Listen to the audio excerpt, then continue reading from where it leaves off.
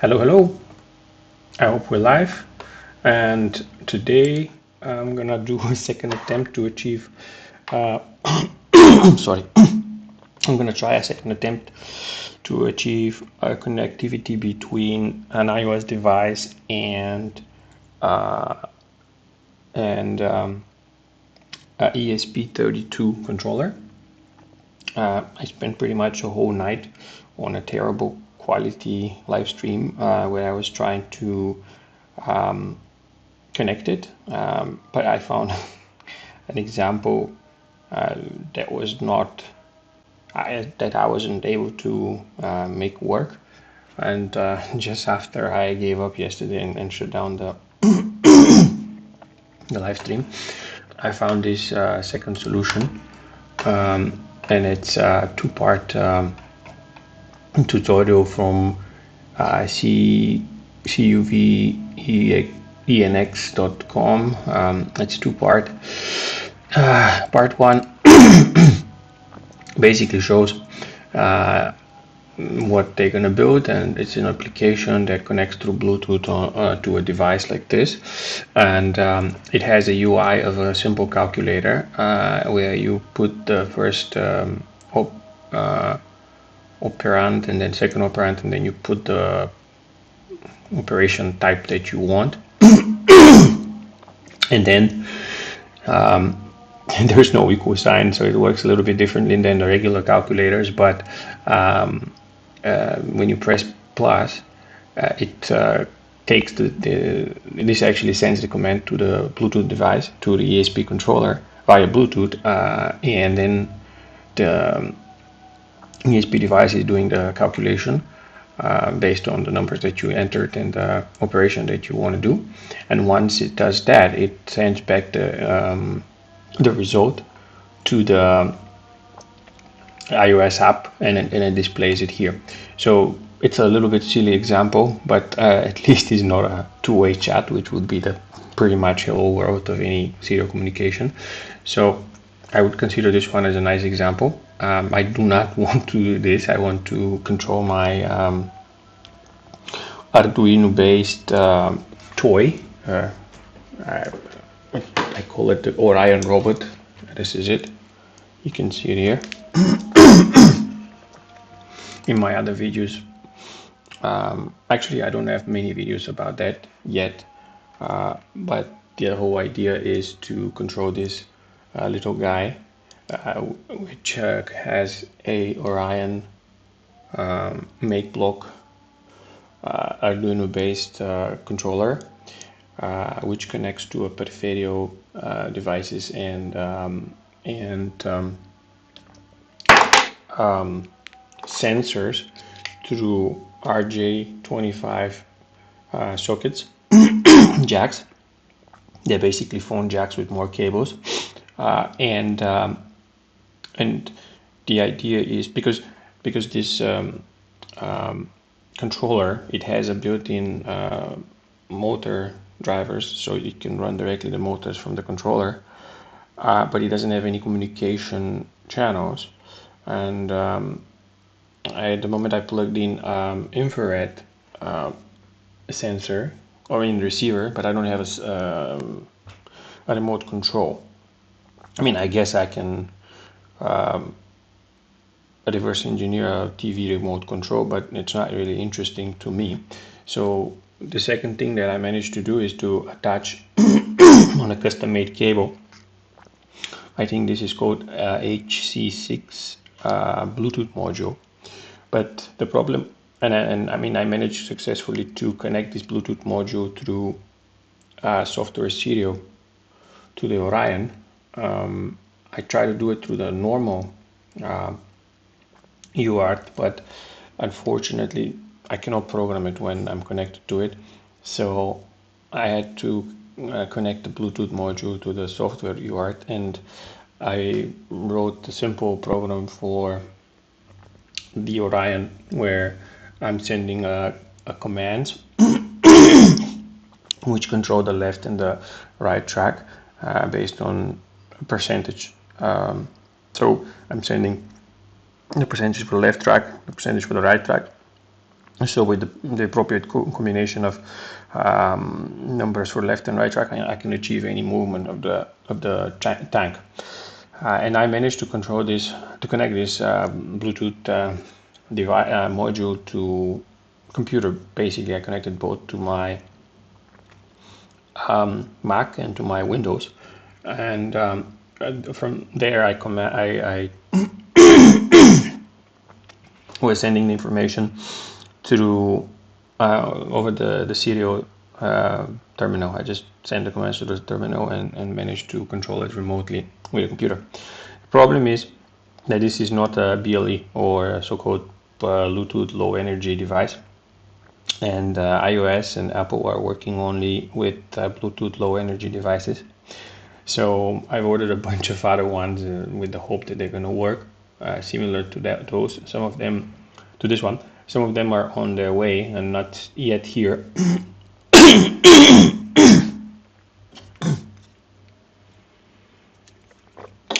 Fortunately, the first one that came is the ESP32. And ESP32 is actually technically several times more powerful device than the Orion itself. It has a lot of GPIOs. It has built-in Wi-Fi, built-in Bluetooth, and a whole bunch of, and a whole bunch of GPIOs.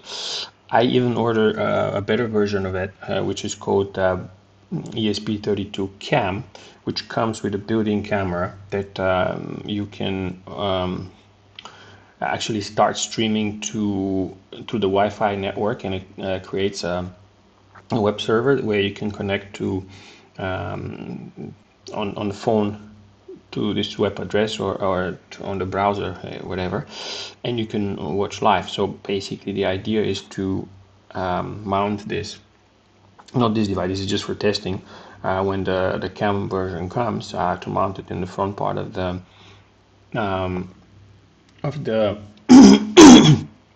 tank, and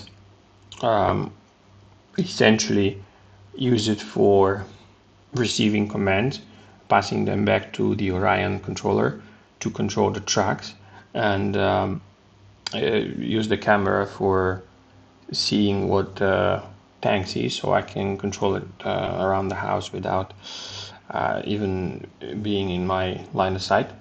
I will see, maybe in the future I can rework this one to work with Wi-Fi, because Wi-Fi has much, well, basically wherever you have, I mean, it has bigger range. I think with Bluetooth I should be able to connect pretty much everywhere in the house, but let's see. The first goal is to do it with Bluetooth. So yesterday I was looking for good examples how to connect to the phone. Unfortunately, it's not so easy. I mean, there are some tutorials about how to connect devices. You basically need to have, let me show you here.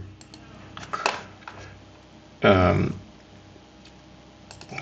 probably not gonna quote it correctly, so I'm gonna show it. So you have it can be a central, it can be peripheral. We have to create a central on the phone, and we have to create, be able to connect to as a peripheral, which we set up in the part 1 of the tutorial. But today, right now, I'm going to start first working on the app of the phone, on the phone, because because I want to see if I can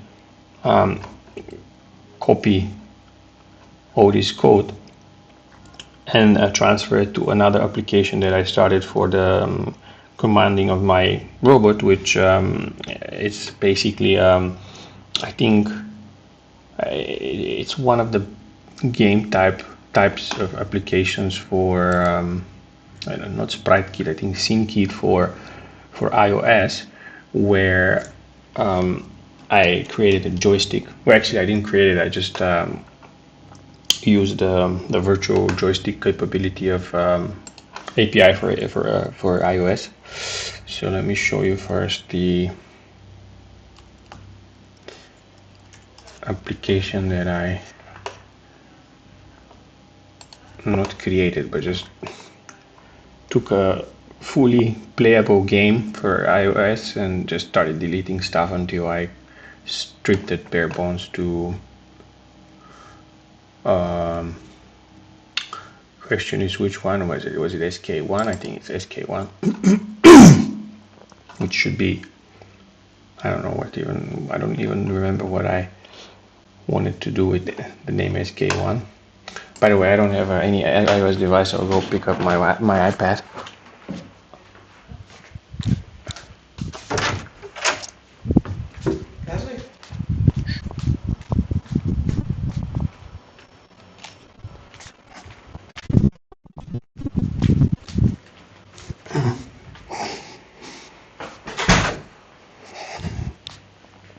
Okay, so in order to run that, I would first need to add my iPad.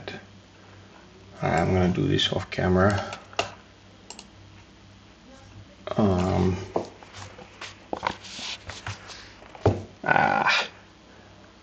gonna need a cable. Let's see.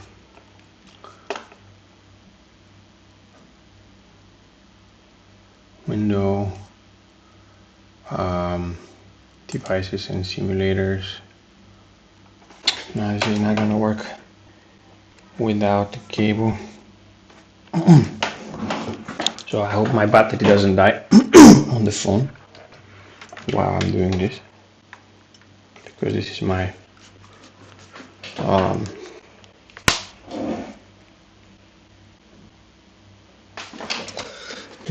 camera that I'm using. I'm using my iPhone for a camera, and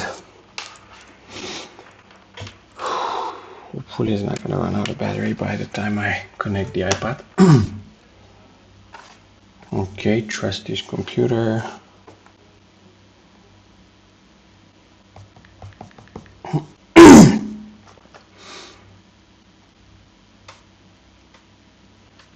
Okay.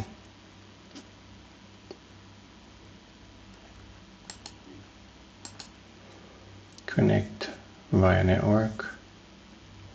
Okay, let me show you the camera. This is the iPad. And let's see if I'm gonna be able to run this program on it.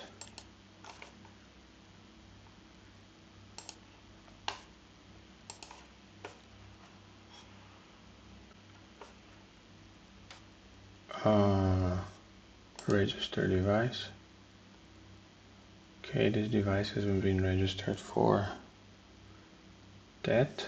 Okay, it says installing. The app showed up.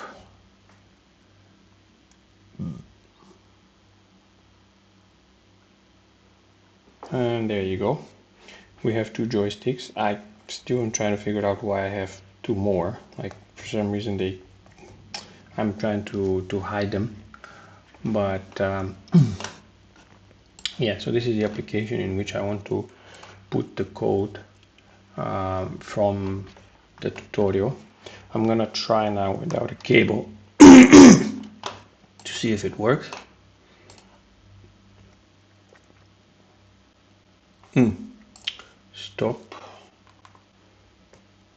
Stop this program.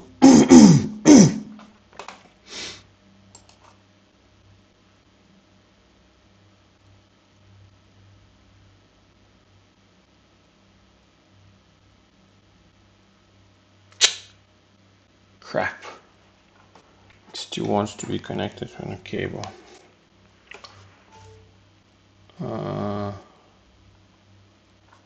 Okay. Let me try to stop it normally and then disconnect and play again.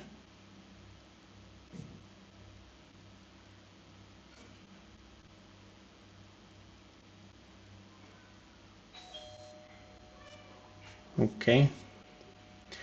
I think Amazon brought some stuff, so I'm gonna go pick it up quickly.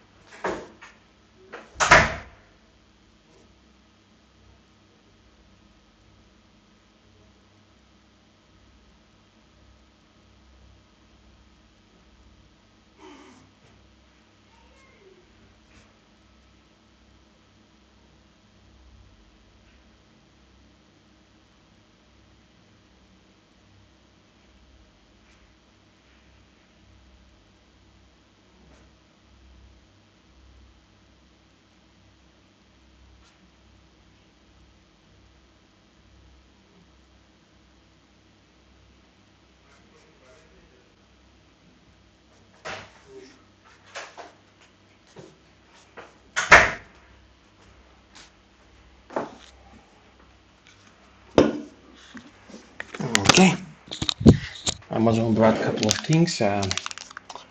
One is, ooh, nice. I think this is,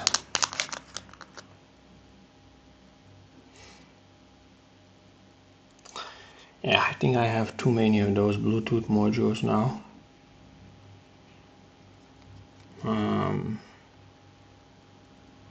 Yeah, too many of those. They just brought my 3D printer. It's my first 3D printer. It's Ender Pro 3 or something like this.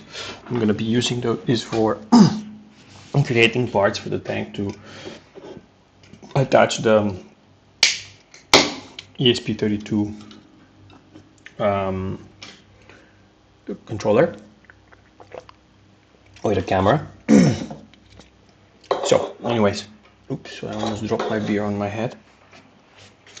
So let me connect the phone back so the camera doesn't die, and we'll start transferring the information, I mean the code from the example app to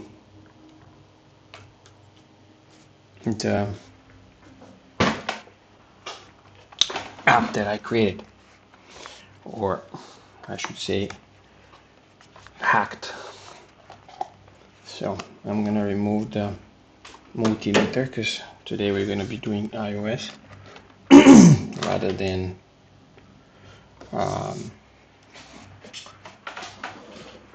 measuring resistance and voltage. Okay, so let's stop that. Let's think how to do the coding. So first we're gonna follow this tutorial. The first thing that is required is to add these things to the plist.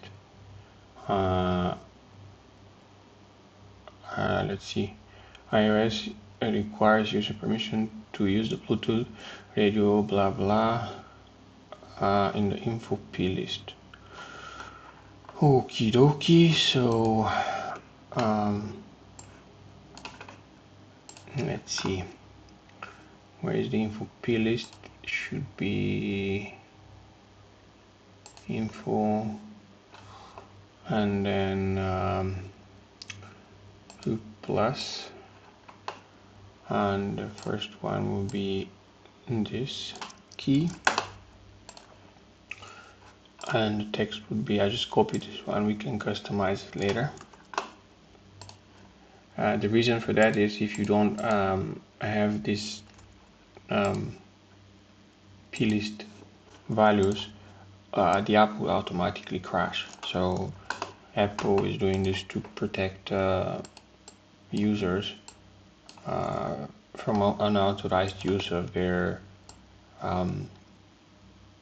different parts of the phone. Like if user is not, it does not agree the application to use certain service like the Bluetooth, the application would never start, it would just crash. So this is a good thing and the right way to do it. Although people are clicking on it like accepting user agreement for everything, you know, just you ask them to use any permission ask them for permission to use any service, and people are agreeing left and right. So good. First step is done. Second is to, okay, we're not gonna need this UI, so we skip this. So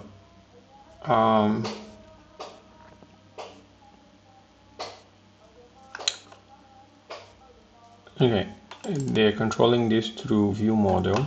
I'm gonna just create a class. I'm gonna call it Bluetooth. I'm not gonna be very creative. So new file, Swift file, and name this one Bluetooth service.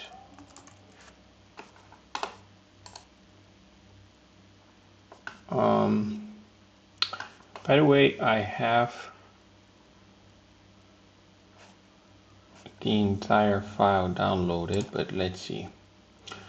So here they're using okay, first we're gonna write it the way it is here, and then we're gonna change this one to something else, because I already have loaded the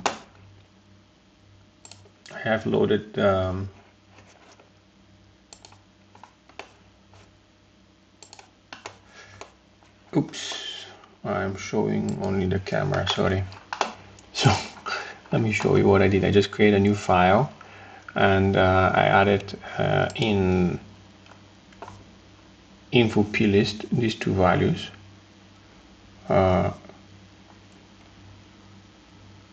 Actually, I don't even see them now. Let's see, they were named NS Bluetooth always usage description and NS Bluetooth peripheral usage description. So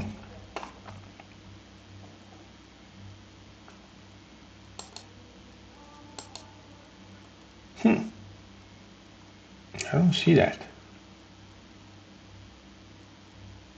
This is weird. Didn't I not save those? Okay, let's try again. So I didn't show it to you. Let's do it again. So we create new one and we give it a value, the text that the user will see when it's asked, he or she is asked for permission. Ah, we have it somewhere, okay, but where?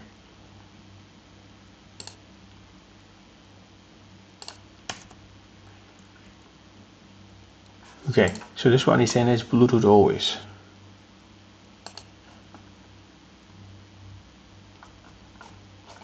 But there is another one. Supported interface orientations. Supported interface orientations. Nothing here. Ah, there you go. Bluetooth peripheral. This app uses Bluetooth to connect to the calculator peripheral. Okay. To Orion bot peripheral. This is one. And where's the other one? The other one is Bluetooth peripheral usage description and always. Okay, let's try the other one to see if it's there. Because I don't think I have to save it every time, but let's see. Yes, we have it. So, okay, we have them. Anyways, I found it. I probably cannot read because I couldn't sleep. Ah, there you go. This is the second one. But obviously Bluetooth always. So we just change this one to not be calculator to be Orion bot peripheral. Good. So now we have this, and then I created a class called Bluetooth service, and in this class we're going to try to implement everything they have here. We're going to skip the UI, and we have to implement these two methods, which we'll call from some other place. We'll see where. So the first task is to connect it. So most likely we're going to need this one if we want to we're not going to do the UI, but we're going to try to do the calculation, and then we're going to change the code for something that is more useful to us. So we create this one, and then I'm not going to bother you with typing. I'm just going to copy this entire class. And this one probably shouldn't be published. I don't even know if I can use published with scene, because I don't know how it works. Let's see. The game is SK. Yeah. I got stuck quickly. So this one is sync it. So can we use view model with sync it? Can we use view model with sync it? Swift. Passing data from Swift UI view to SyncKit. Obviously, this is something other people asked.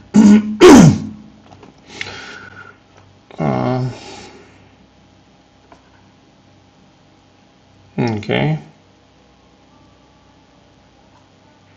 Okay. Okay. Good. So to pass data to update as view context, and this one instance method, you need to create state and binding. But this is, oh shit, so this is the same thing. You just create SyncKit view.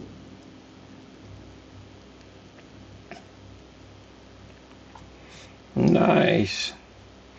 So this is how you use SyncKit with the new Swift UI. Basically, you instantiate a SyncKit view, but in my case, this is the example that I took is coming from the older world where we were using not Swift UI, but MVC model with like all the classes and views, not this Swift UI. So, and everything is not really well arranged here, but that's my fault.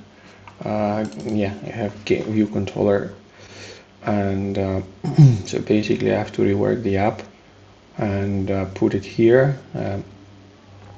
Where do I instantiate the scene? So I have game view, and game view equals to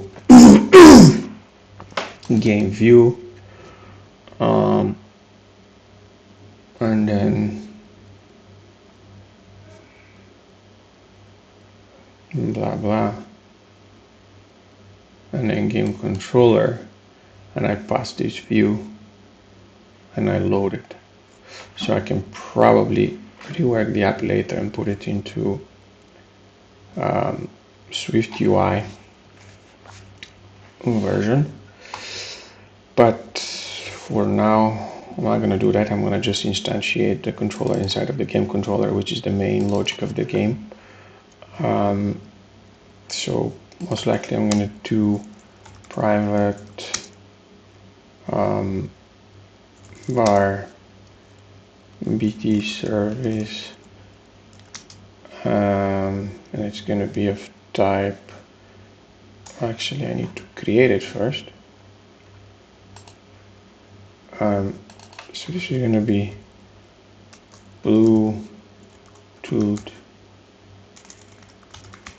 service.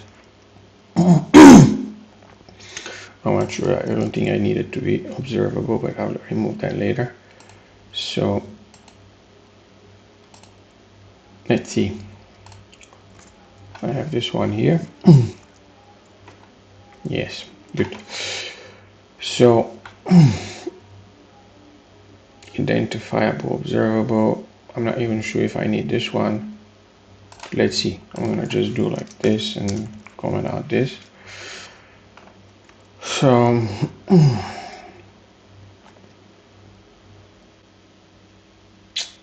okay, I need to have these operations. This is also going to be a temporary thing.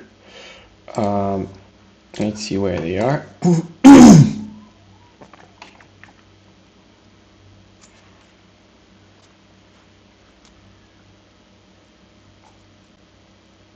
But they come from here.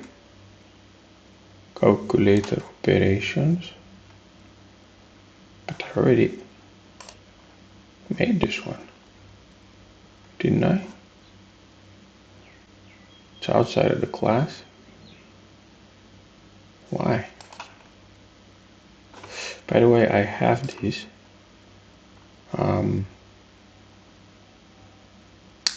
PLE calculator, I think. And it's working here. So if I go to is there something? Okay, so switching on operation, and operation is this one, so let's see, it's defined here. So why doesn't it work? Because this file is compiling. Let's give it a try. Put it on the iPad and see if it's connecting.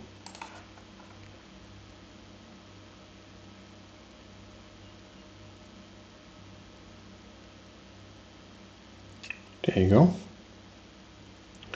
So I click connect, and it asks me with this message that we put there.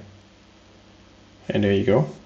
We have the first number, second number, and we want to do plus. And 1 plus 5 equals 6. So it works, and now I disconnect. So this thing works. Question is, why doesn't it work on my other app? I'm gonna put this one on the other screen so I can look at it. Cannot find operator in scope, operator symbol in scope.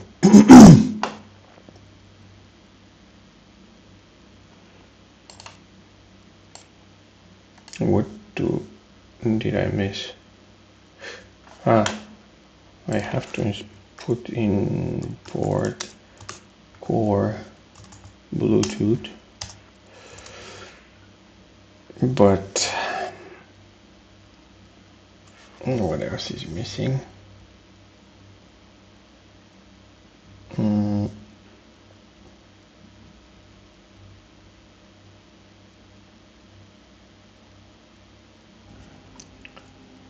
I suppose, can I duplicate this row?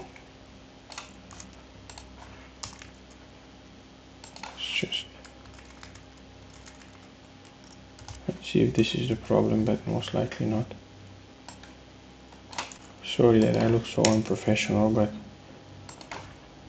I didn't sleep a whole night.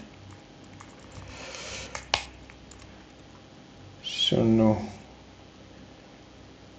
But, so you want this one to be inside of the class?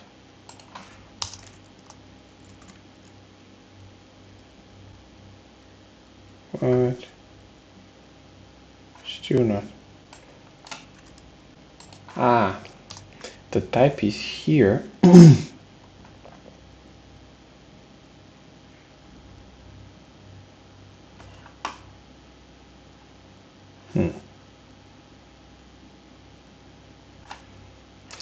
Hold on, sorry, I have case this operator symbol.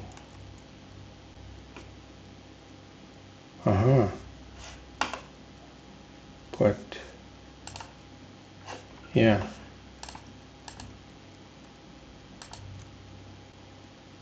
it's a string.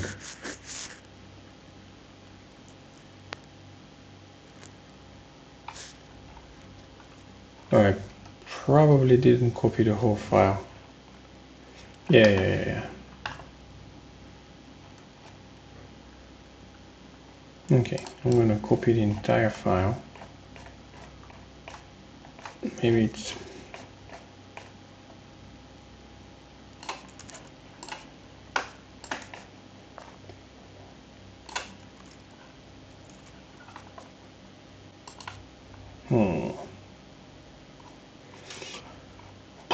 what you don't like.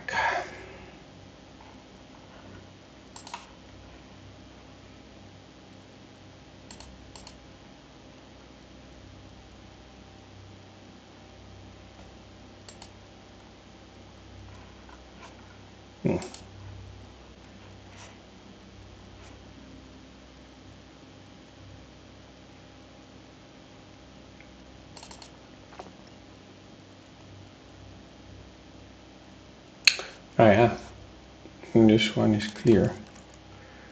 So we're gonna rename this one to Bluetooth service.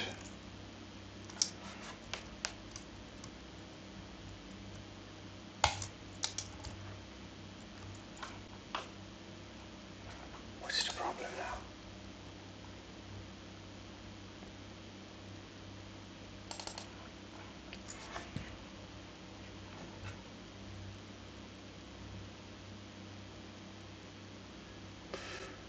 Okay. Okay, I'm going to remove it from the game controller for now, so I don't get these error messages.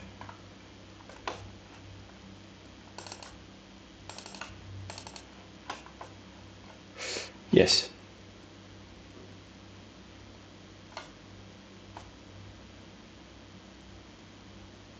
Okay. Where do you have this? Uh-huh. Okay, I'm going to just keep it as it was. View controller. I'll rename it later. View model, sorry. And then keep it with this observable stuff.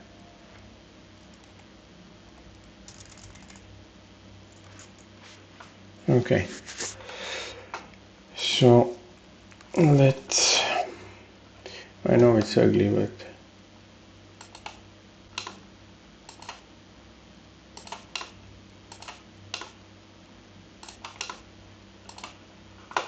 let's just make it, yeah, this is against all.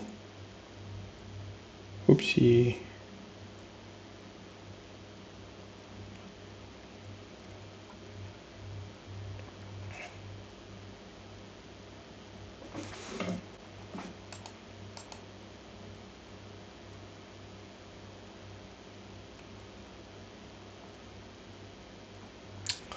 Okay. So where's the init here?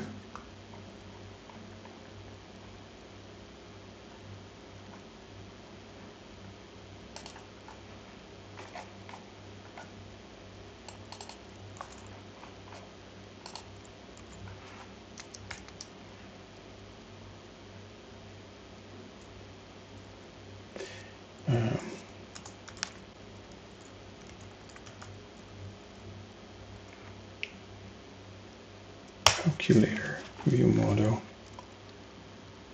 Doesn't require anything.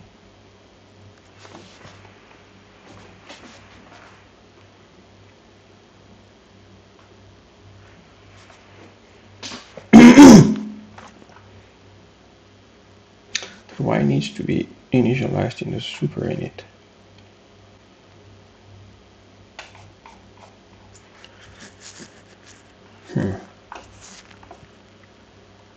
This is interesting.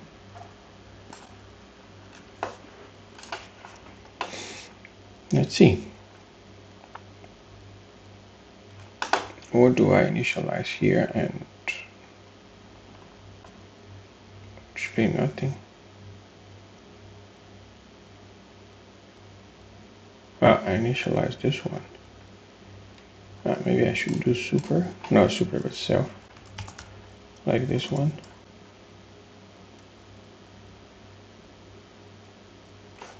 What does it mean? Why I need to initialize this one in the super class?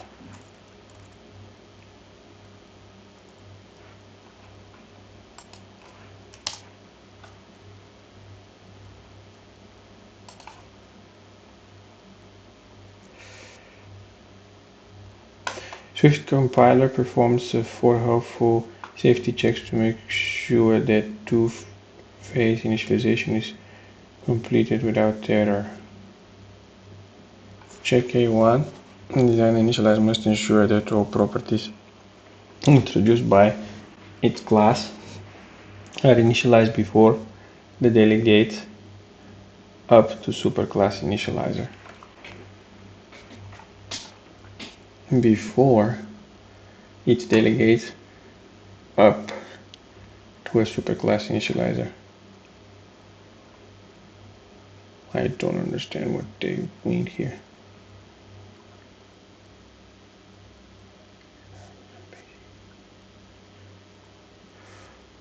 Okay, so we have a class A and we have init. Okay, so that means we have to do this before that.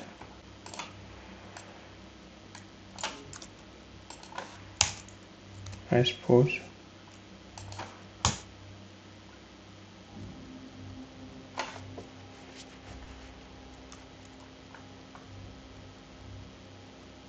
Could have said that. Good. So now we have instance of this class. And let's see it. Let's rename it. Right click, refactor, rename. Bluetooth service. So we have to call the method to connect, which would be, so let's see, we have these two fields. We have the operand, blah blah blah. We have send function and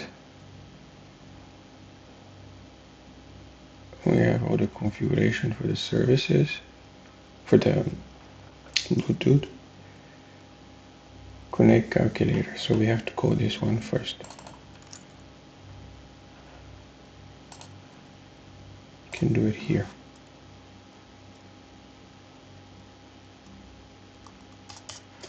BT service dot connect calculator. Then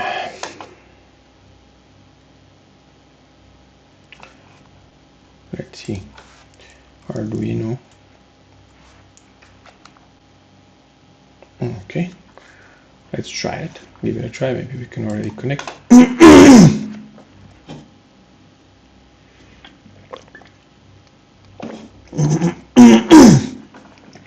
So all we need is the service monitor. So I'm gonna open that. Sorry, the serial monitor, not service. So currently BLE is advertising, and let's try to run the program. We're gonna stop here and see what's gonna happen.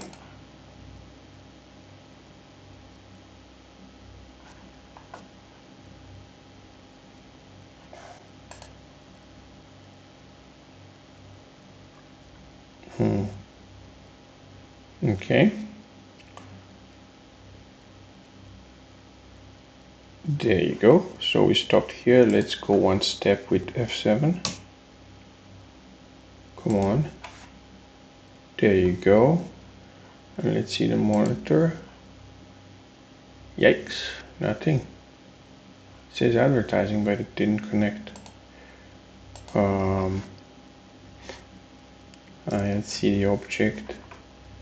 The object is, oh no, I'm inside, so okay, I'm gonna put another, and then I go here. There you go. So now probably executed it. Still nothing. Okay, let's see what we have in BT service.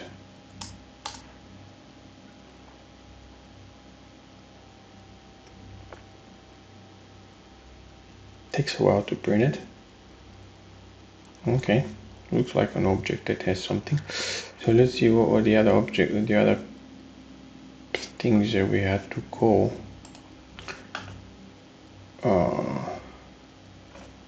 What does it say in the tutorial? You need to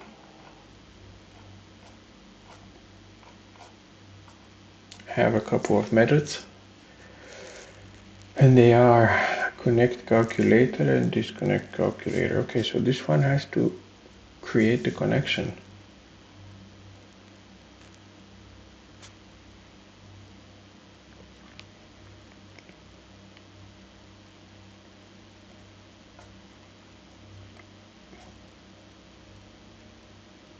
We can check the value of connected. So we're here.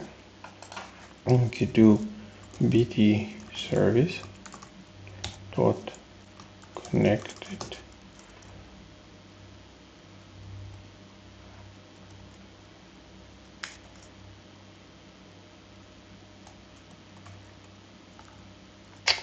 crap.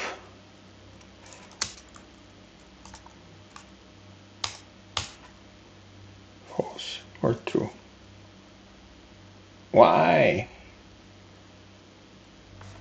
Alright, let's restart. Is this guy ready to connect? It should be.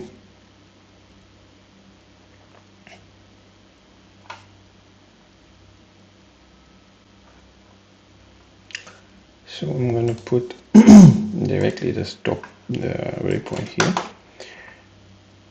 Oh, it already stopped. Okay. So PO VT service dot connected.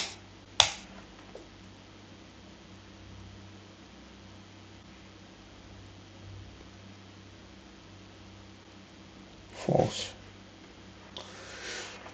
Okay, let's do this step by step.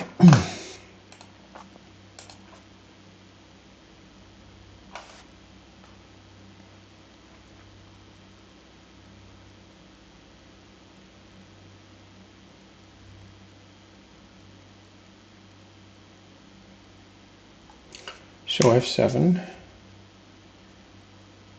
takes forever. So connecting output equals to connecting. Then we give this value to output, this value to status to connected, then connecting. Then we're creating this queue, central queue. Let's see if we have a central queue. PO central.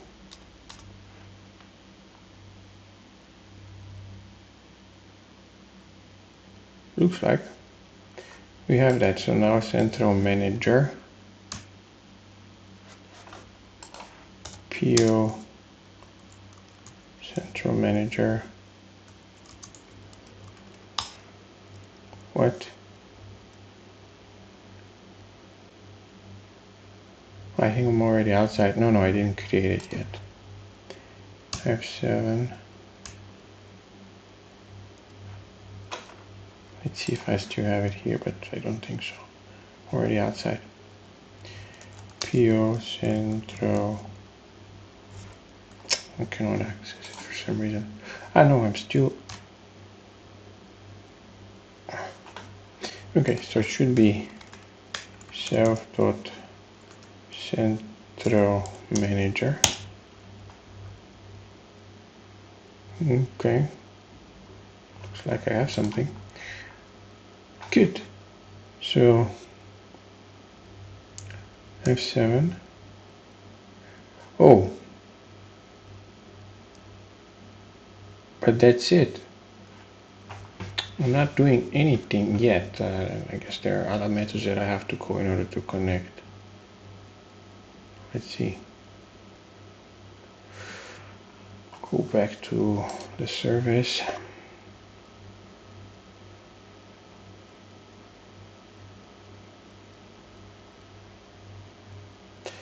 Let's read the tutorial.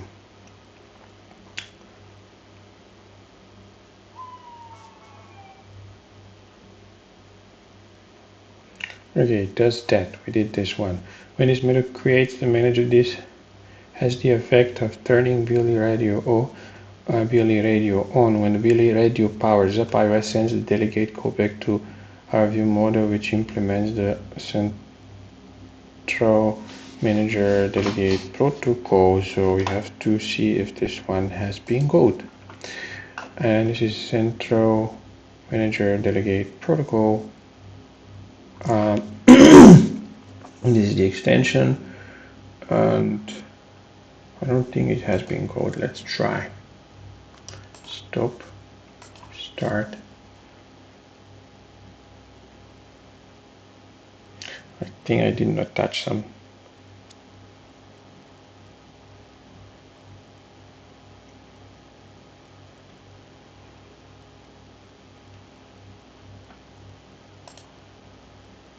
Oops.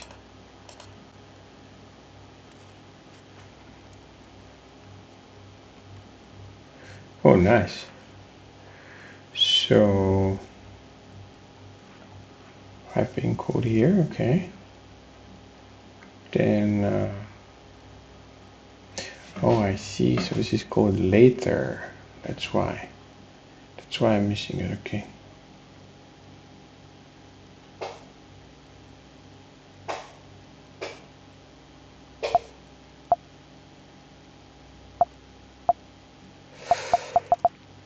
Actually, I should, rather than stopping it like this, I should make, oh, see, central manager state changed, discover test peripheral, connect to the test peripheral, discover service for test peripheral, discover characteristic for test peripheral, notification state changed to false. Okay, so it works, it's connecting.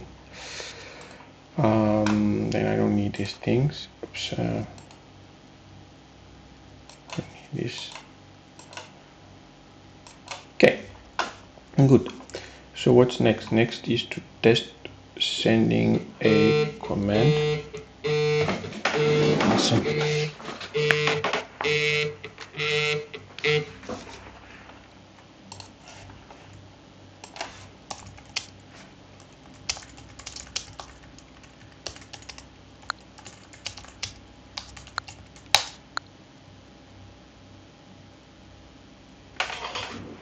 Sorry, my phone was ringing.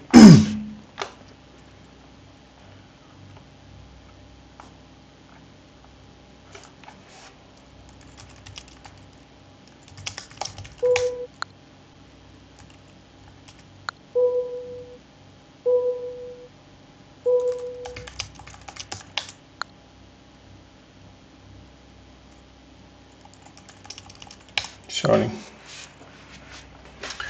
Okay, so we have a connection, and let's see what's next here. So we have this, that, and the other. Central stop.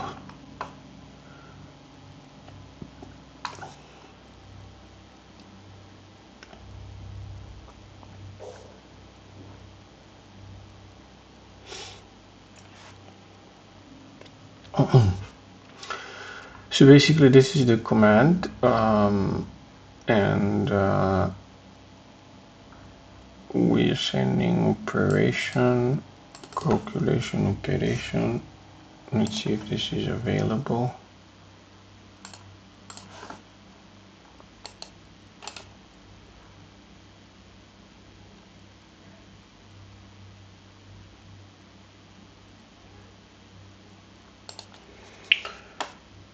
No, they don't have calculation operation, but how do you pass that? Let's see in the code.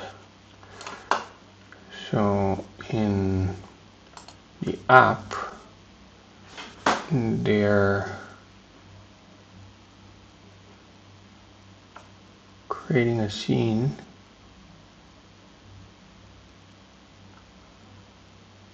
Some scene. Interesting. So then content view. It's content view, state var view. Okay, so they instantiated it here. Then in the button,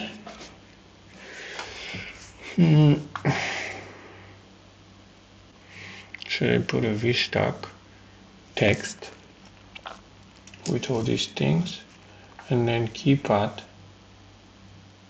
a view model, and then connect button a view model, and then in this view model there's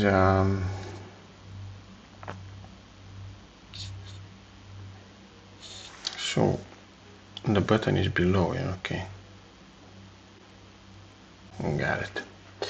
Okay, so there is a button action view model connect calculator disconnect. Okay, this is how to connect and disconnect, and this is how to call the commands. Aha, so we do oh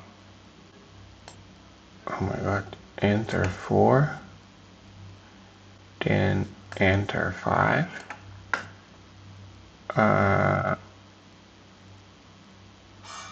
okay, this is hard. Okay, and then send. Oh, okay, clear. So we need to, in order to test that, we have to just send 2 digits to the view model.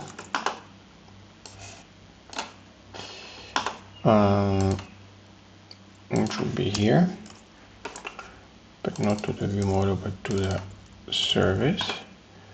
Then we need to do the same one more time, and then we have to do bt send service send,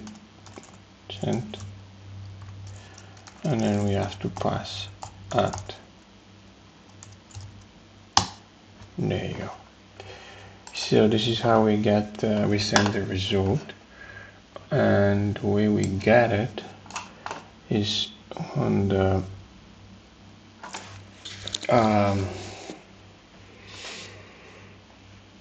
let's see, content view. There's a text and it's the output. Okay,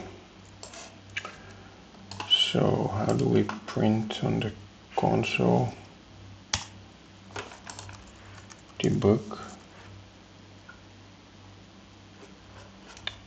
How do we print on the console? Sorry for not knowing these simple things, but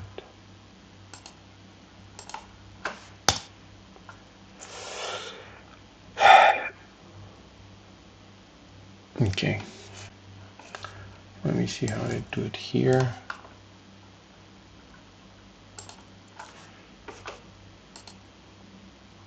No, not like this, sorry.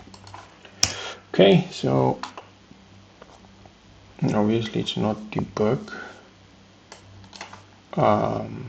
Let's see, characteristics updated. Let's see, search for this.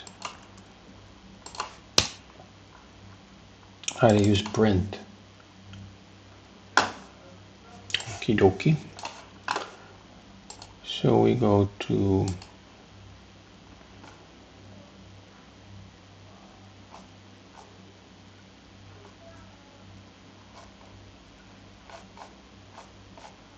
where were we? Yeah, there you are. So we do BTE service.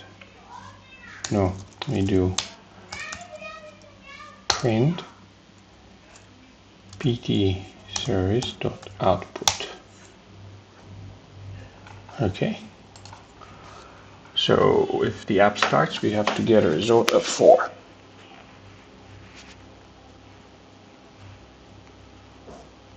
I mean 4 plus 4 equals to 8. Printed in the console.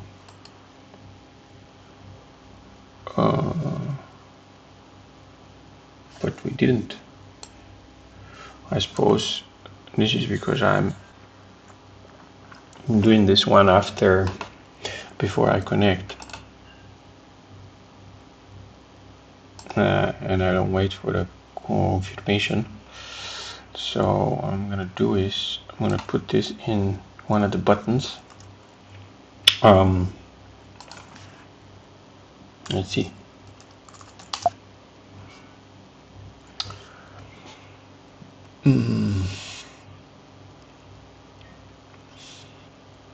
Yeah.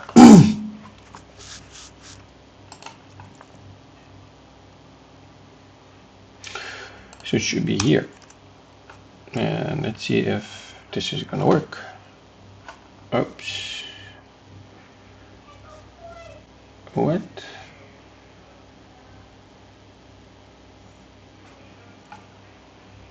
Okay.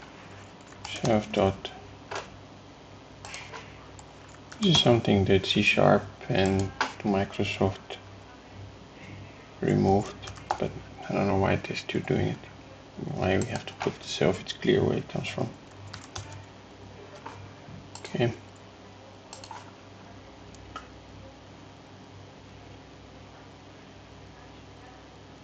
Alright. I'm not sure which button is this one, but I'm gonna try both.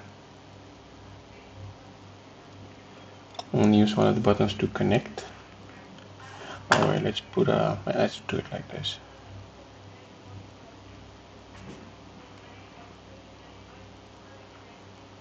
Okay, do I even go here? Come here?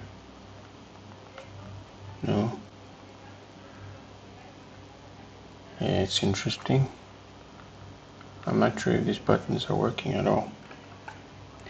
I know that the control, this is button A, but I'm not sure if they work. It looks like they don't. Register game controller.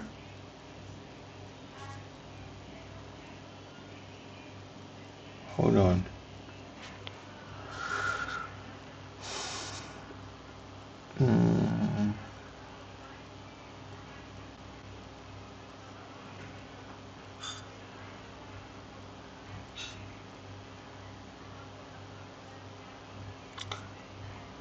Okay, let's comment out this.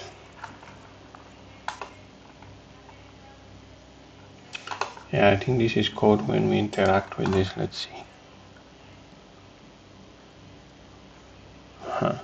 There you go. Continue, continue, continue, continue, continue.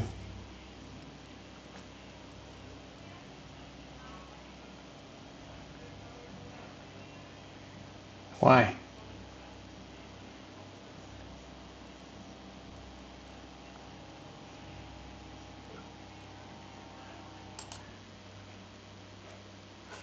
Okay, let's try again.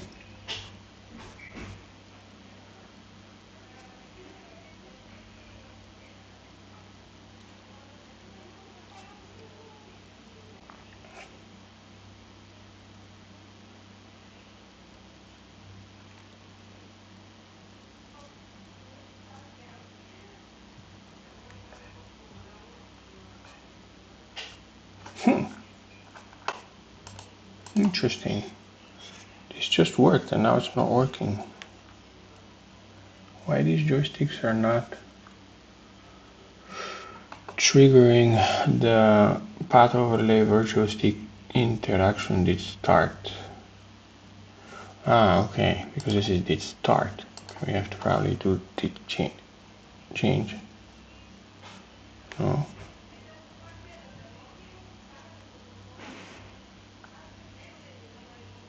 It's very, very, very strange.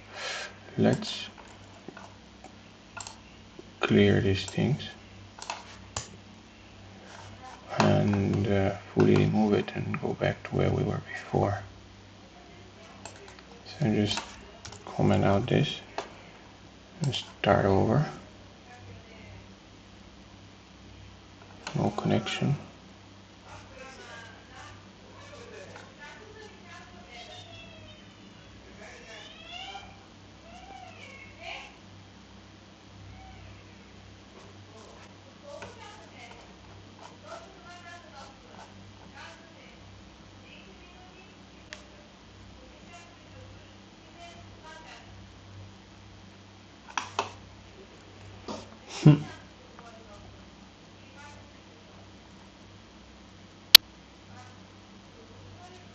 Why this thing is not working? This is super strange to me. It was working just a moment ago. Let's do this and even this.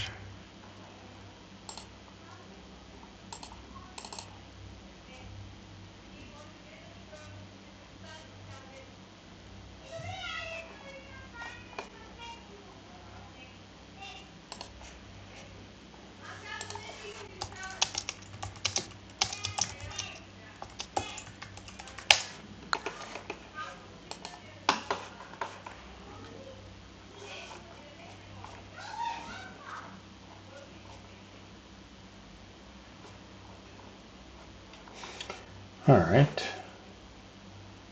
So remove this one. Do this one. Let's try here,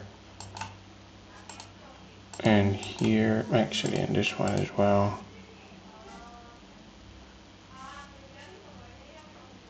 Oh, okay.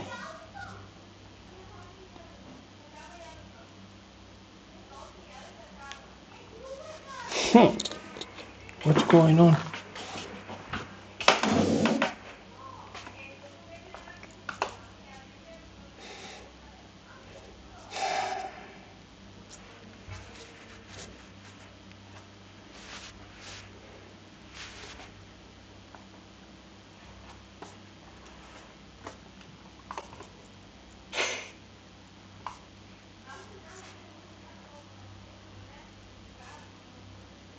Damn.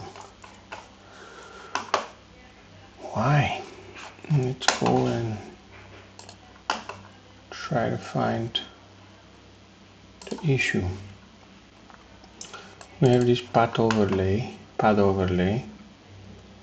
and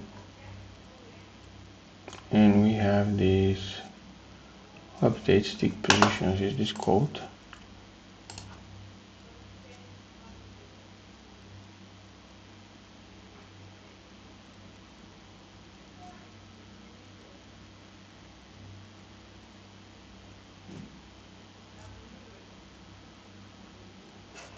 I'm gonna do a quick test and turn quiet classical music while I'm doing a hope. I know no one's listening, so I just want to see how it sounds when I'm listening to music afterwards.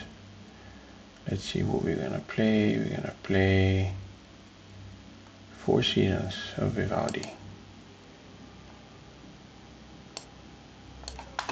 Good.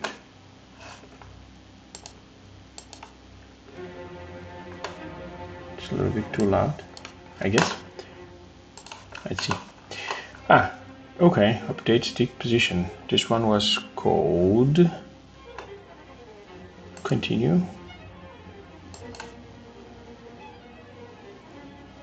Continue.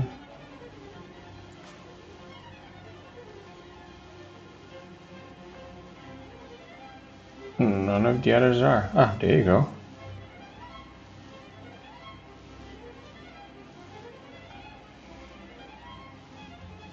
Okay.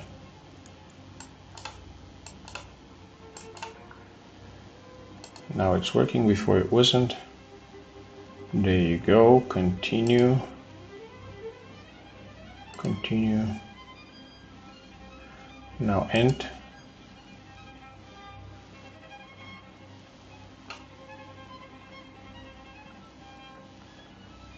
Buttons are not triggered. Actually, I probably should put it here. I don't know. No. Okay, then let's try the joystick again.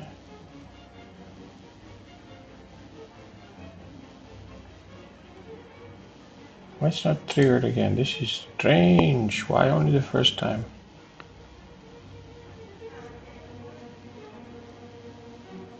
It's supposed to be continuously updated every time you change. Pad overlay virtual stick interaction did change.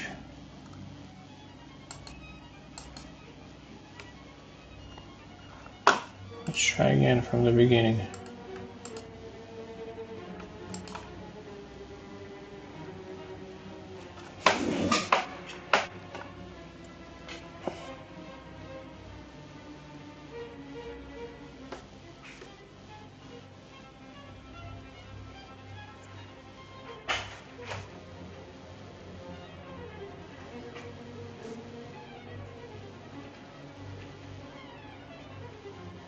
Nothing.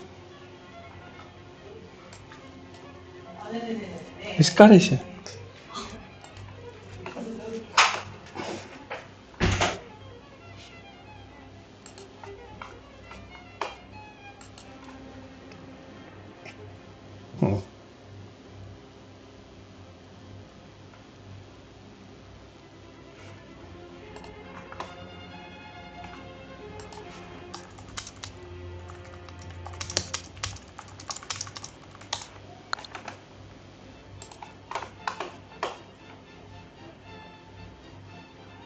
I don't understand that.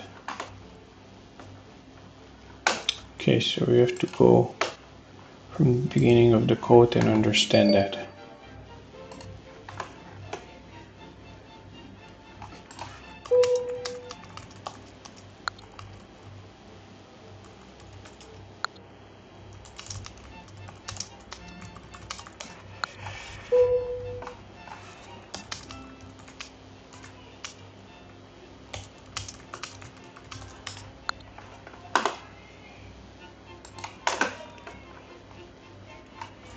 Okay, so the way the thing works is we have game controller, and in this game controller, in the init,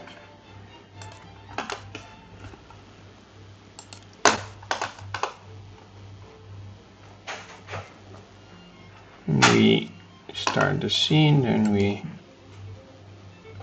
render the delegate, add delegate to the scene renderer. Then we start the overlay. See the over. Okay. So this is the next thing. Overlay Swift.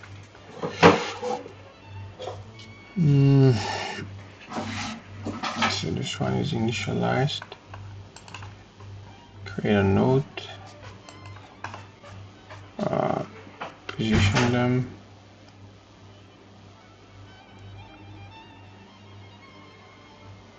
So it's creating a node for the overlay with the size of the screen, I guess. Then collected game sprite,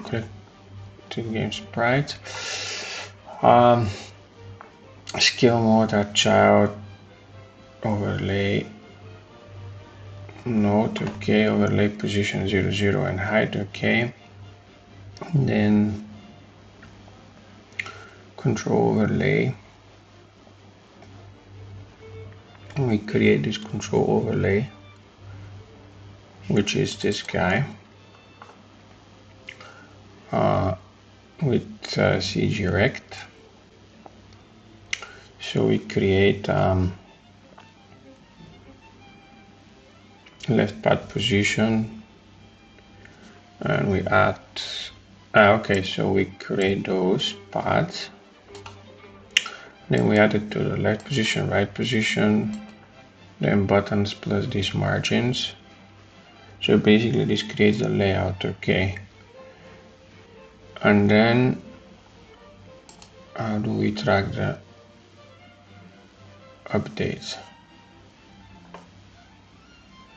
So build pad. This is building the background rectangular.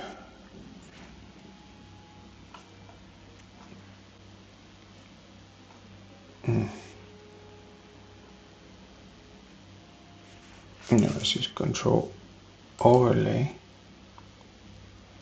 No, so it's this one.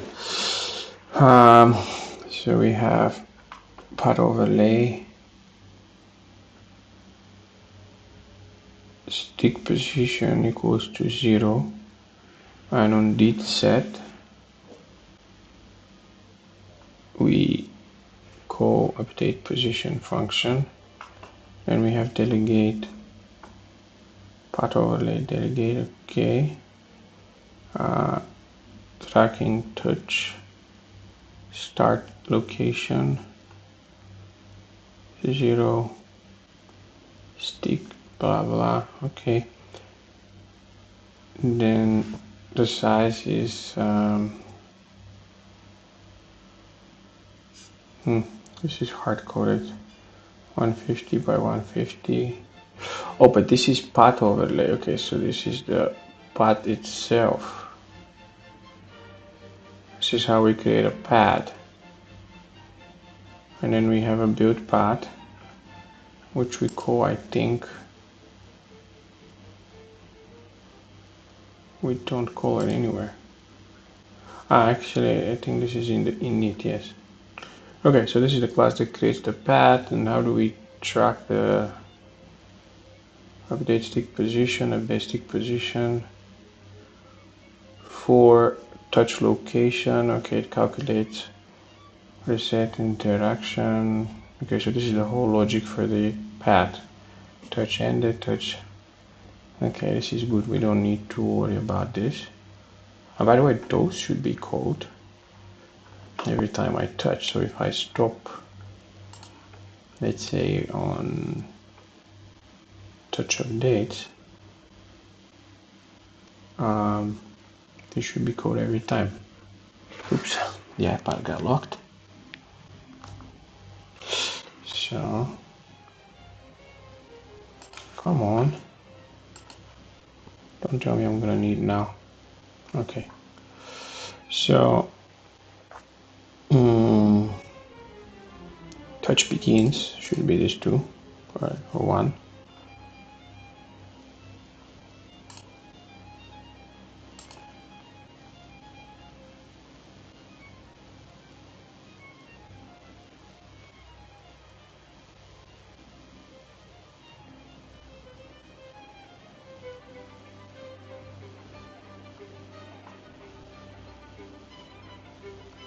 It's strange how long it does, why it takes so long.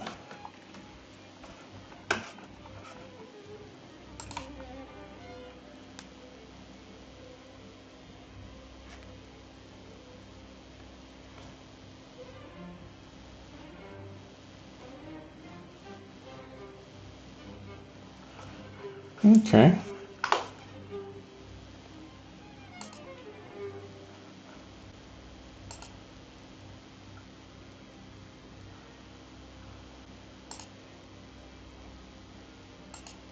How it works, but the question is why it's not working the next time.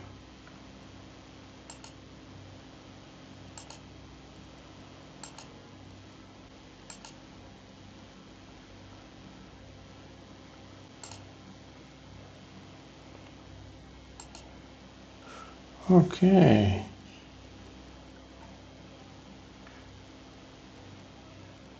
See, now it's not green code.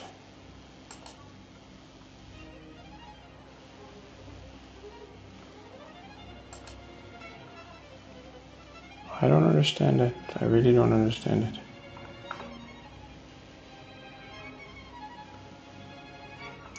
Okay, instead of this breakpoint, I'm gonna put simple print.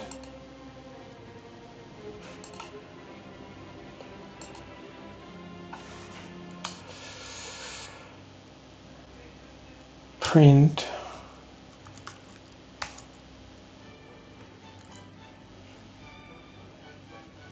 change it.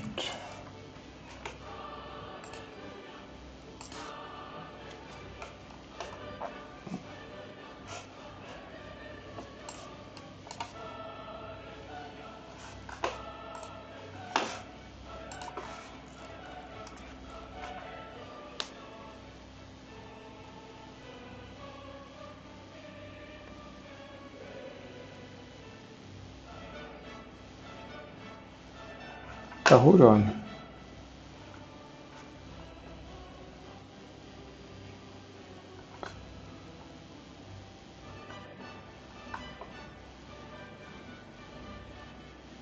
What? The app is crashing?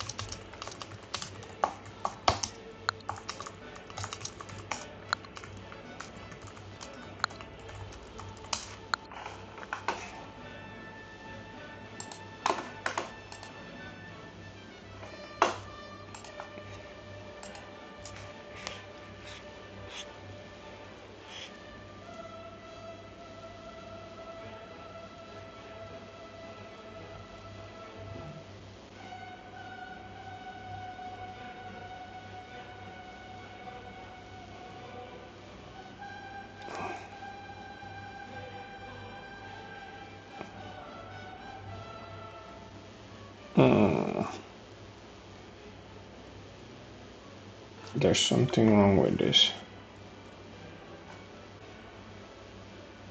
Okay.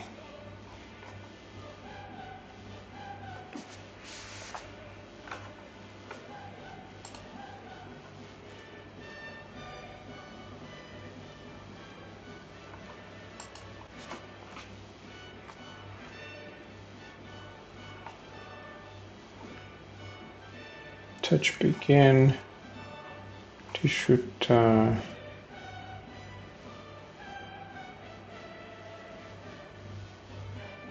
default size 100 by 100.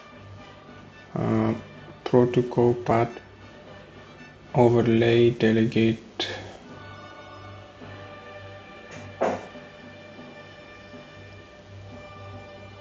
So these are the three methods that need to be implemented.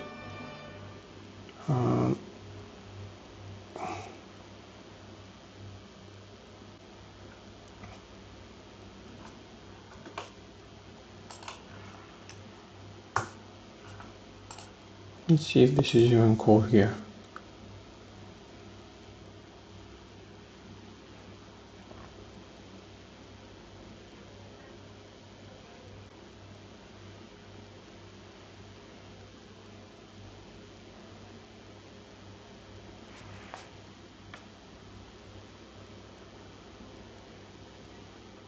Huh.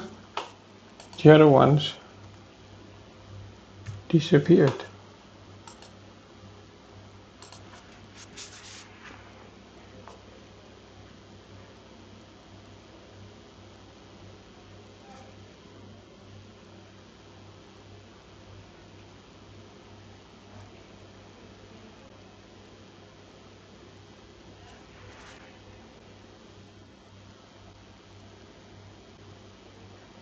So it's not this one, it's this one. What the heck?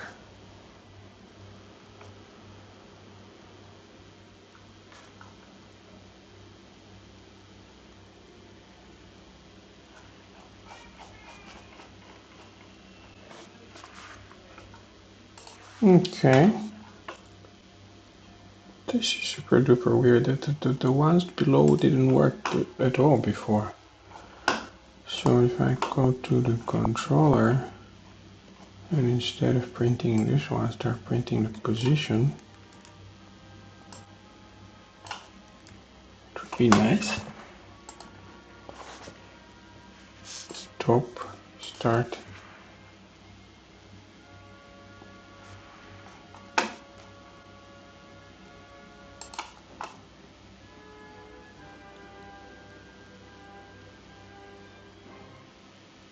Come on.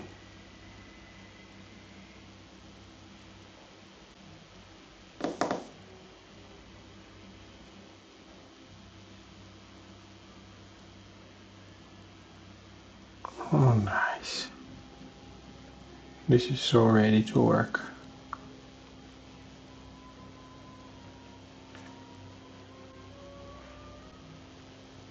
So these are not the buttons.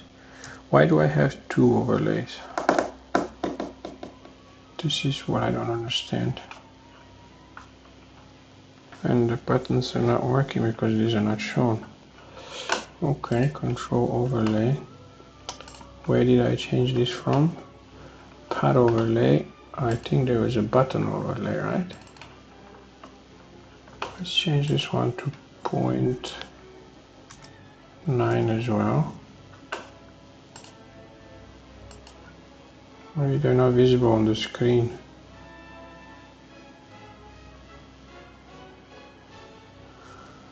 They're 40 by 40, and where's their position?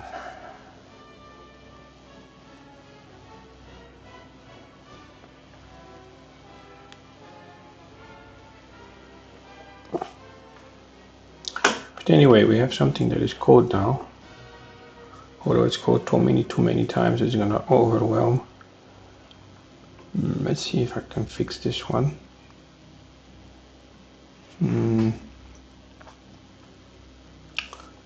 So Extracted node. This one init starts with string. Inits it 40 by 40. Build path text. Build path.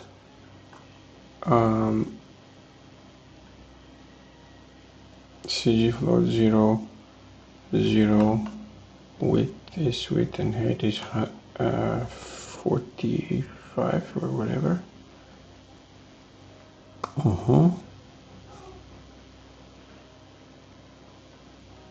Shape.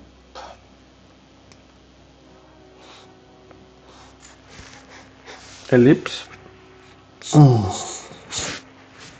And then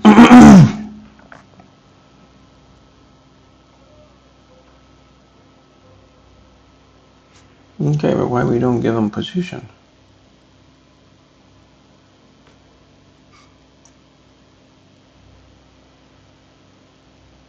Inner. Okay, so this is the this is the text part. I know that is just a smaller, and it's white, gray, child, label. Okay, blah blah blah. Okay, so this is how we build it. Then in the overlay, we're adding this, and this is button overlay A. So we should create this one. Let's see.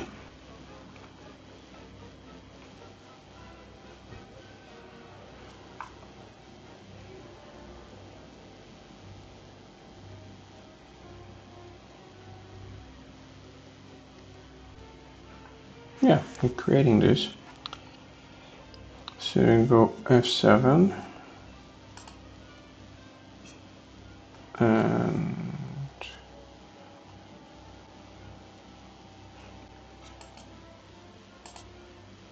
okay.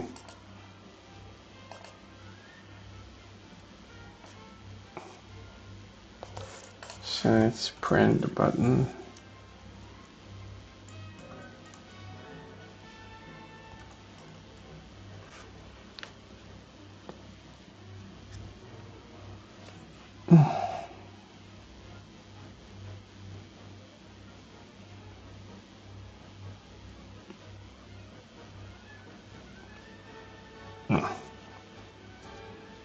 Printer left part.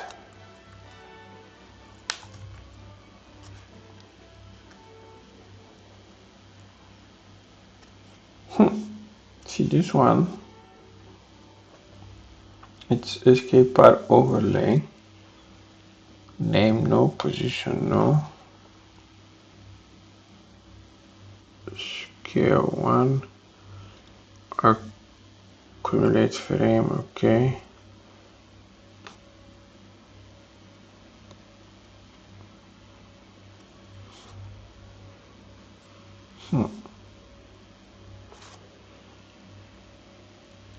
But position 0, 0. Scale 1, 1. And 234.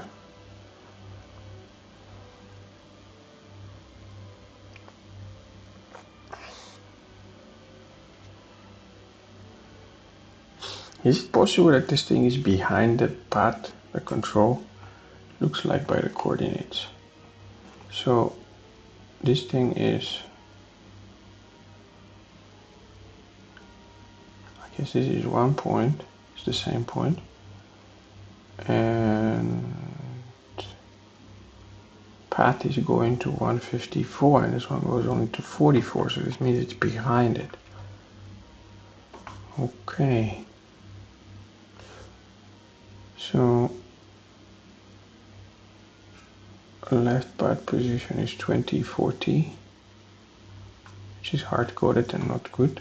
Right code is the frame minus 20. This one 40. Okay, good. So the button distance is Um,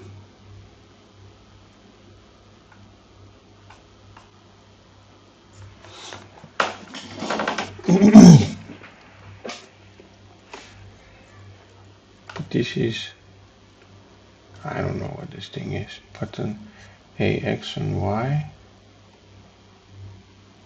Can I just center X and center Y? Like, what is center? Okay, center is CG point, which is the right path. Position X and right path position Y.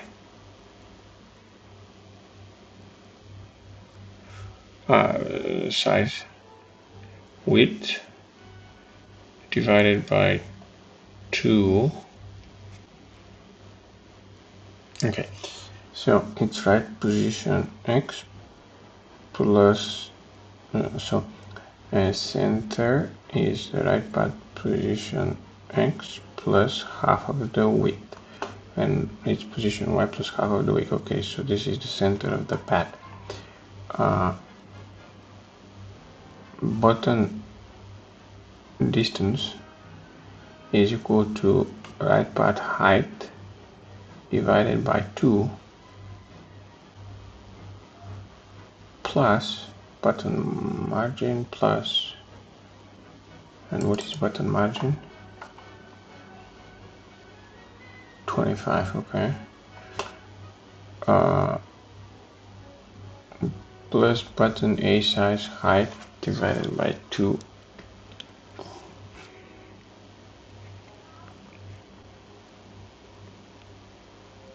Okay, so center X is distance,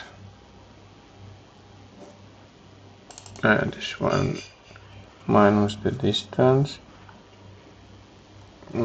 time to what is cos F USF float pi divided by 4 minus, what the heck is this and how much is it? I'm gonna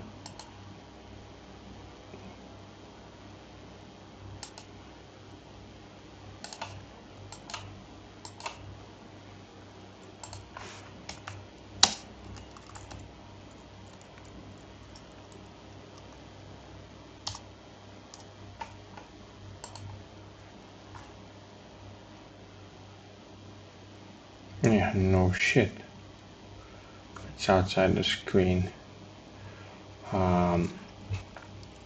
PO button this, but what is the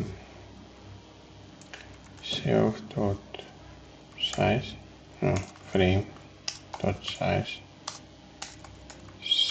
no dot width.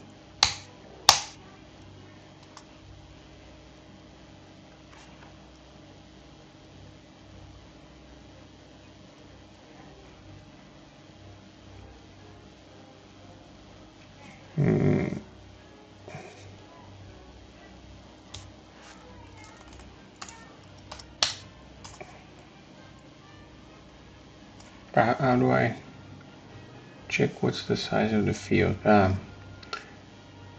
It's frame dot size dot width.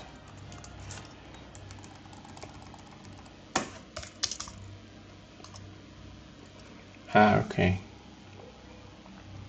so it's 1080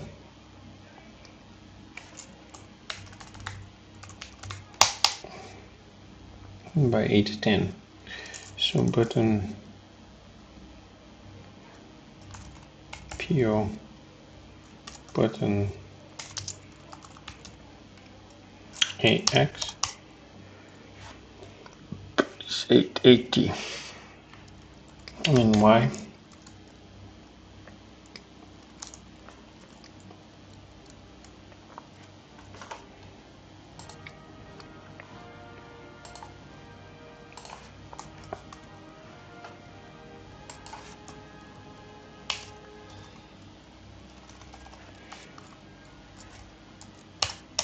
It's gonna be 40, 179, PO center. Okay. Alright. So can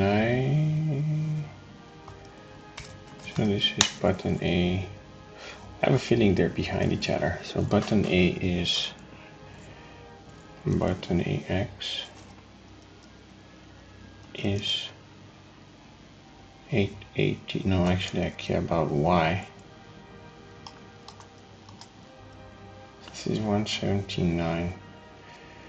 Can I just do this one to be 500? What was the height? Frame height was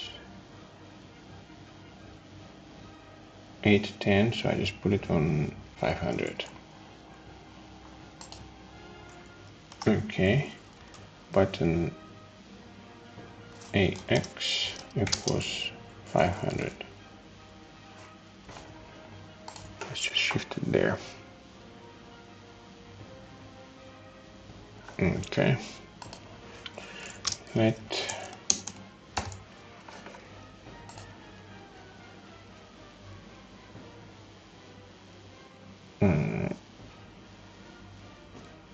so this should be CG float. CG float.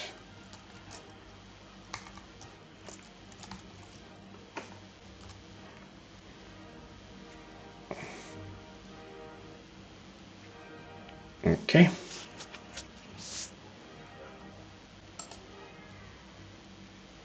Should we start?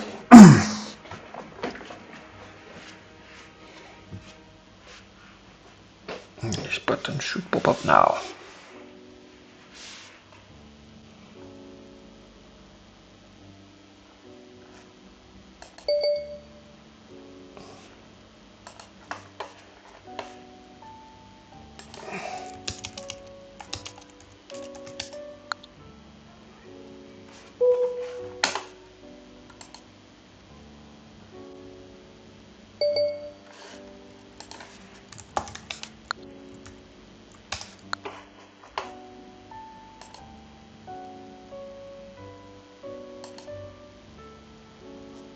There you go. I knew it.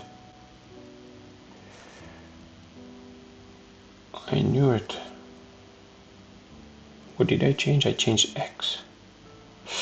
Oh, they're going behind this one. I don't understand. Okay. I really don't know why that looks like this, but anyway, this is good. So I'm gonna go only and change these buttons. We'll figure out why don't they look so bad. So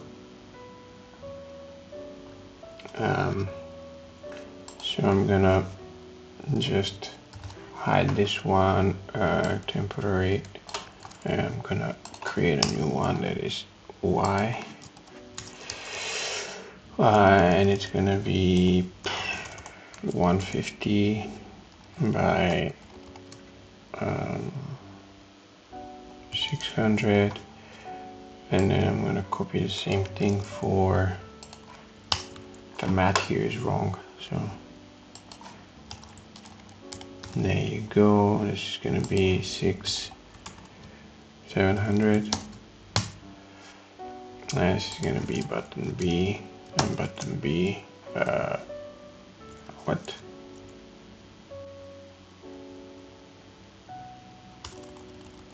This is AX, and this is BX and BX.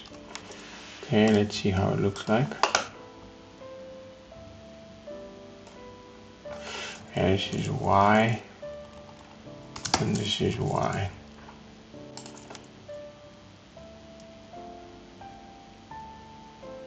Good. Dirty hacking. All right. And where are the buttons? There you go. A and B, A and B, and they are actually being called. So we have a joystick and we have buttons. So A, it's going to be connect.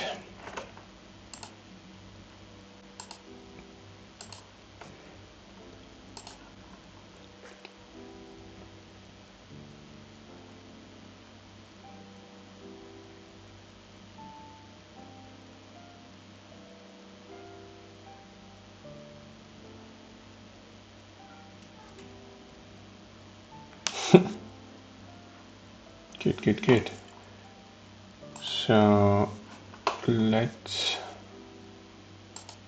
go to here and restore the Bluetooth. This is pretty depressing music, by the way. Let's put something nice. Who's this guy? This is Eric. I don't know who are you, but I don't like you. Just gonna go again for summer. Vivaldi. There you go. So this one works. This one works. This one we're gonna do in the button.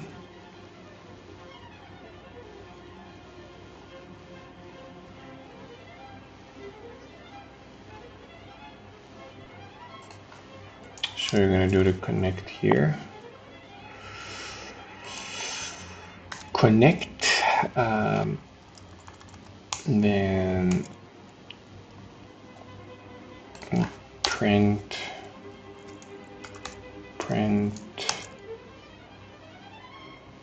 BT. I'm not sure if it's gonna work because it should be code in the anyway. Not good here. And I'm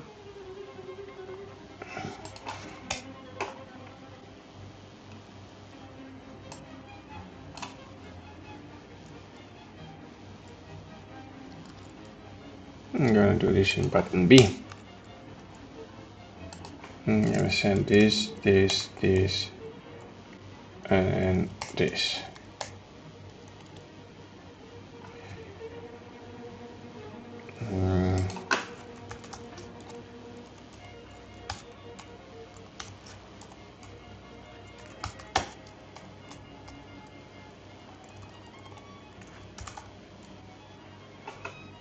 Actually, we don't need this code. This is from the game.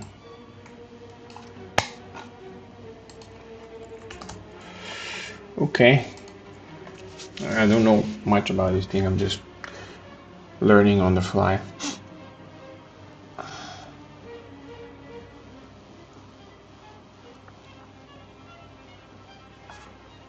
Where are the buttons?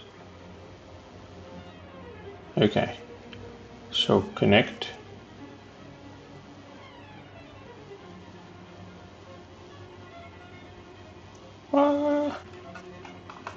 Why are you printing this?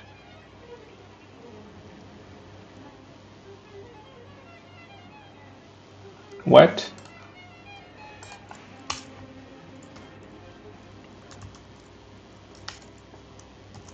Connecting.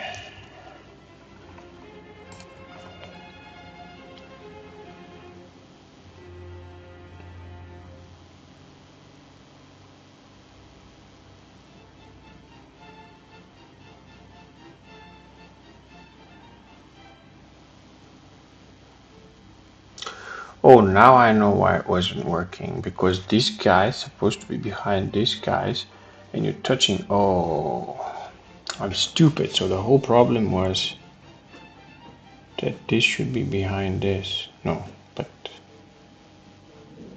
what the fuck if I know what's going on? Anyway,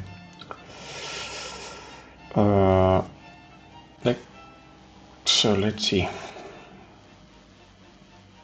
But why keeps doing connected? Changed one. I don't have changed one anymore. Changed one.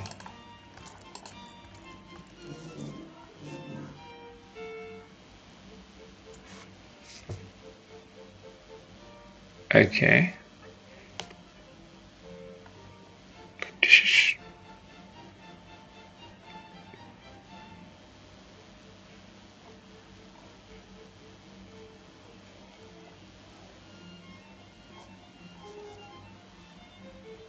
But where did I put my code? I put it in some other. Oh, this is register game controller.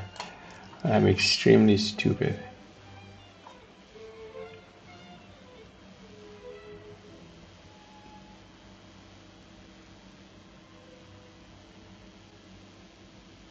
Motherfucker. Okay.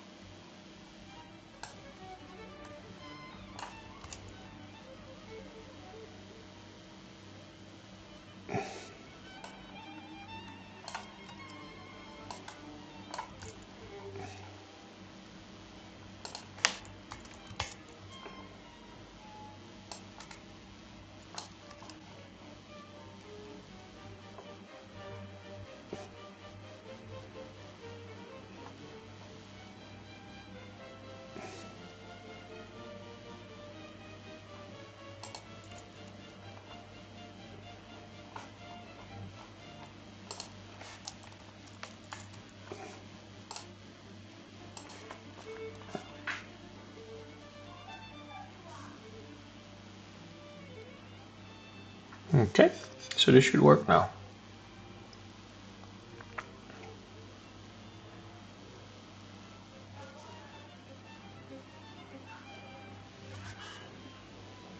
Connect.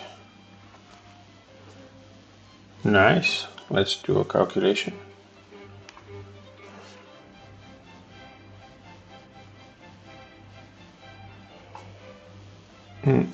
Maybe I should have printed something, right?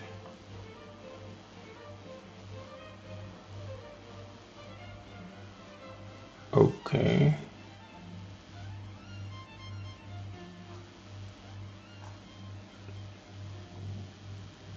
PD service output. What if I remove this? I guess I need to recompile, which also in .NET is already solved, and I don't have to recompile every time change code. I guess this is going to be Apple's reinventing the wheel in 2025. So connection is good. No. I suppose we have to use this observable object, but because it's changed later, this is asynchronous. It's happening later, so where is the service file? Bluetooth service. So at some point this is changed.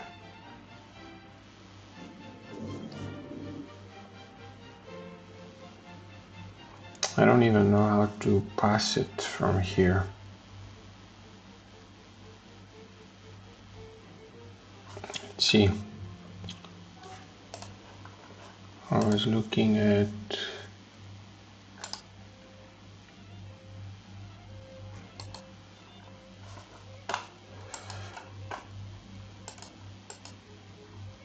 yeah.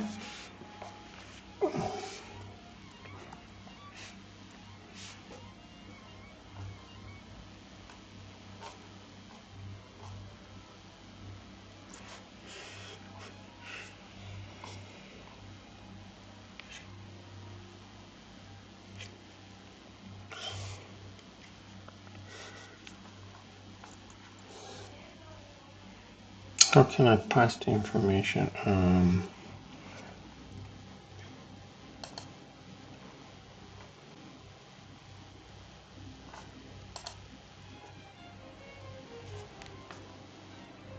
Nice. I'm passing data, passing data, passing data.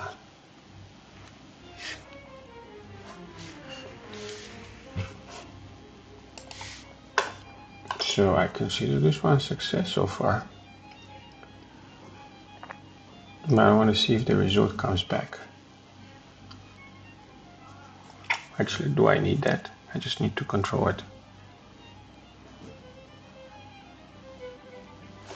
I can do a very dirty trick and make it work, but let's see. So the output comes here.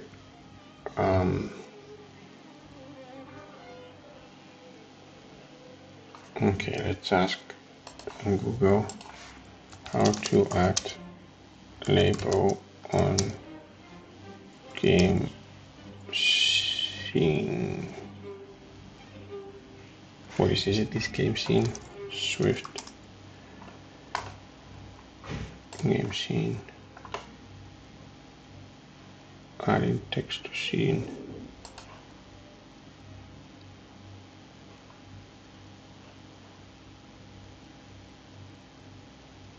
SK label node. Okay, so we do this. But then how do we pass that?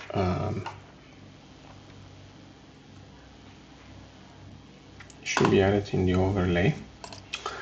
So overlay is this guy. So we very quickly add this one. Let winner font name you win, and it's gonna be at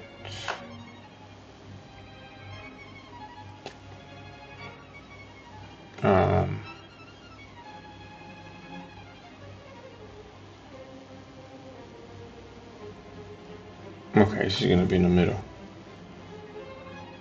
Good. Let's see if it's gonna show up.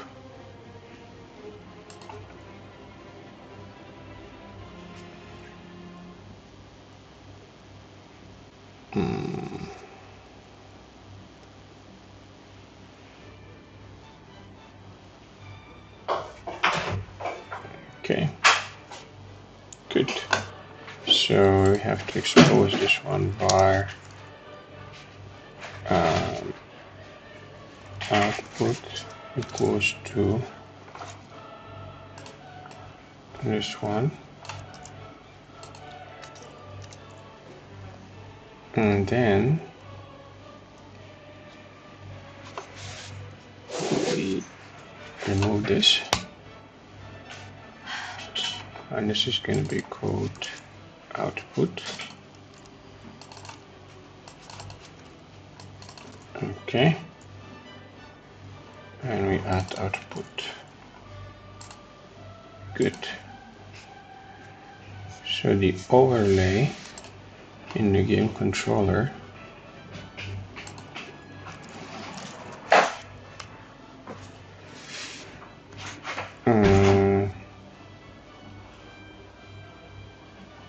what?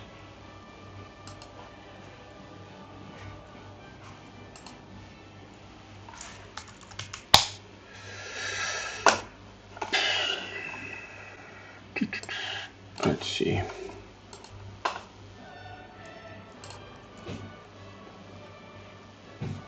Okay, we have overlay. Overlay, okay, so then, but how do I call that?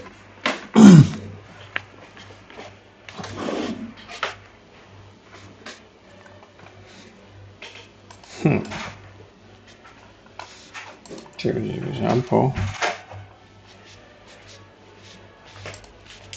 Perché laus? Este não é disposto de perché laus.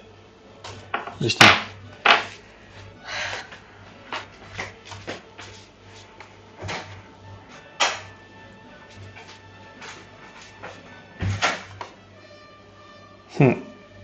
So how do I pass that?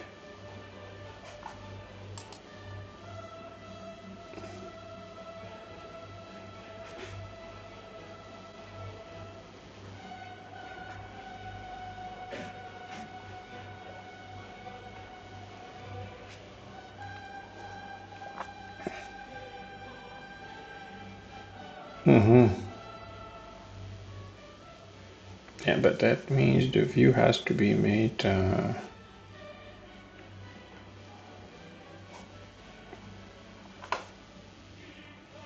state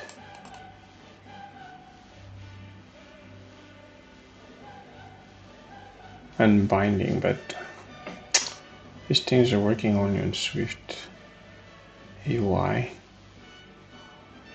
How difficult would it be to create this one in Swift UI?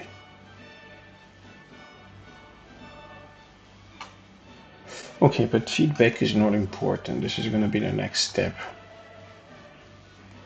So I'm going to sit down and carefully rewrite it when we get there. So the results obviously sent back because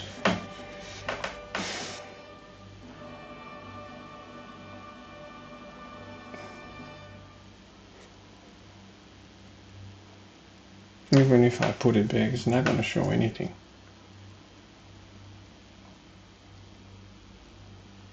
I'm sure. So if I do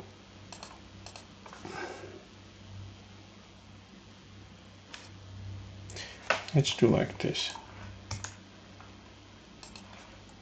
Plus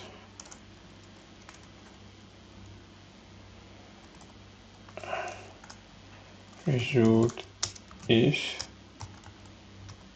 plus.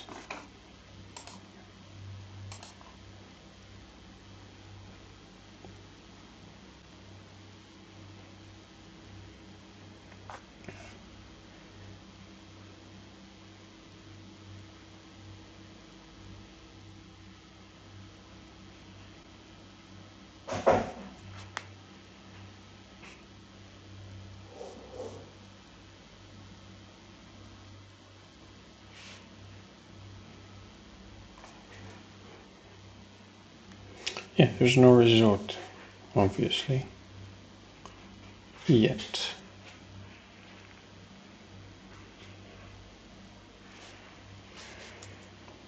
How do I update this?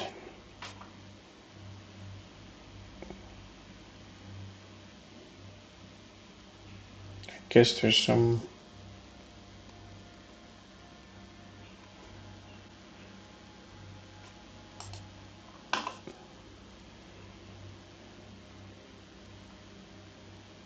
observable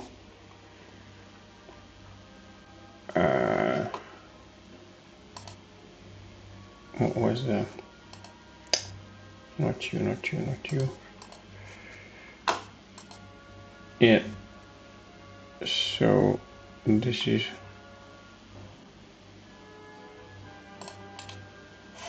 against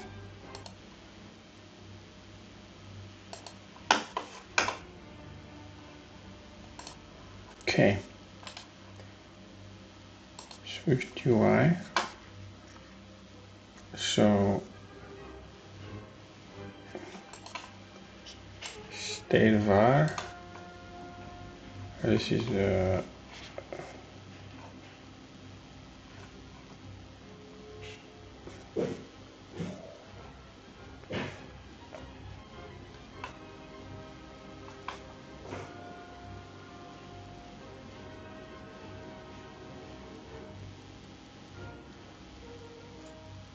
view representable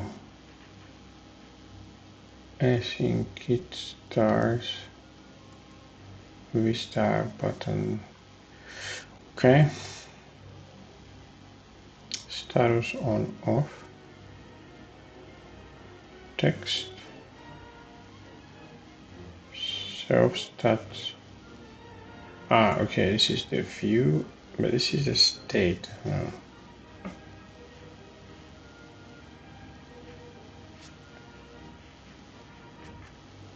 Binding. No, I'm not gonna do that. Okay, I'm gonna just send a command now. So now we have a good way to connect, and Now we have to send a command to the tank. Let's first see the numbers that we're sending. So if we push the joystick forward, fully forward, we're getting 1 in Y. Okay.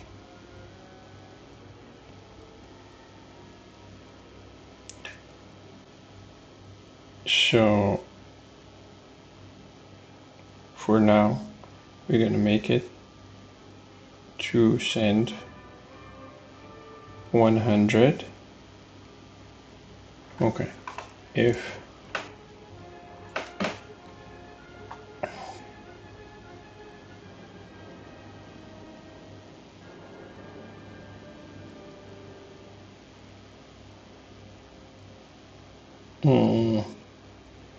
if I push forward, this is 1 and this is around 0.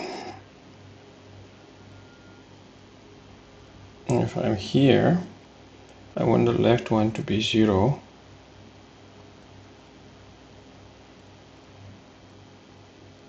Okay.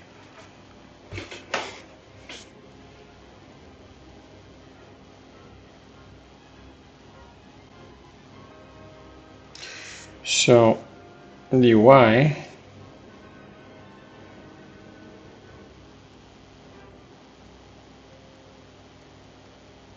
I suppose there's some easy math for that, but I have to reinvent it now. So I guess if it's forward,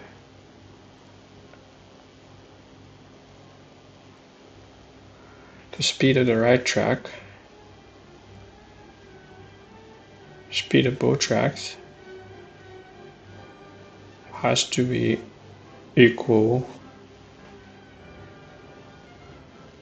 to how much we have in Y. But then if we go like this, then the speed, no.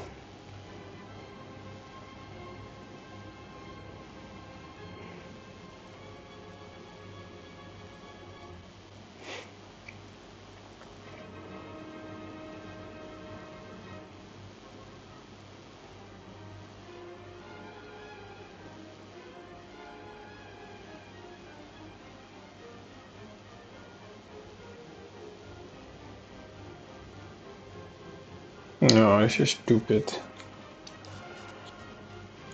So this is constantly going to change the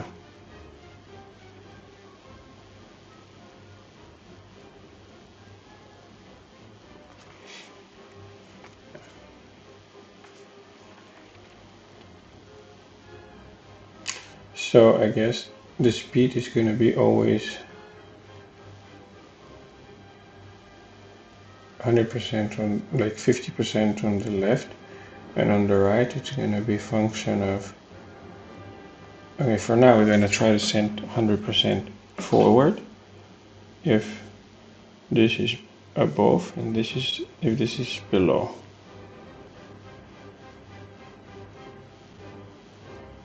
Okay, so we'll go to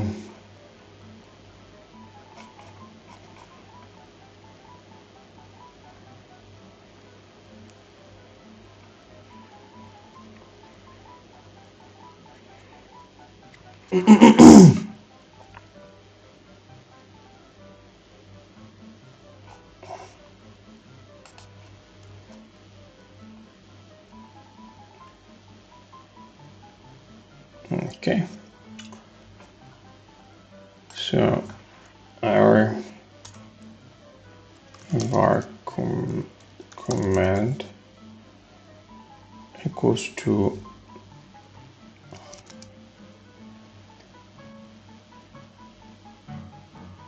should be string and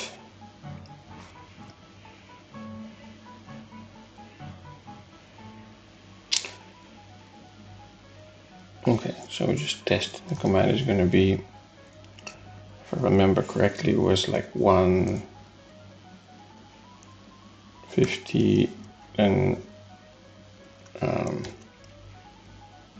250. So this is like moving forward. This is our command. And the way to send it is bt service.send. I have to have another send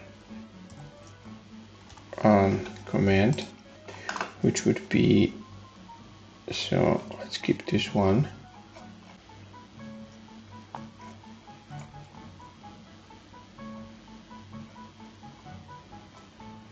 For now as an example. So this is where send. There you go. So we're gonna have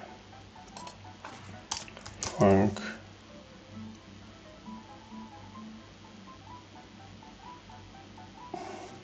send command, and we're gonna ask for a string.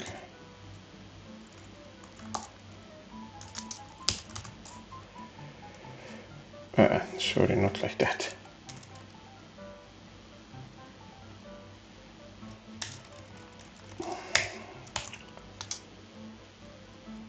Command string, and then we do periferio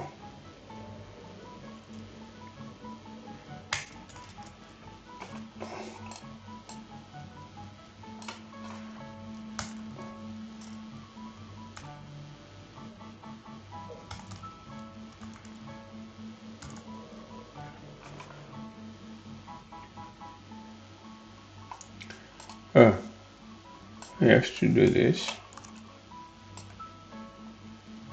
like this, and then periferio dot write value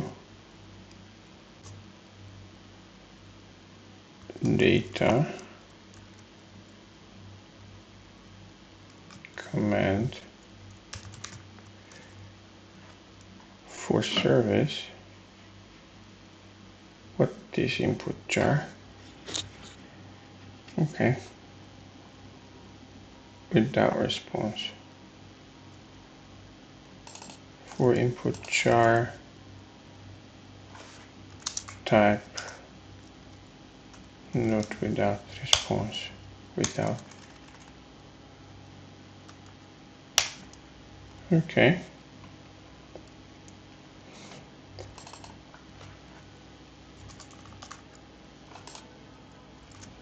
Okay.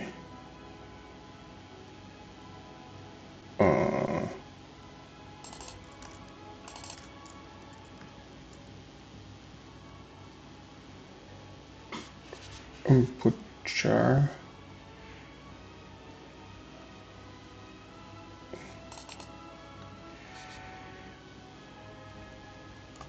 where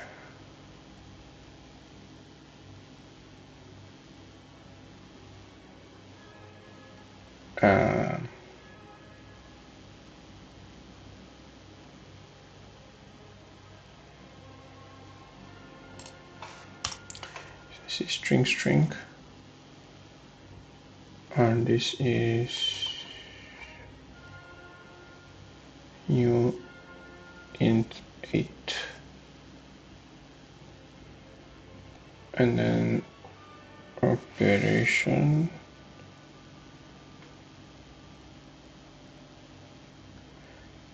but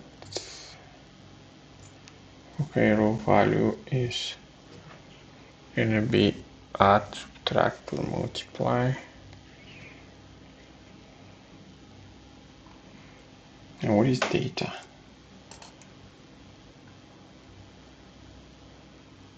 This is okay. So is it compiling now?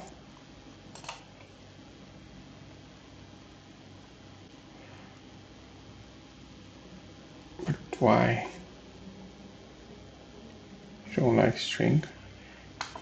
required types of string equivalent.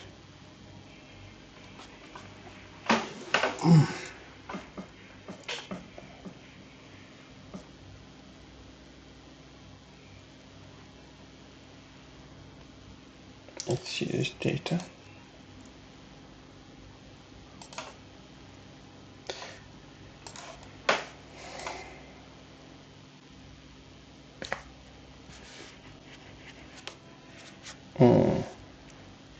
Data value type allows simple byte buffers to take on behavior of foundation objects. You can create empty or pre-populated buffers from a variety of sources and later on remove them. You can filter, sort.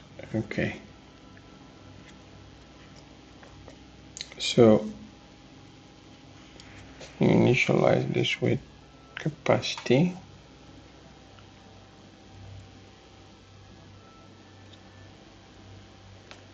Element of sequence.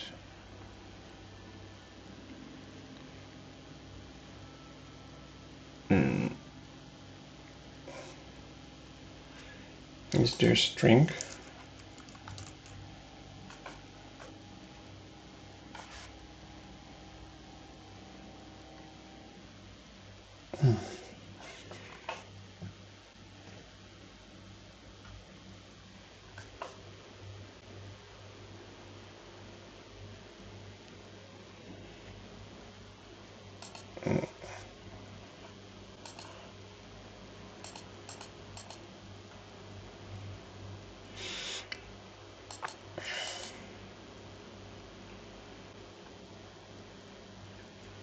Base 64 encoded.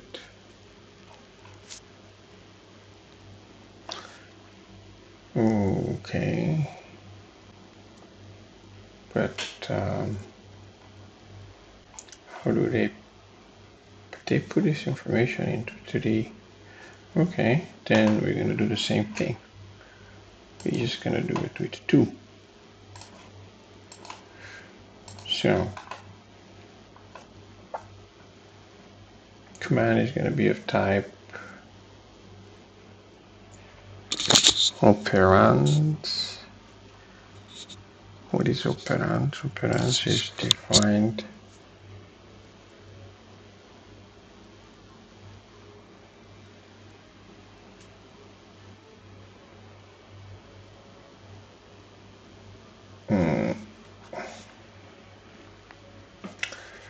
if operation, so we're sending operation, and then in case of this we make operation symbol equals to this or that, and then operands 2 equals to operation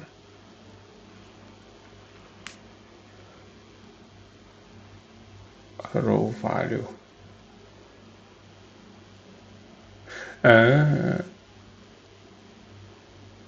Operator symbol, but then I'm applying this one. It doesn't make sense.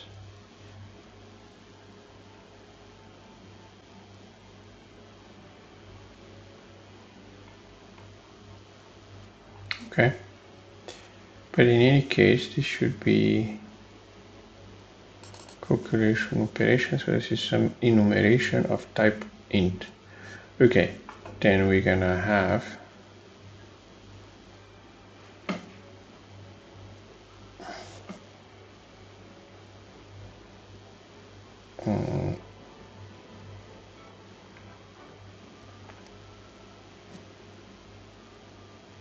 but where is operands defined?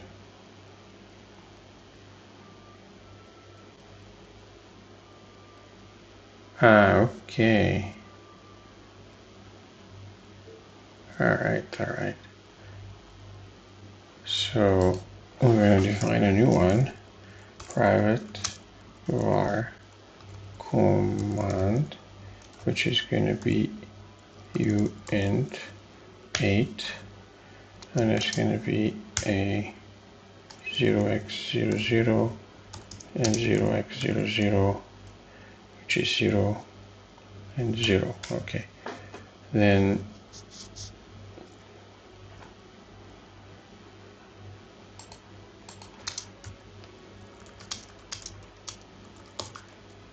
Okay, so now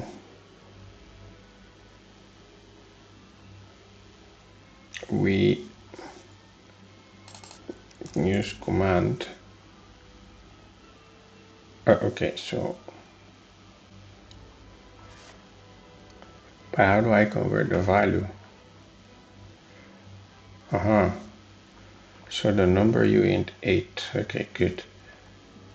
So I'm gonna pass to this function an array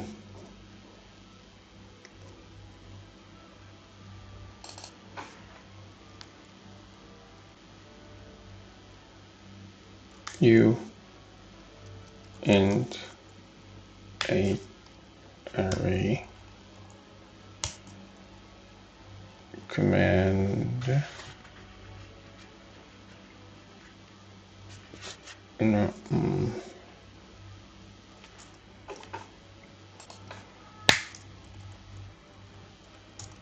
array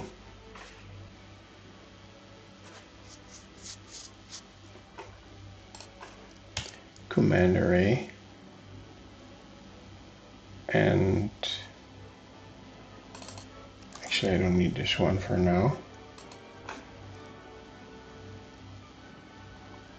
No, this is gonna be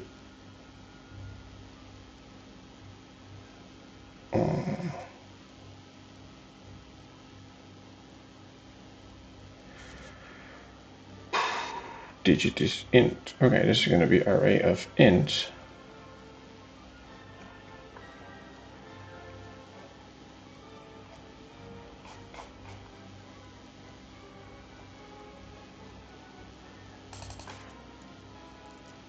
Int and then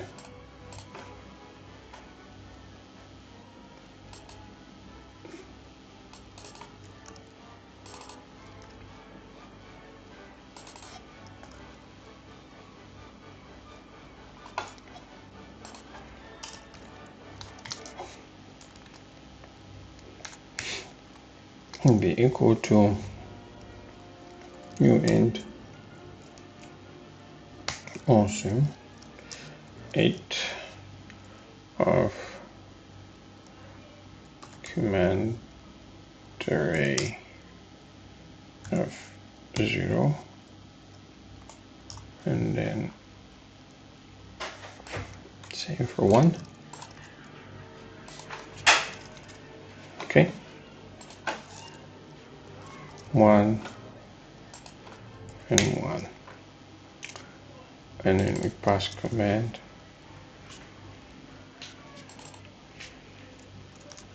to this one.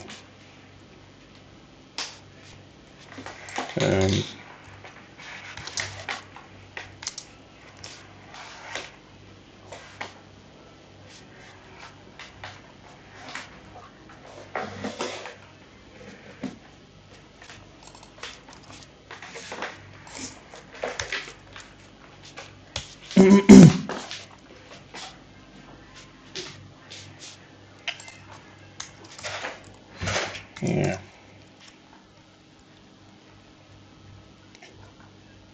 Good. So in the controller,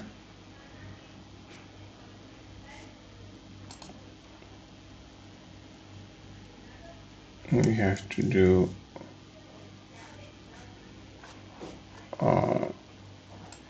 if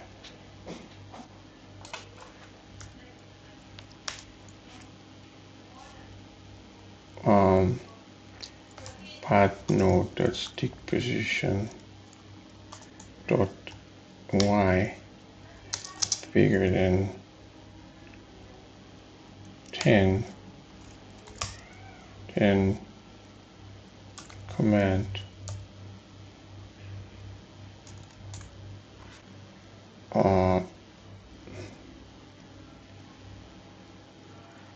Bluetooth service dot send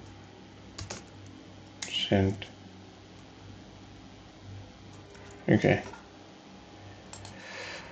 Var command equals 2 0 0.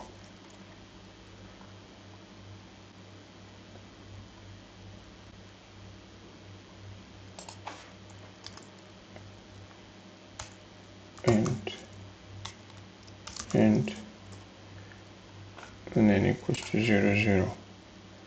Then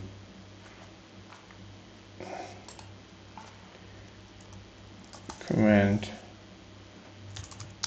equals to 100 100 or 50 50. I'm not even sure if this is correct.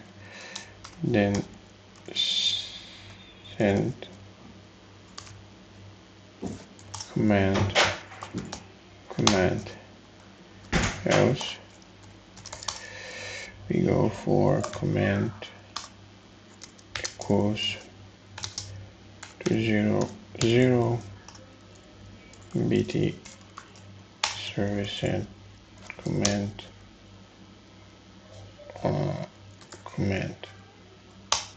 or I'm stupid.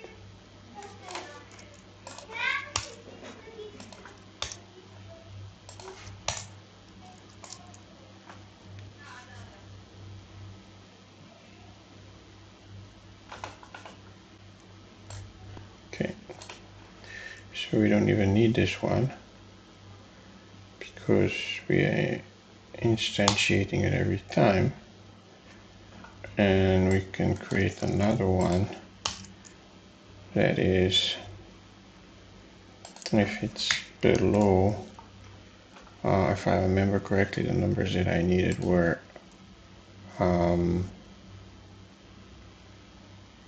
over 100, so this should be 150 and 150, and this should be 50 and 50 to go back. This is the way I wrote it there. Okay, save, and let's see. So this one should be sending this data to. Okay, let's try.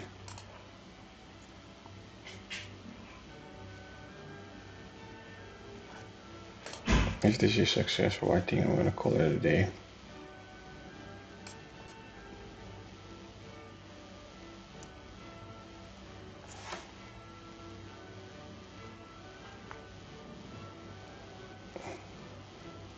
Oh, I didn't connect. Okay, now we're connected.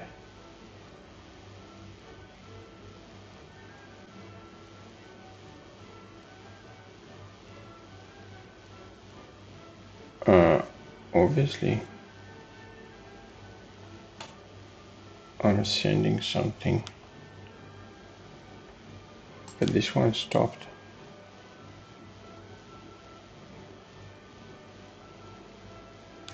Huh, interesting. Clear. It stopped.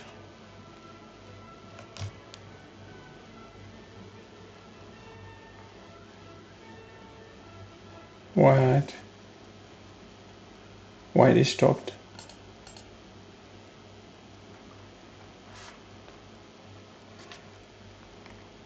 Okay. Start again.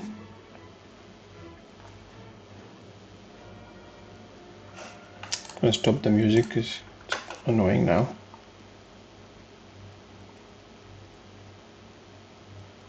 Okay, connect. Okay.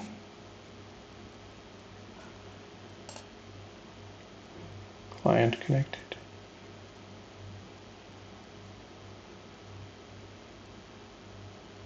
Sending response 64. But why am I sending 32 and 32? Is this command code at all? This one or this one? This one shouldn't be, so if I do this one, should be the bottom one. Okay, good. and yeah.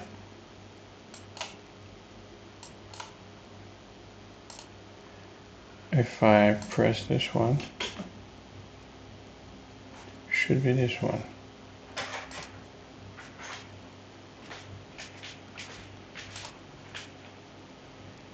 Okay.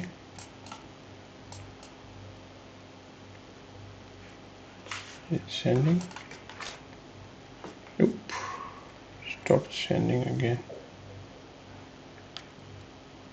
Какво искаш? Мишка, що си взел за лаптопа? Какво да ползвам?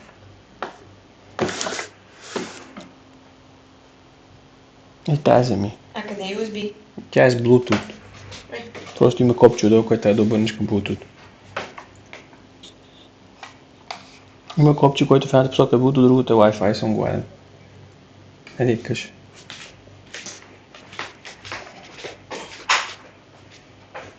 Okay, it got disconnected. Maybe I'm sending too many commands. But let's see. What do I have here?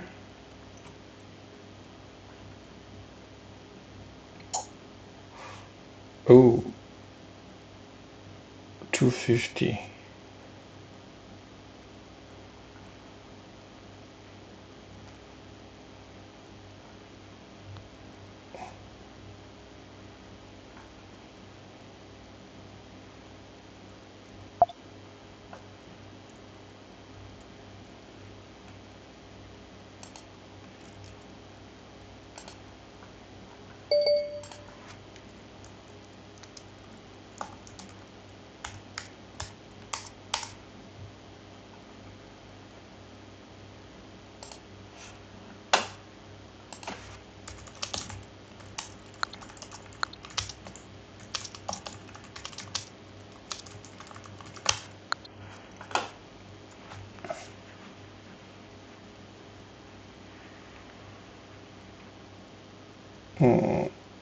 Okay.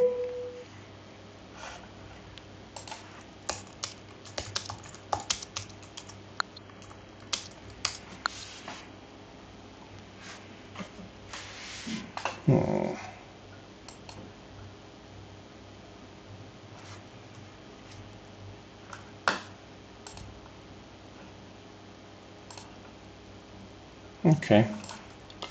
So let's see, 1.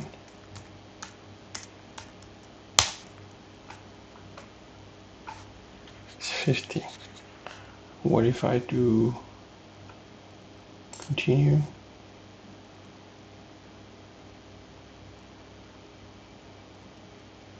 Continue. Continue. Continue.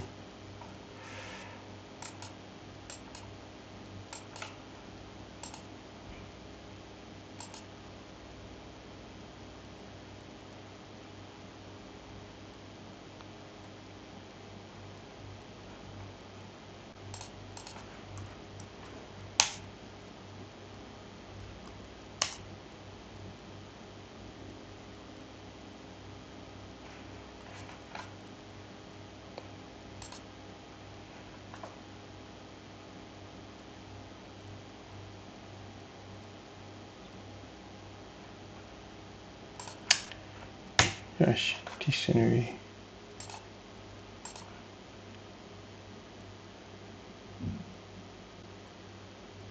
But if it's bigger than 10, should be 150.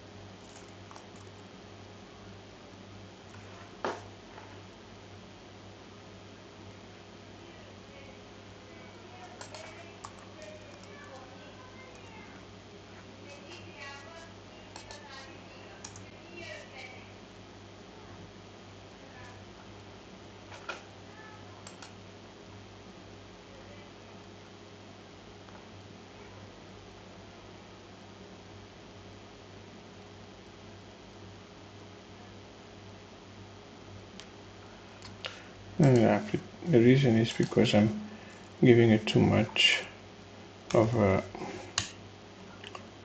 and it's catching me right away, and it's not above, so it's still 0, 0.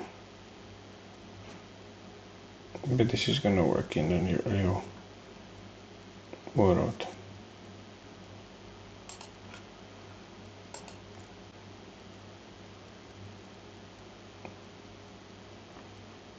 So connect, and now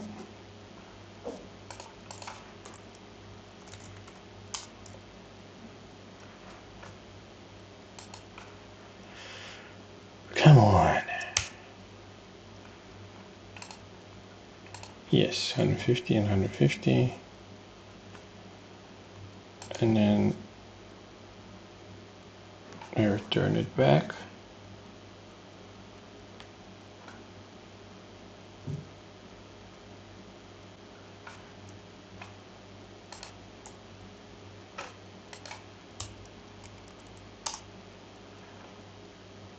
I think I didn't.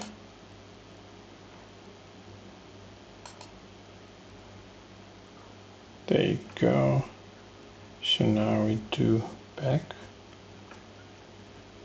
and we print. Yes, okay, now it's working. It's passing the correct information, and I guess our work here is done. So we have to see what's coming on the other side. Let's try.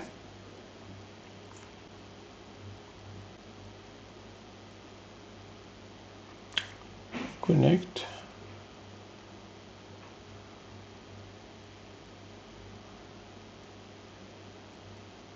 Is it connected? Okay. Maybe I have to restart the device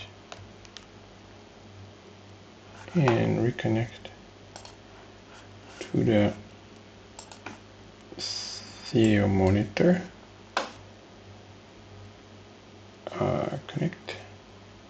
Connected. Okay.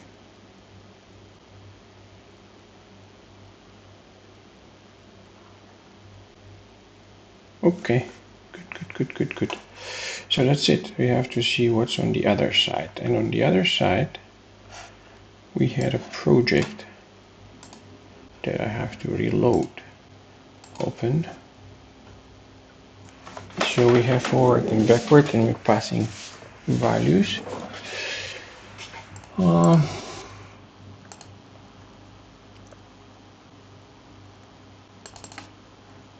No. Where did I save this one? I don't remember. I think it was on downloads. Yeah. No. Okay, so I'm going to go and download it from the tutorial, part 1.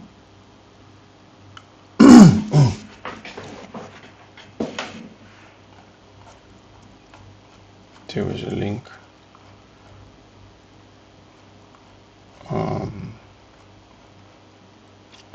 to GitHub. And this is called blog project. Okay, it's here. So we go to blog project.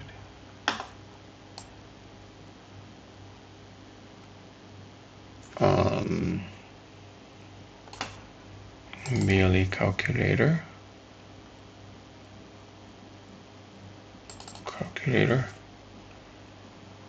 This is this. But hold on, what I'm opening it with? File, open, a developer, downloads, blog project, BLE calculator. basic peripheral. There you go. This is a sketch. I'm gonna save it as, so I have the original. Save as. And developer. Arduino. So this is gonna be ESP32 BT or BT Orion control, whatever.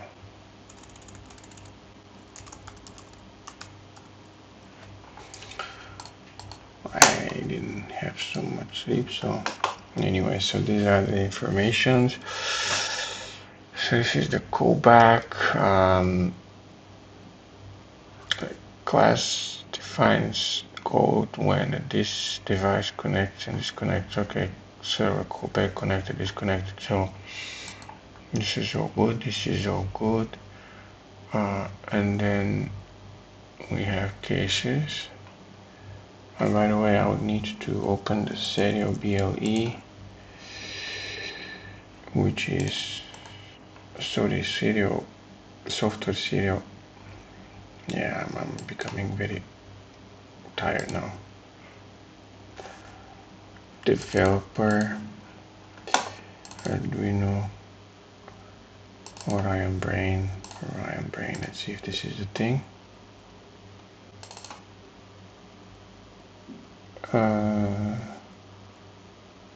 Yes. Okay. So we have software serial. Let's see if this is available here.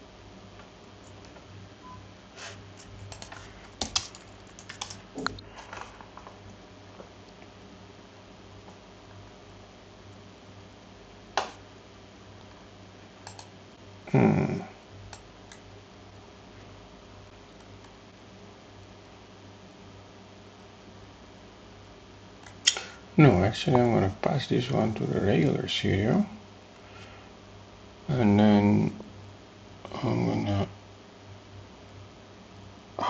power that.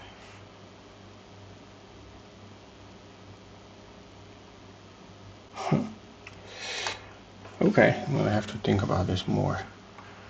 There's no software serial.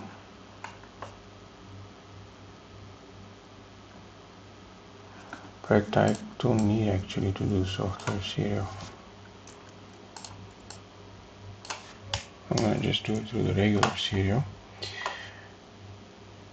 So if it's 0, it's out. If it's 1, okay. If it's the other one is blah blah, okay.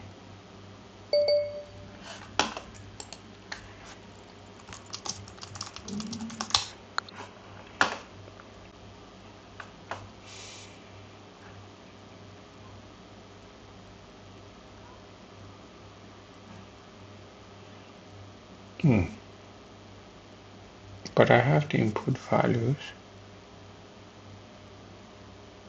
so I can just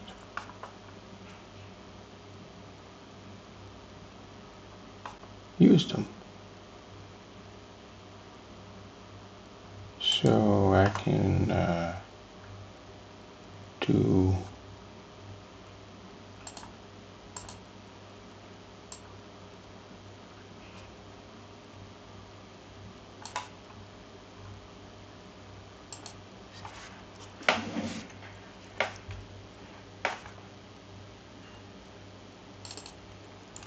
input value 0, input values 1, and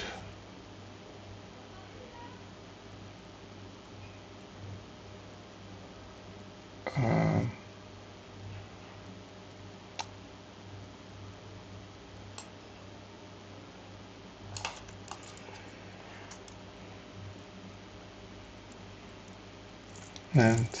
like this.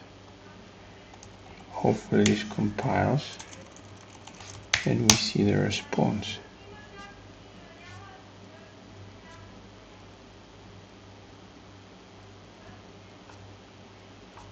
I don't even know if we need this set value, output data. Okay.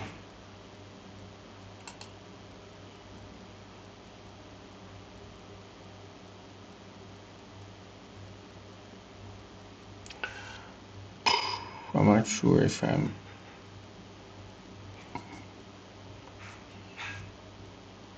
okay. So it's the X. Alright.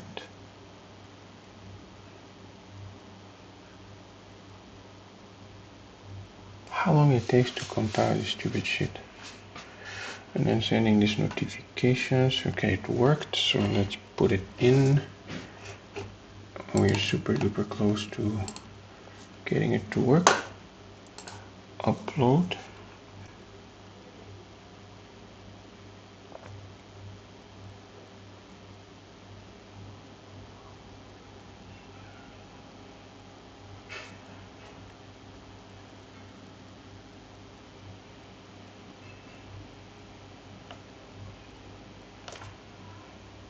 Okay. In the meantime, let's see what was the format of our commands. Format of our commands was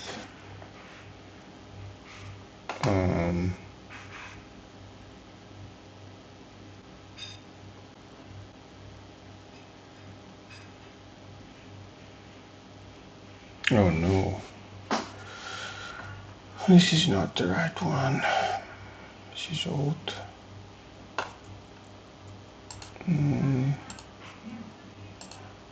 Let's see if I have something more.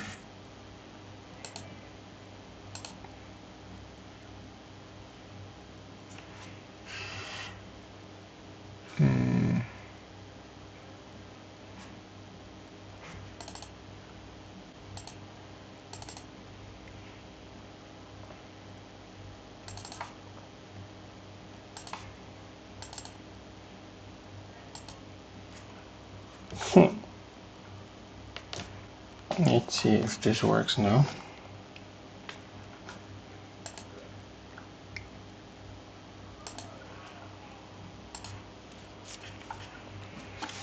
Sending the command in the right.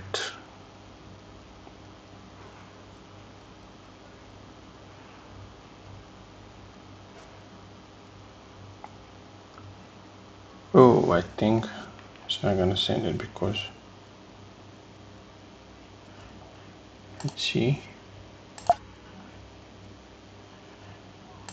Cancel serial monitor.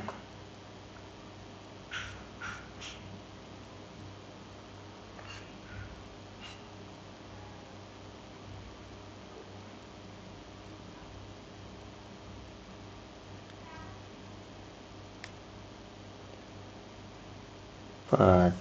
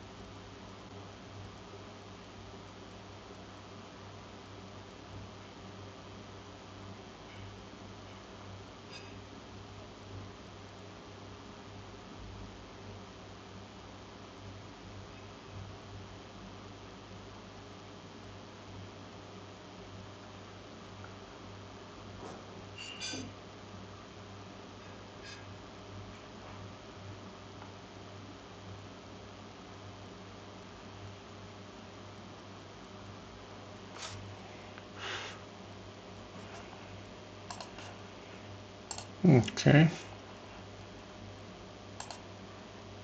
Good. So let's restart and let's start this one and see the serial monitor.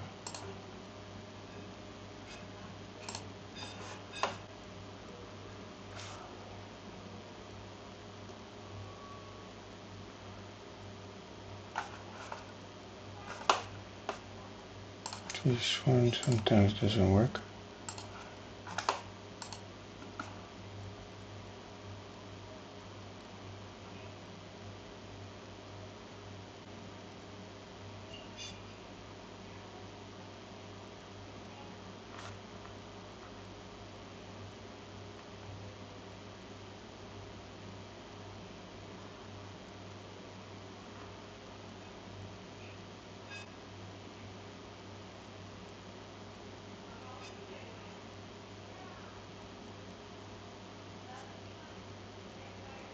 Okay. Not sure why 32 and 96, but this is some value conversion thing. What kind of command I needed, what format I needed to receive. I think I have it open somewhere. Maybe I don't need to rewrite it. It's not here.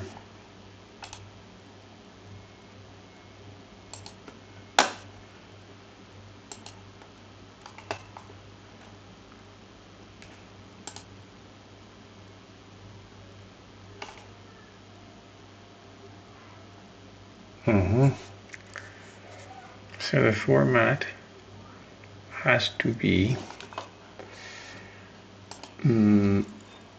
instead of like this,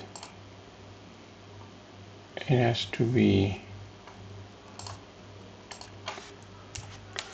1 and then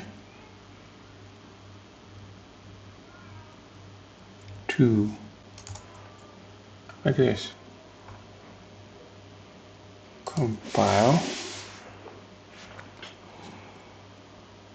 But then now I'm gonna power this device.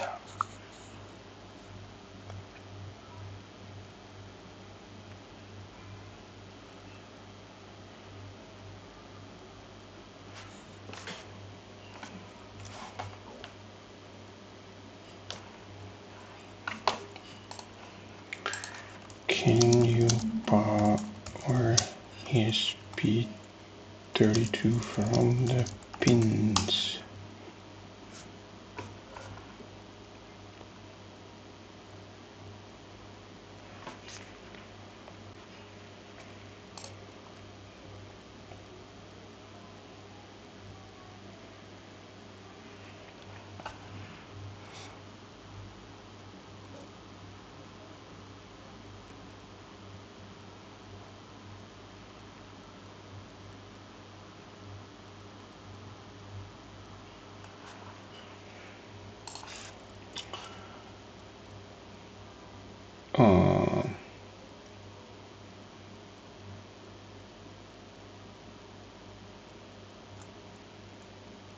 ESP32 pin out. Okay, so restart, connect, tools, serial monitor.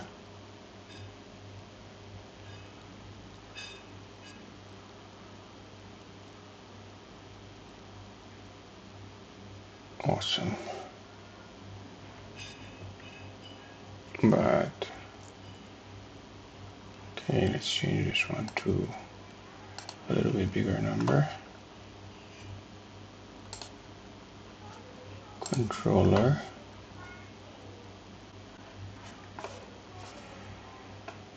Uh, 200 and 200.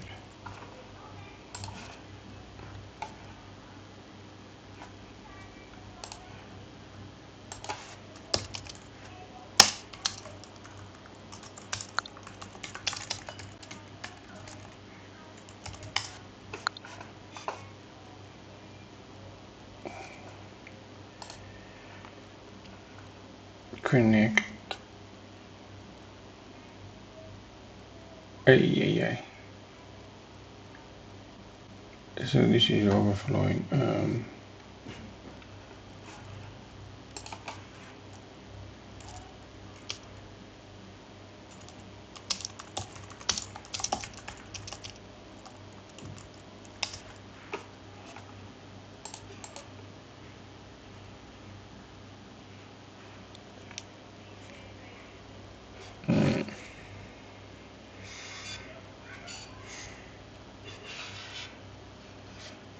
0 to 255.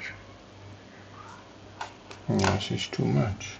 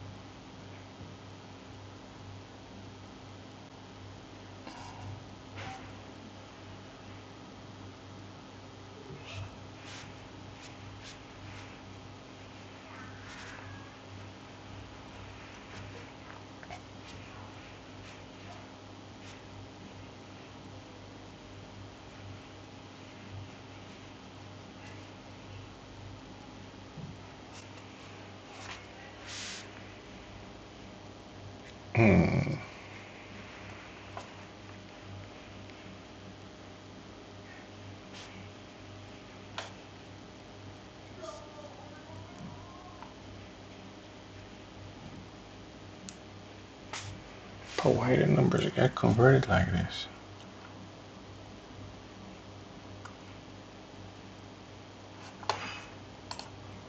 I'm passing 150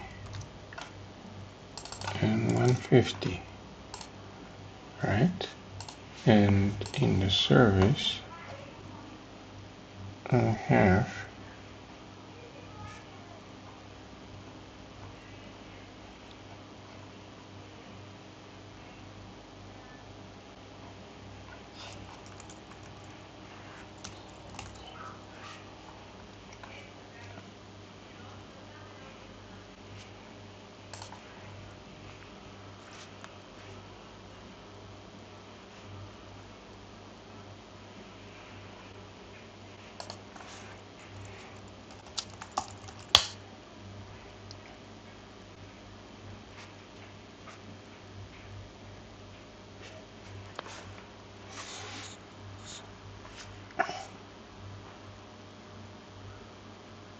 a 50-50.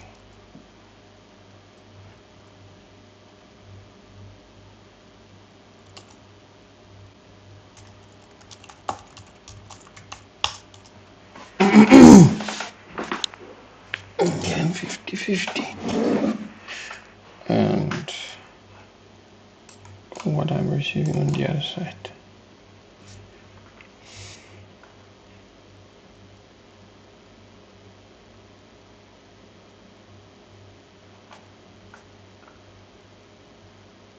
Okay, let's see what we send here.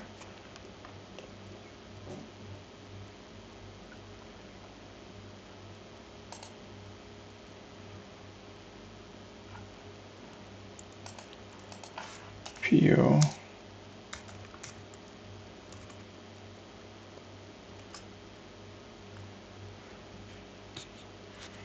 CT2.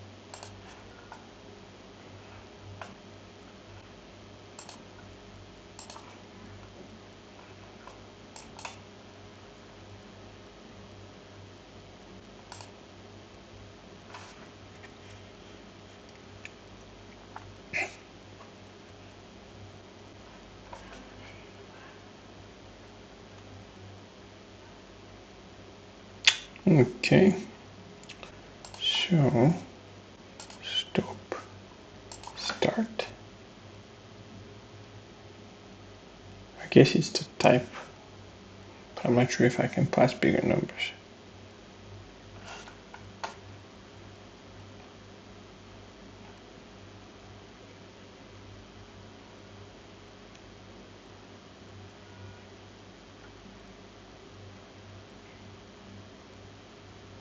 Okay, why like this?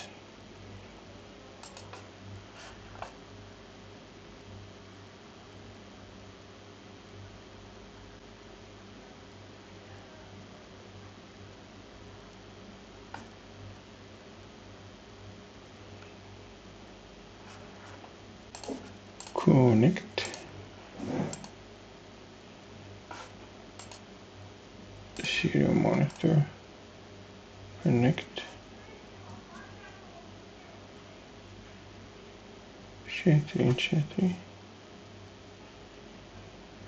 Why? I'm passing 50.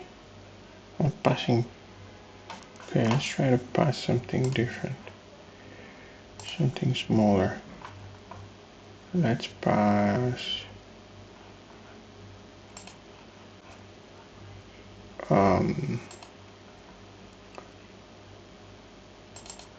9 and 8.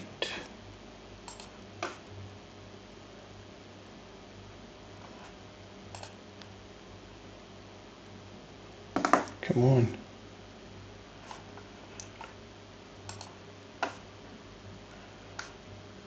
This should beat any records for super long stream with no one watching it. Okay. 32. 9 and 8. 9 and 8. This one works. This one doesn't. Why?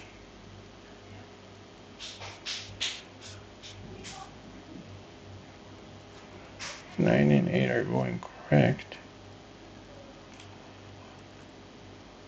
but this one doesn't. What is U into T?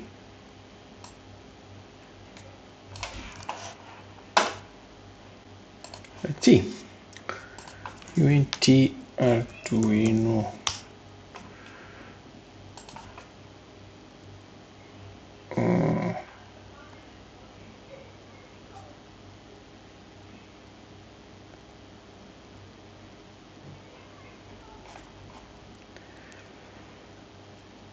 It appears to be designation for integer or function.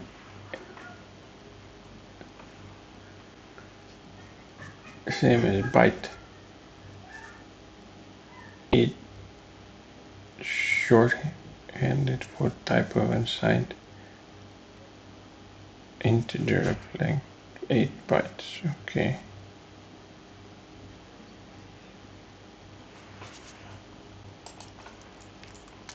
Can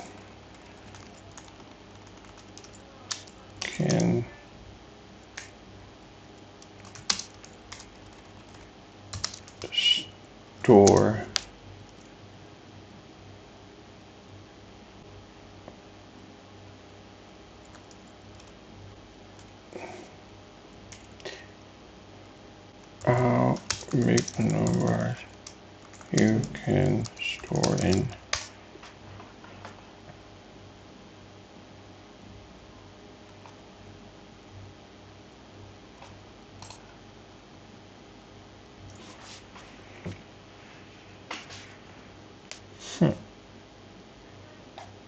you can store that, but why the conversion is wrong?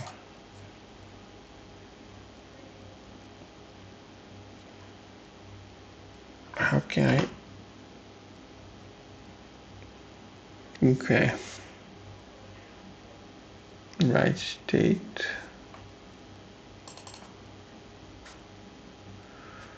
Get data. Can I print this directly? Serial.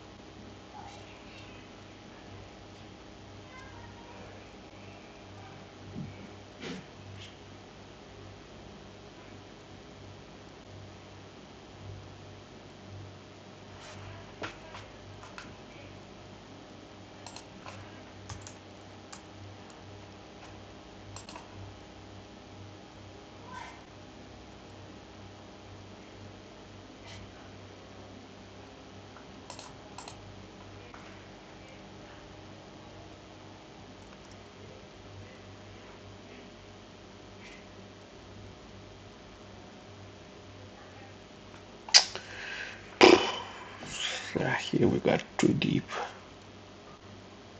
into these. But why can't I do line and then just print the input values like this?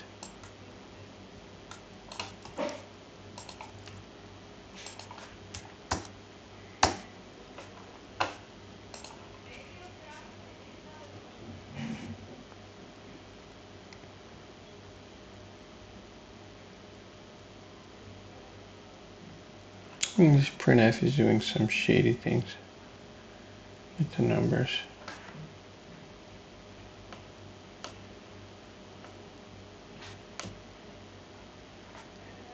Come on.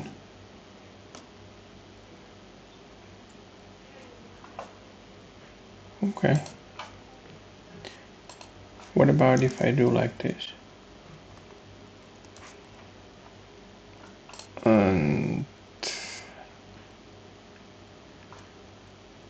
Or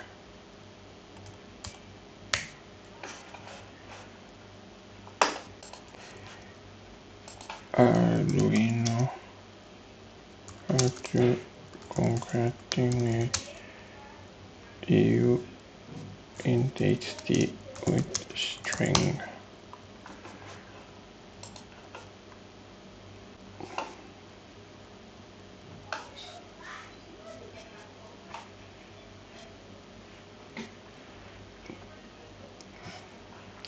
Okay, you can do it, don't need this to see if the number is correct. Concatenation we can do later.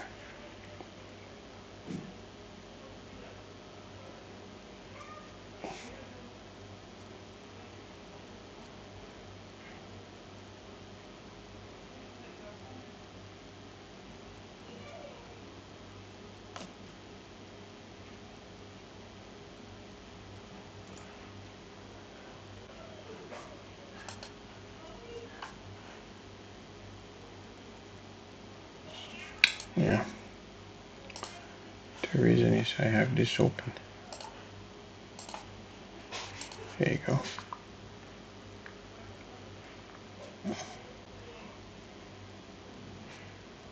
If the number is correct, I will do the concatenation and then try to run it directly on my tank. If not, I'm just gonna call it a day.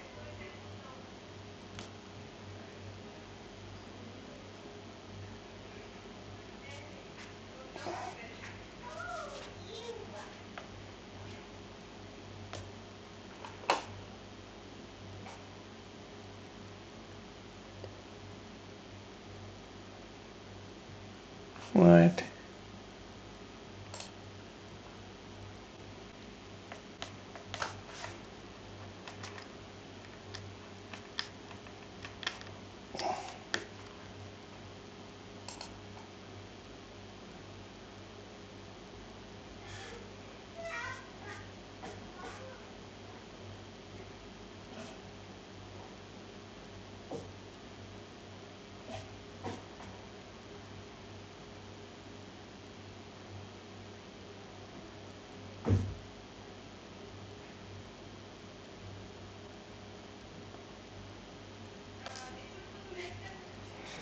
Nice.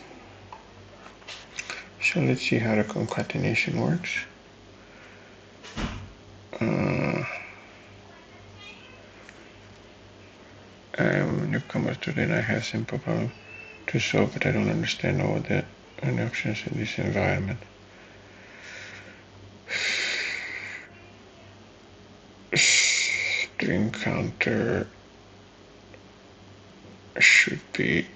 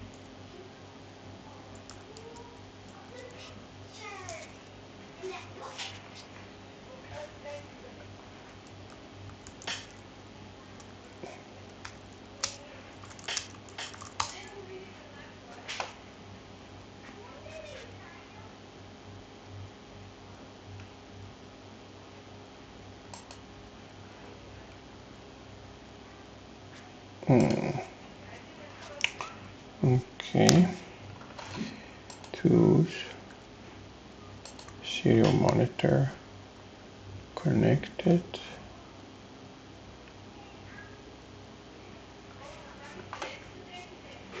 Connected. 444. 50. Okay, so this junk is doing it. Alright, alright. Can I just simply add them together? No. Okay, so can I do string ctr concat?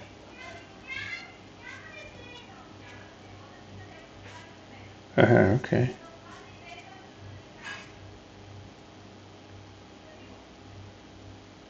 Char.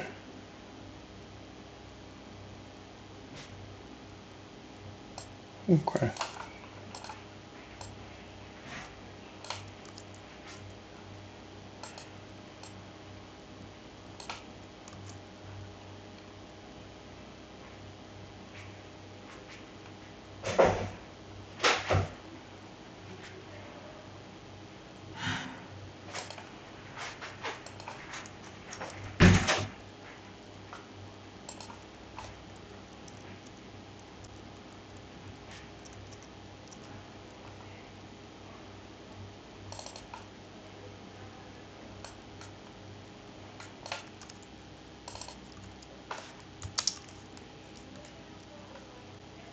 So this one is gonna be 1 and 2 percent %t buffer.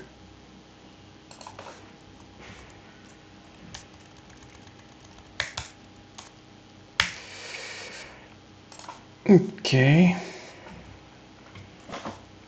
This should be the solution. So the only thing that I need to figure out is how to power this. And if I have enough power in that board to power this controller, because it's quite powerful. Okay. And this must be the solution.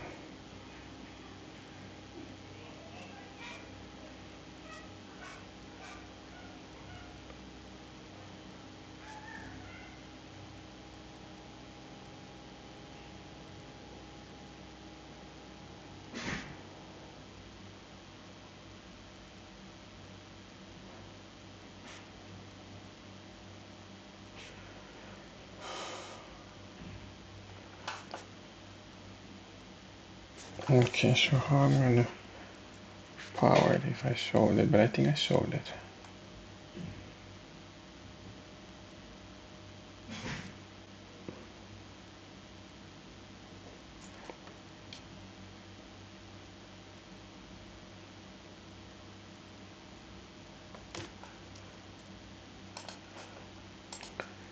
To serial monitor, connect 50. Ah, crap. Ah.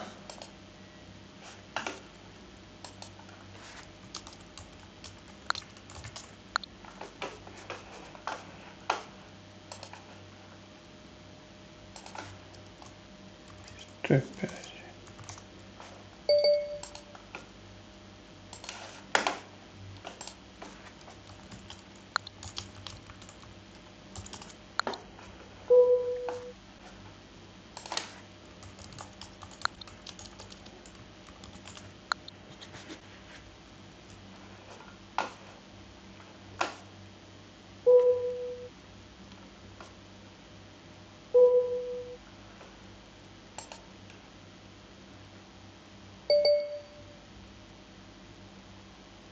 Okay, so I think we're done. I need to find batteries and I need to figure out how to power this in real life and see where's the UART and connect it. But let me try. Just one moment, I need to go pick up batteries.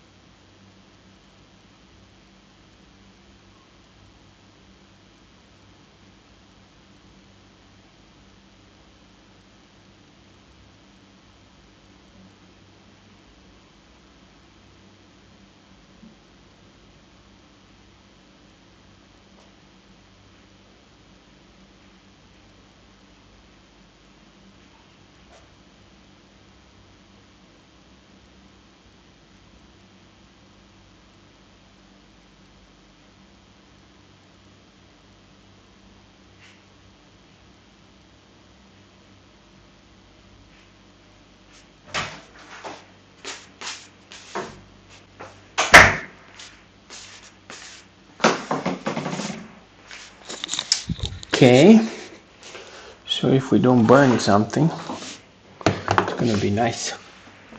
If we don't see the magic smoke, it's gonna be awesome. So let's see. Put this one here. Put this one here. See. Okay. So this one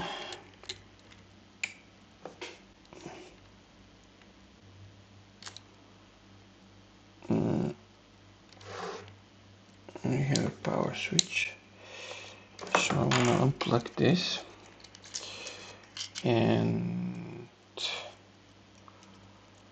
I probably shouldn't have done that. Shit. Which one is plus, which one is minus? I forgot.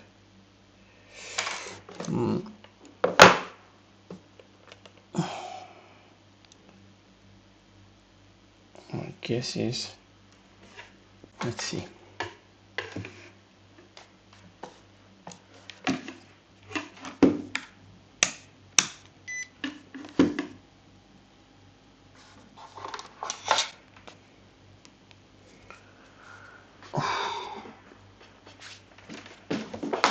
Let's see what we have.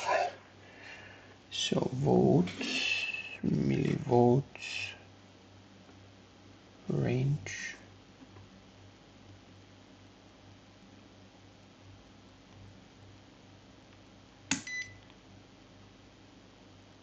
Okay.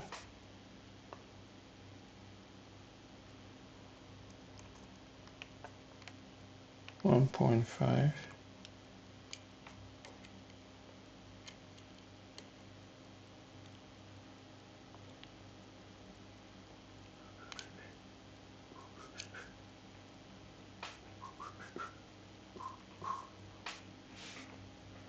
From where these numbers are coming.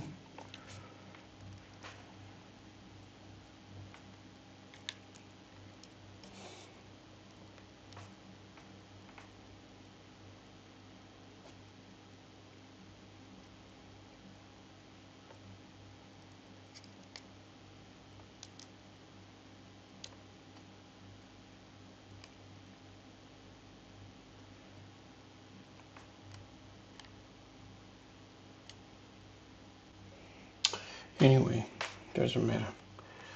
So the red and the brown, I think, are the power line.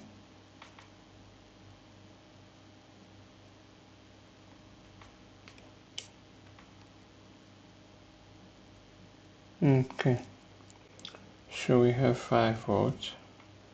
Do we have anything between center and ground? 5.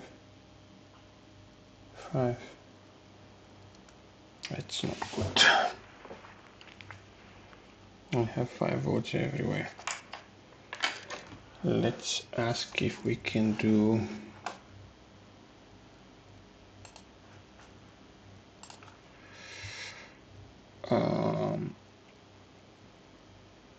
by the way, am I still on serial? Oh,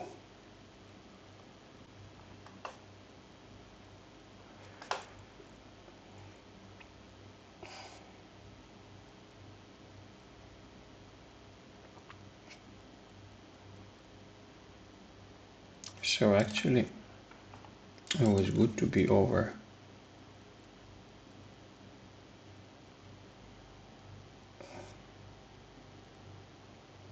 20 and below 20, and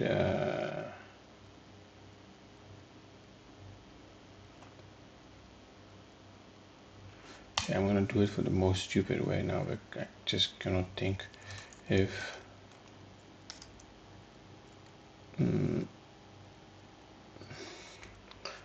path node position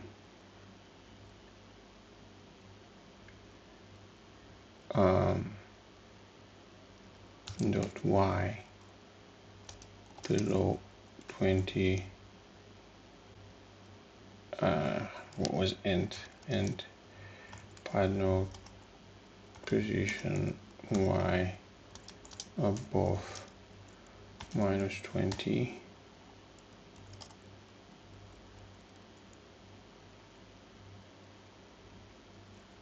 command equals 0, 0. Let's test this before I burn it.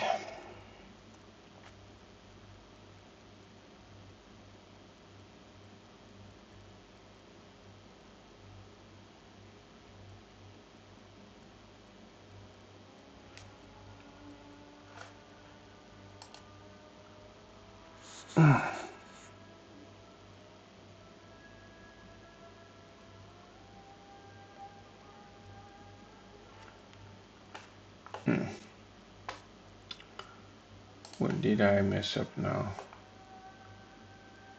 If it's below and above. So if it's above 20, but hold on.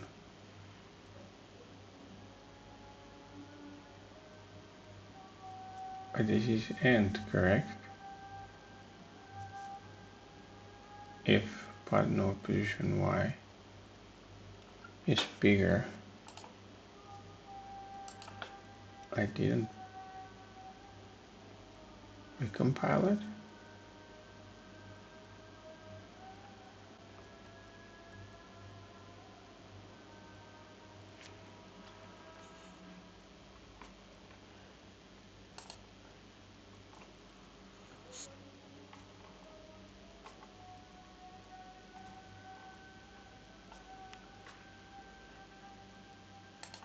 I'm making some very stupid mistake.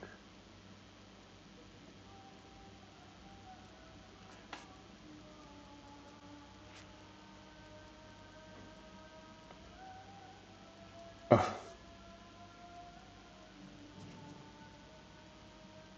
Yeah. 0.2, 0.2, 0.2. Yeah, it's clear that I haven't slept for a while. Stop. Start.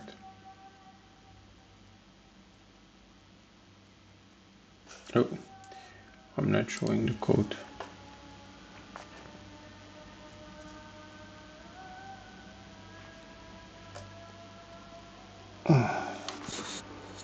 Connect.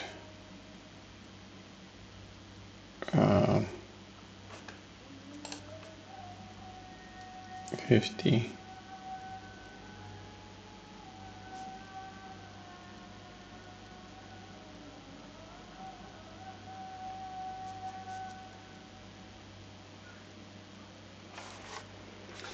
And I think I have to do this in another method, which is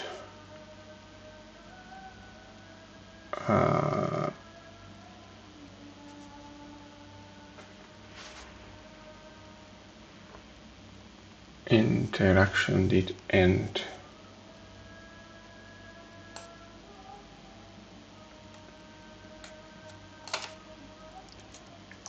Control C,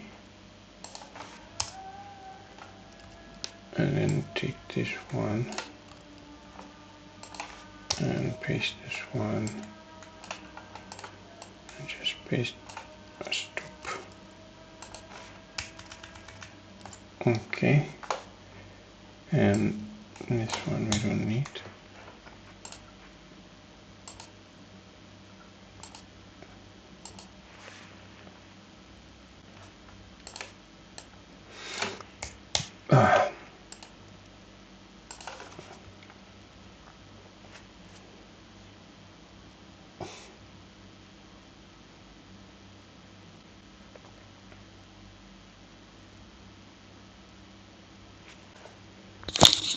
Okay, connect.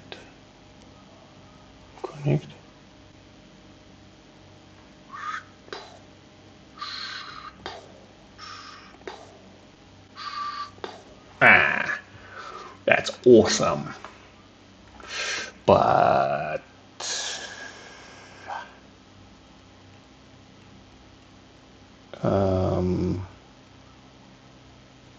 is 0, 0 the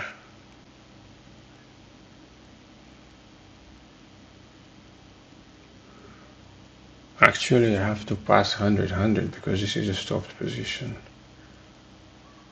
Right, because 100, the math, if I remember correctly, was, yeah, 50 means negative, so I should pass 100 for stopping. There you go. This is a weird thing that I did there, but I don't have the code now to fix it.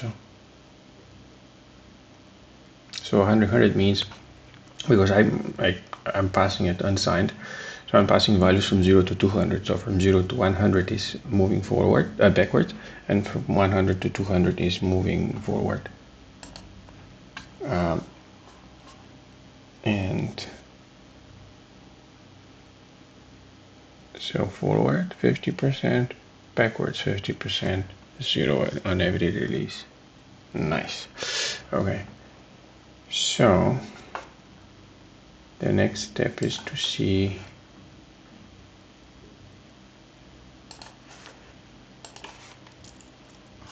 can you power ESP32 from Arduino. How to power from Arduino. Let's see. Hi, this is the last lecture in this introductory section on the ESP32, and we'll have a look at the 3 powering options. First and most typical option is to use the USB ports and micro USB, get that into your computer's USB port or to a USB compatible panel unregulated power supply to the 5V pin and ground pins. To 5V and ground. Okay.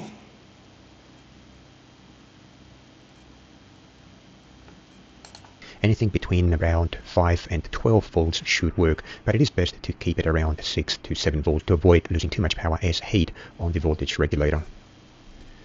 So I've got an example here where I powered my ESP32 dev kit using my bench power supply with a variety of input voltages. So you can see here I'm powering it at the moment at 5 volts. Increase the input voltage to 6 volts, all good. And to 7 volts, 8, 9, and there's 10 volts, and that didn't go any further above that. Another option that you have is to power your ESP32 using a 3.3 volt regulated power supply by connecting it to the 3.3 volt and ground pins. So the 3.3 volt pin is up at the top left of the board right next to the antenna. You got to be very careful when you do that though, because if you power your ESP32 this way, you are bypassing the onboard voltage regulator that is on board the dev kit, and therefore your module has no protection against over voltage. So be very careful to make sure you're bypassing the... I just need to find the pins.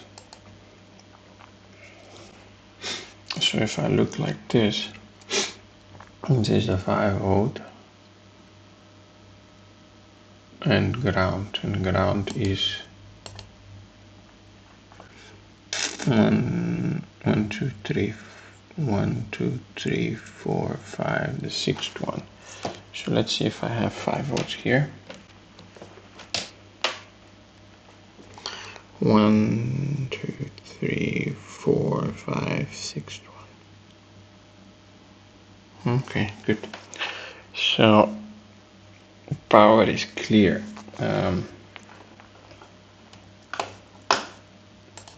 ESP32 watt pins.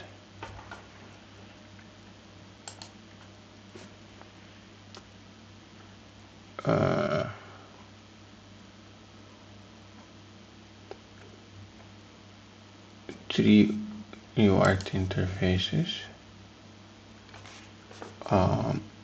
But which are they? I don't see them.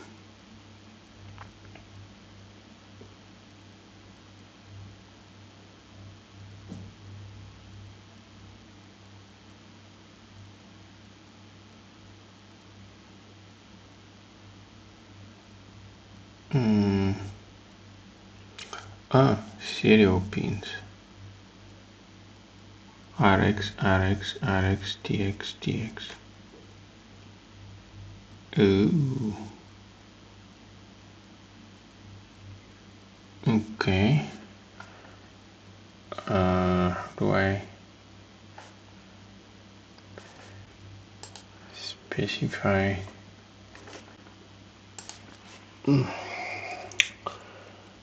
ESP32 Arduino specify pins forward?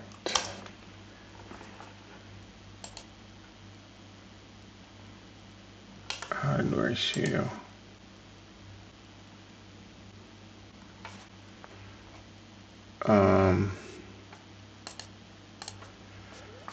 Arduino water green TX and RX, but then in the code how do I specify them? Oh, okay, and then when I start the serial I have to specify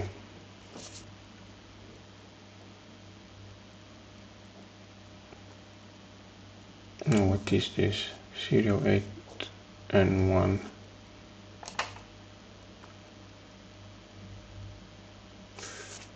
Baud rate.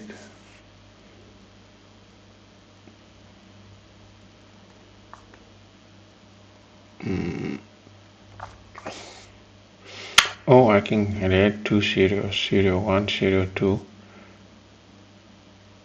Okay. Serial 2. Serial TXT is on pin TX. What the hell is this? Hardware serial 2 Arduino example code. Okay. So there are 3 serial ports on ESP known as U0XD,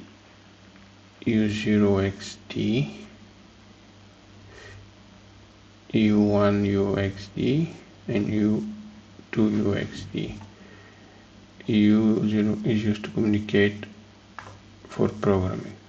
U1 is unused and can be used for your project. Some boards use this port for SPI flash access, so is unused and can be used for your project. Okay, so so we define 2 of these.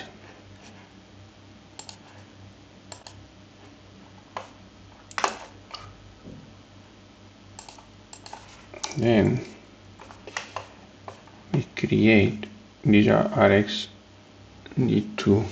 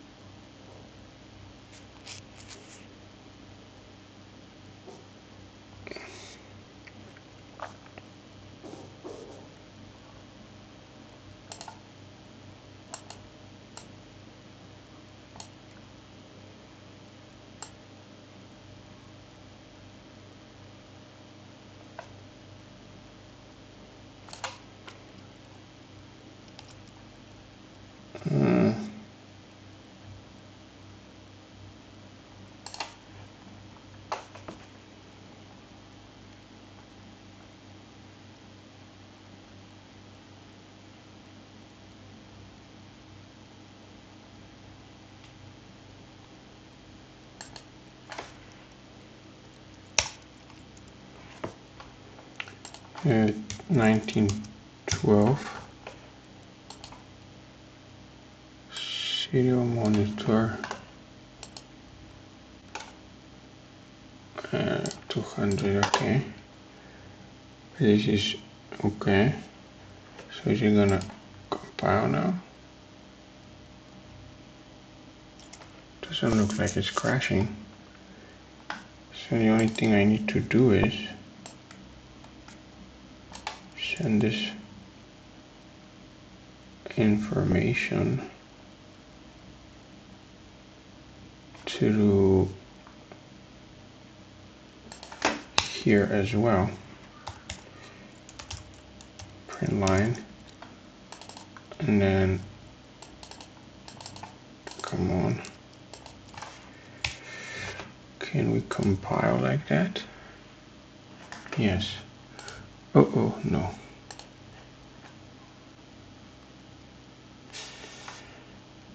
Yeah. Jumping from C to Swift, causing some troubles. So 16 and 17, which are 16 and 17?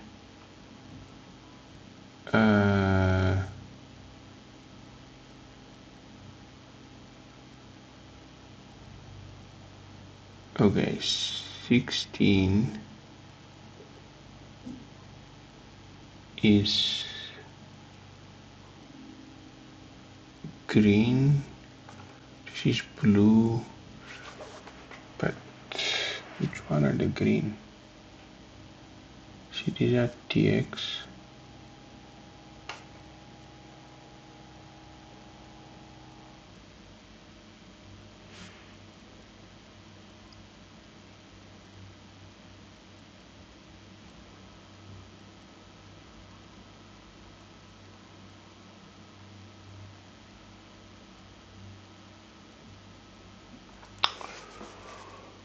I have a program here, but so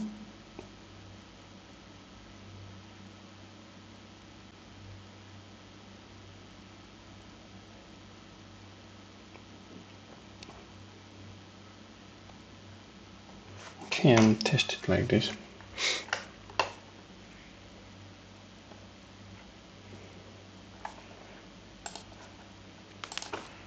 ESP32 pin out room, but it doesn't look like that. Okay, touch, UART. Alrighty then. And I have a picture of mine, which is this one.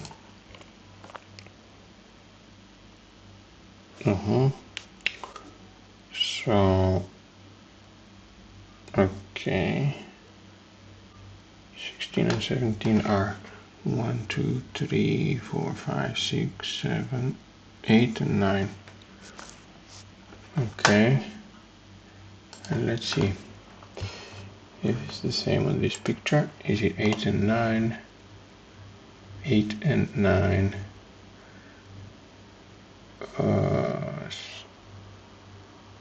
Starting from 1, 2, 3, 4, 5, 6. No. 1, 2, 3, 4, 5, 6, 7.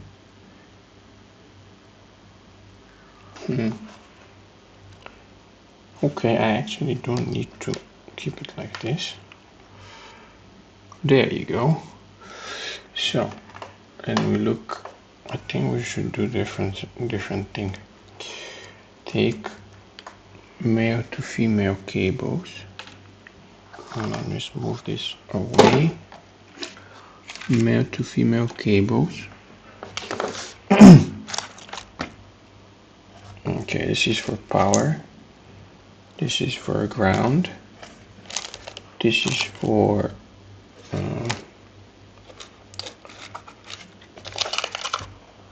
nope.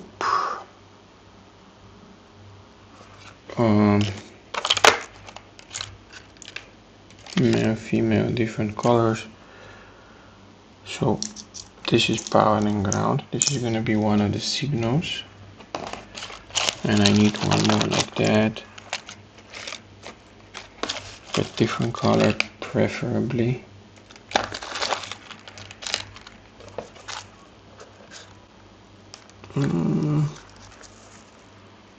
I don't have more.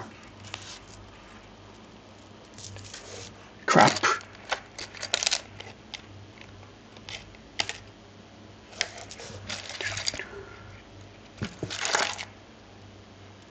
Why I don't have more male to female? Okay, I'm gonna have that, and we have to be very, very careful. But what to do after so many hours? We have no chance. So the way we're gonna wire this is we take VCC from here and ground from here.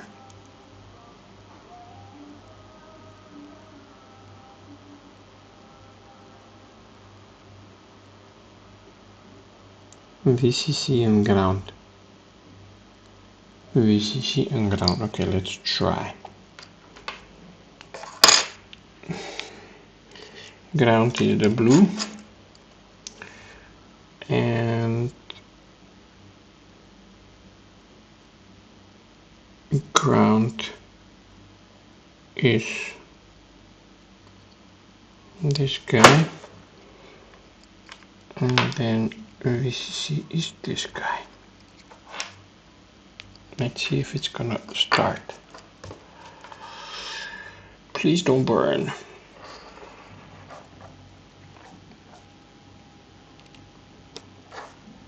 Okay, it's working. So now we have to cross connect the pins, and they are RX is 16, so 16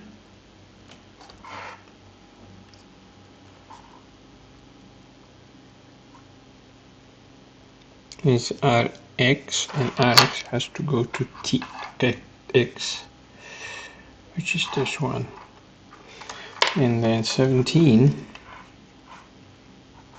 is this one. I have to go to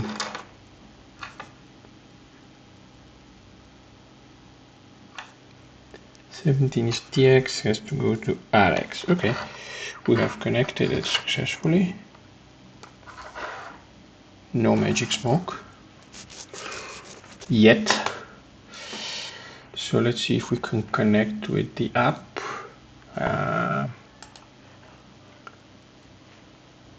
Connect. Nice, we're connected. Now if we can listen on another port,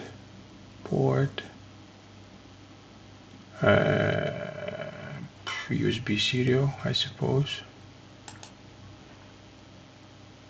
1920, and let's see. No, it doesn't pass anything.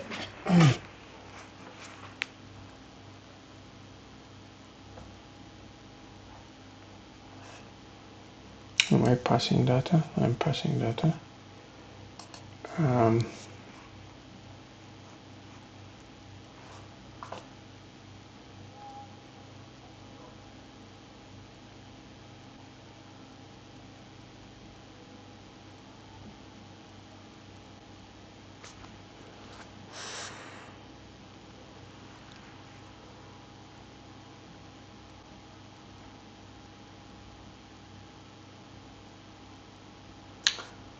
RX2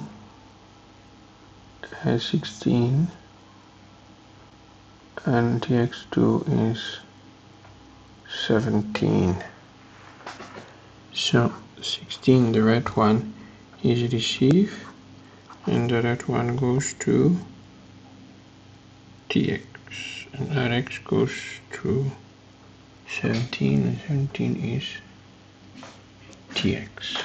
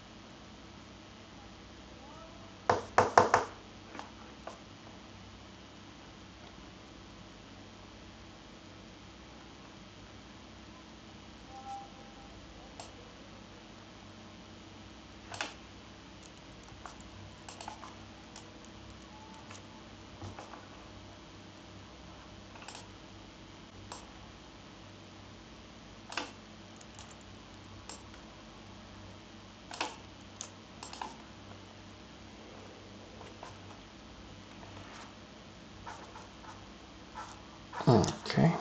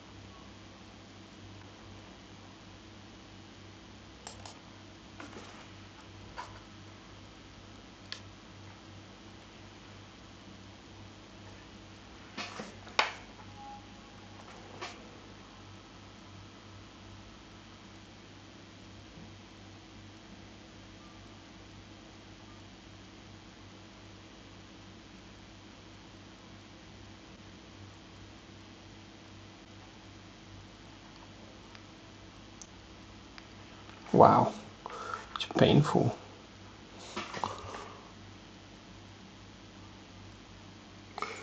I didn't look this one is 5.5.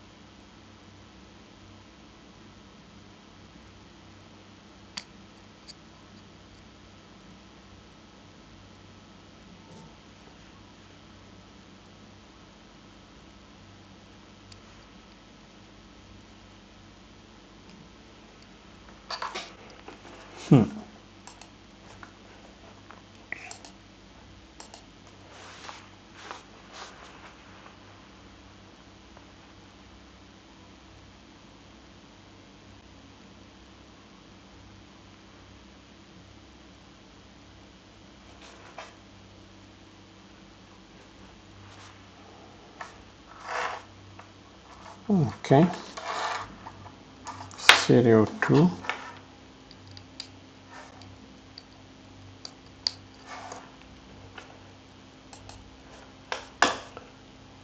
Port, port,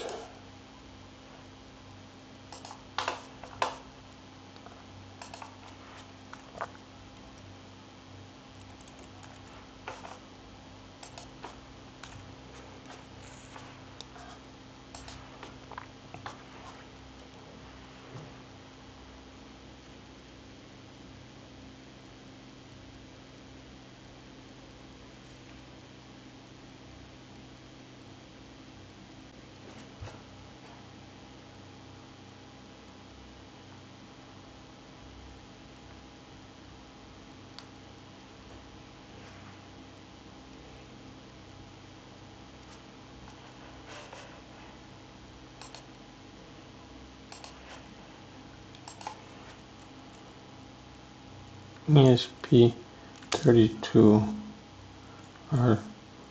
Arduino serial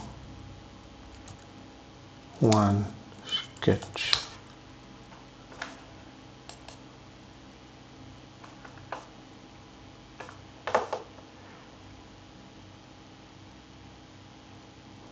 Mm.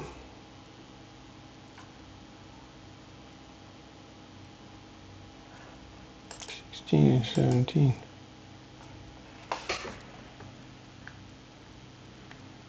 Ah, this is U2. But which is U1? Oh.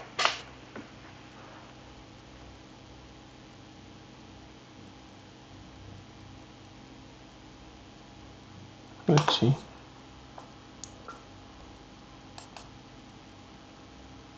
Okay. So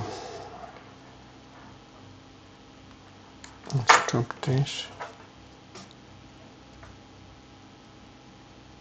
Power this.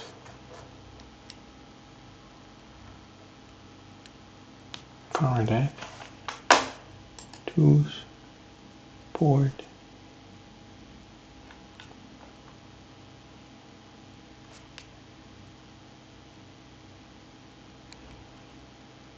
Board.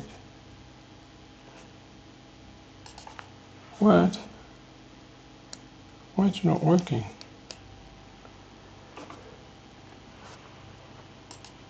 Tools. Board. This one. Serial monitor.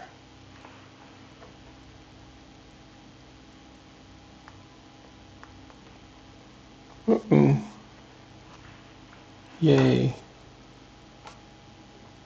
Connect.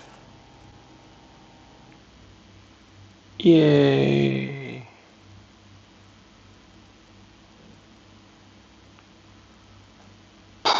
We're there. So now, yeah, the last thing that we need to do, this one is programmed, is to connect to the device.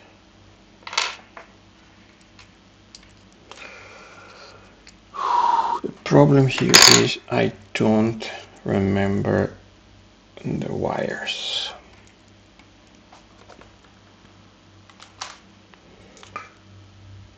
Okay, let's switch to camera only. We don't need the programmer anymore, we don't need this. The only thing we need is the tank and the wires.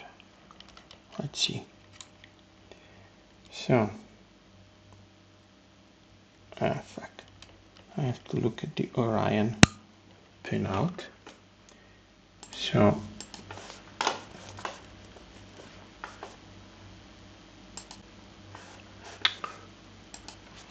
Orion pinout.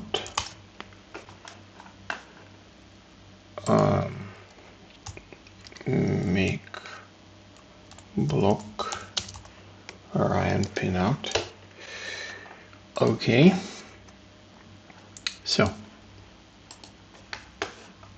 we are connected to port number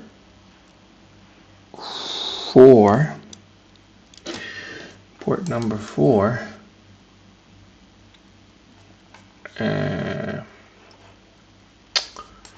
There is a good medium or ion.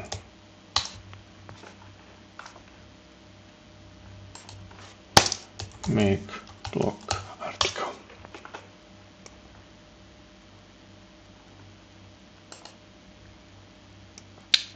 The pictures on their website are not accessible for some reason. Okie dokie, so 3rd and 4th are, where's the cable? 3rd and 4th are blue, sorry, 3rd one is ground, 4th one is, I'm very tired now, so red and blue are plus and minus, so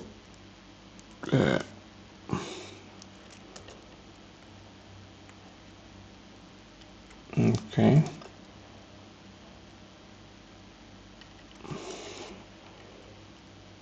blue is brown, okay, so brown is ground,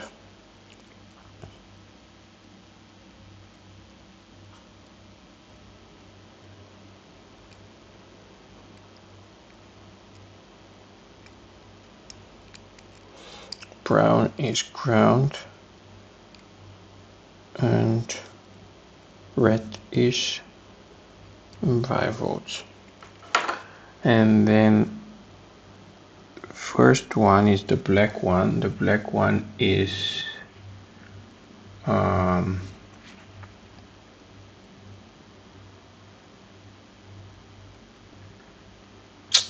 shoot.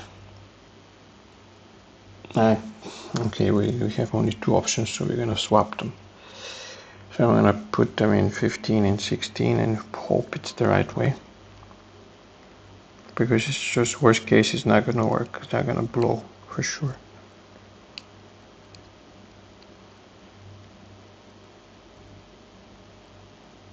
Okay. 16 and 17 are connected. And let's see.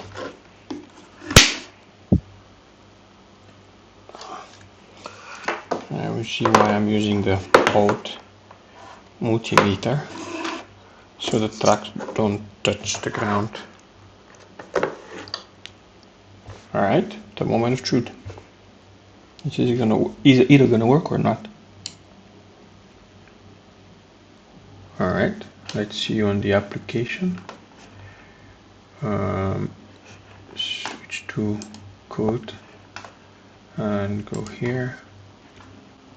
Connect. I think we connected. Crap! What? It's not valid peripheral.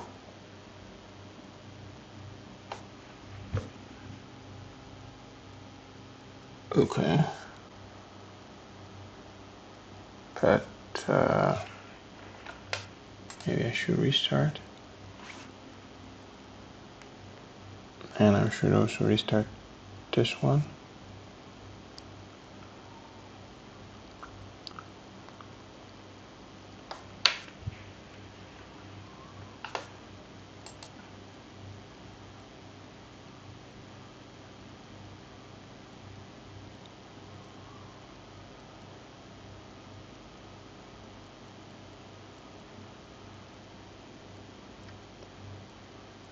Maybe the format of the command is not exactly the same.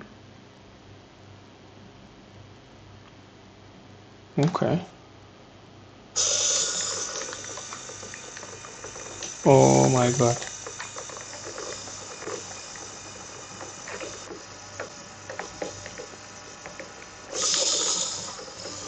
Okay, the command's a little weird, but I'm doing it through the iPad.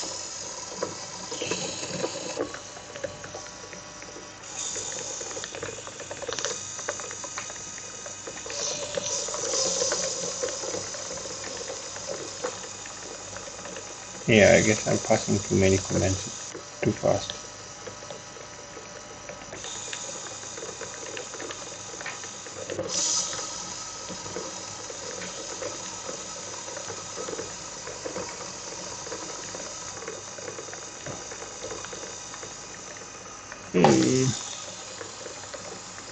There's some issue in the passing the stop command, but I don't know if I have any more energy to search for it. So I'm gonna put this. I'm gonna just put this one here.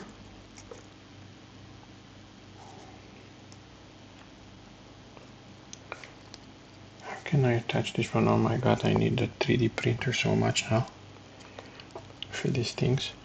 Okay, so I'm gonna attach this one here and turn it on. Connect.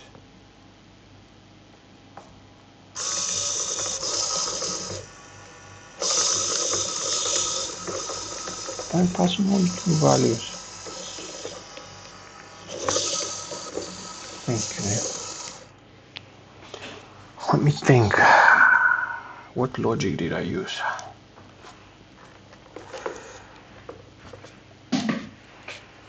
Maybe I can find it.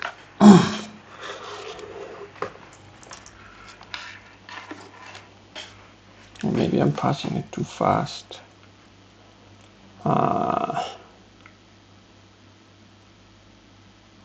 I'm setting it too often.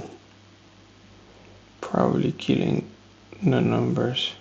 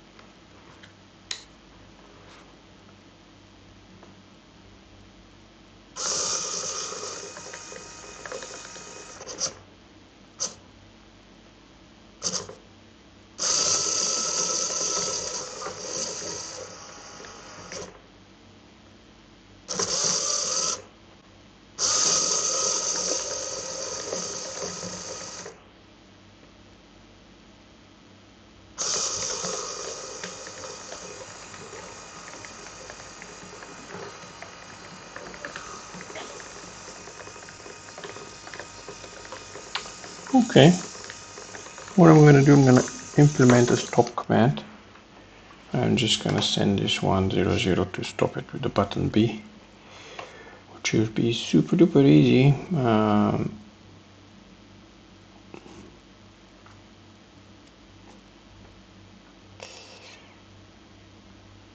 And it's this one, and it should be on button B. I know this is A.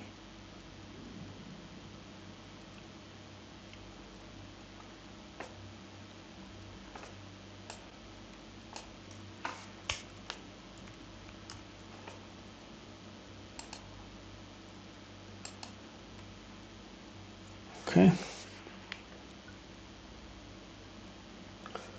Let's give it a try.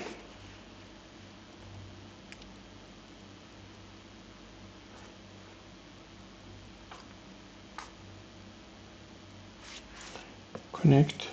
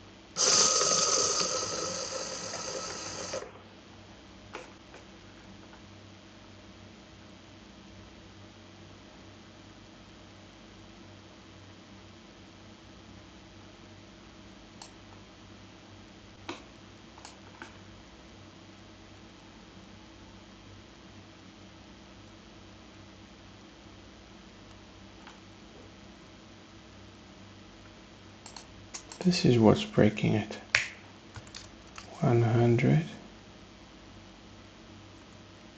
100, and it should be 150, 150.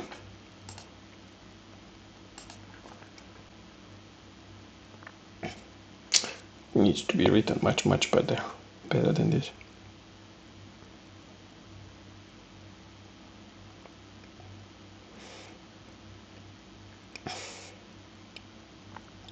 Shit, I'm streaming 4 hours.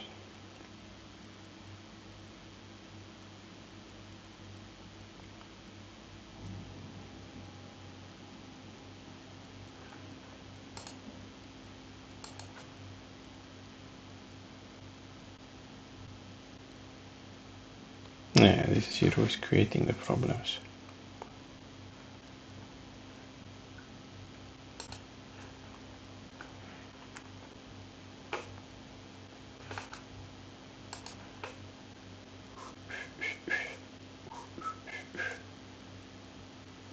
Please don't make me go get cable.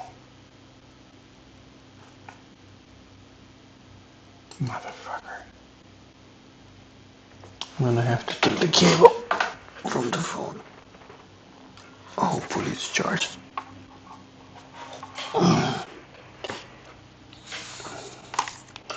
Perfect timing for unplugging my phone.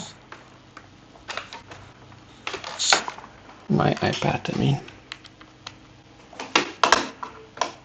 On the last attempt where everything's supposed to be ready to go.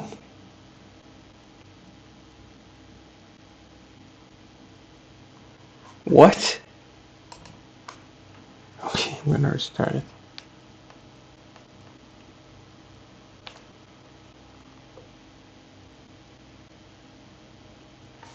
Turn on some Victorious music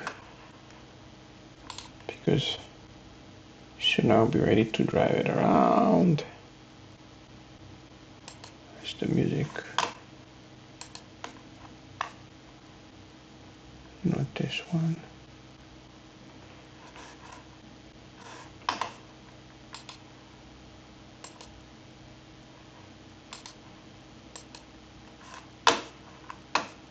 Classical music.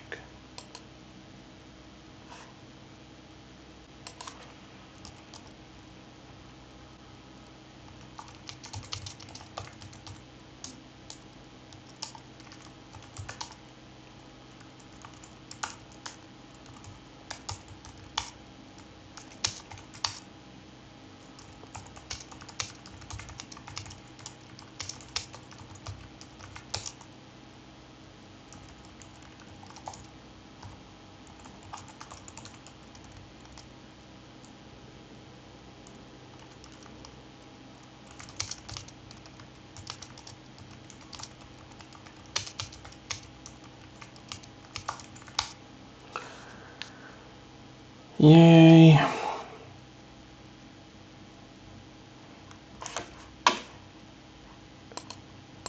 So Victorious music.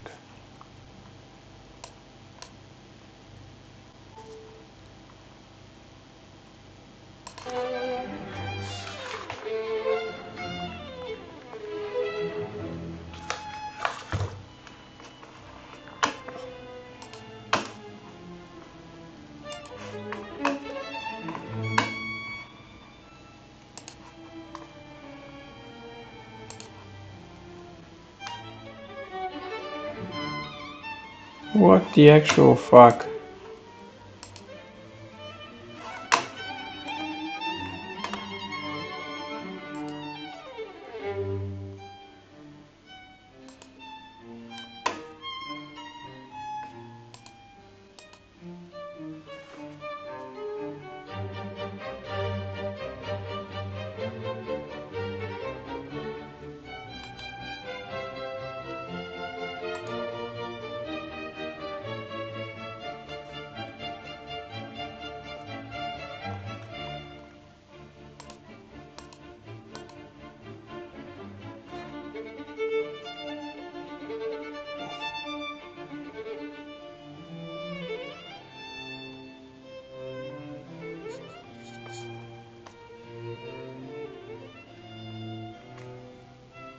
I think actually Xcode needs to restart.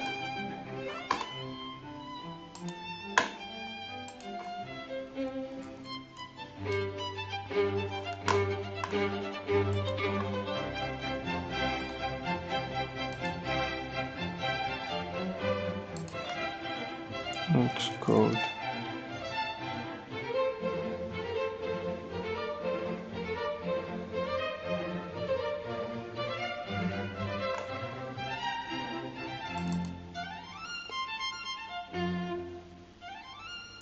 Okay, I opened the wrong one, so I had to open SK1.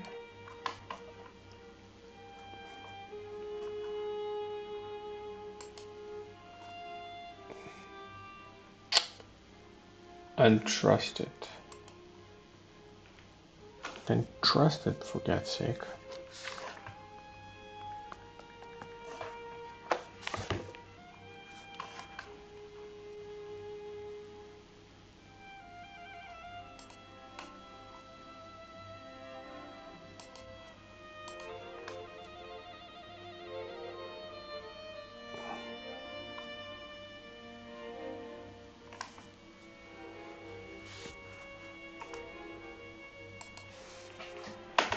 What's going on?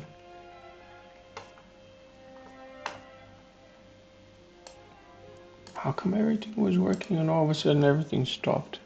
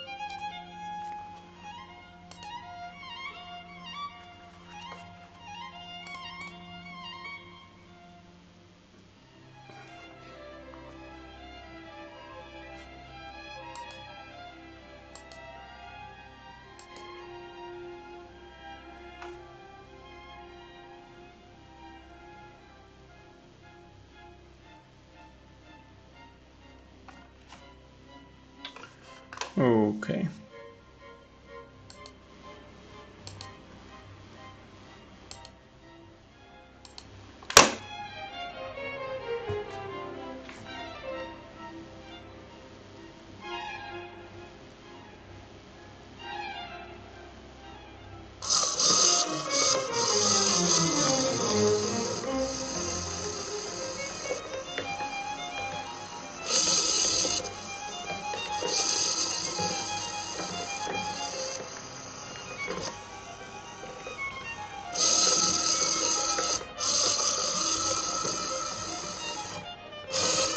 Actually,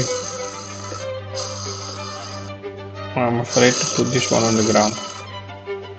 It's gonna collide in something. I cannot even stop it. I have to find the code for the Arduino. Where did I put this? Should be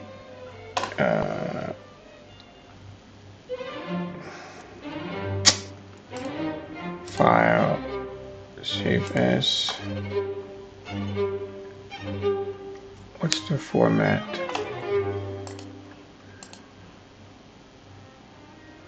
Developer, Arduino, Orion Brain, INO.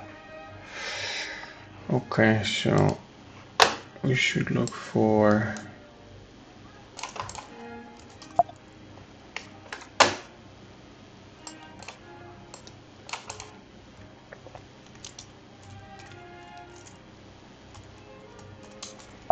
developer. Okay, start.ino. Was it not INO? INO.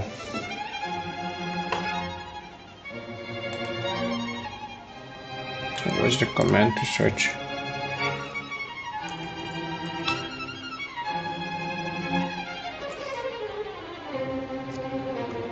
Okay, then let's start here.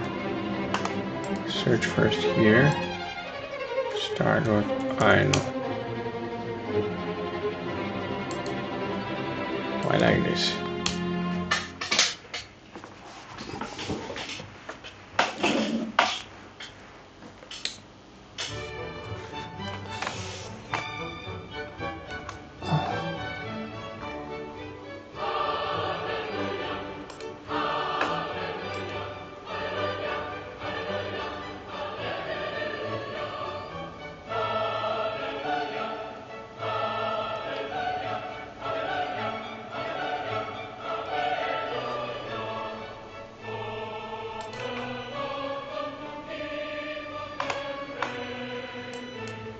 Oh, I know why, because I wrote it with make block.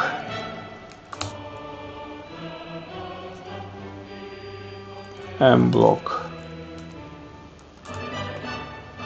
Woohoo!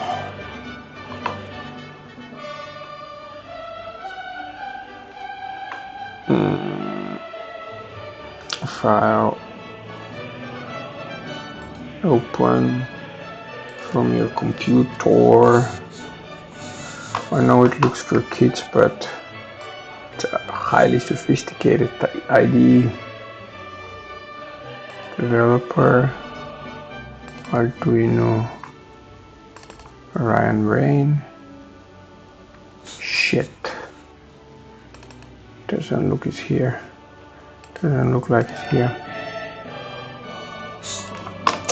Then let's stop the victorious music. Because we're not victorious.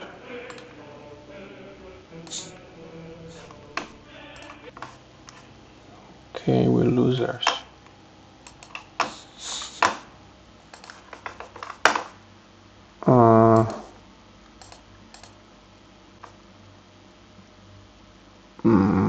macOS remote, Orion remote, and this is different. ESP, these are all recent. Developer, iOS, level ML, UT.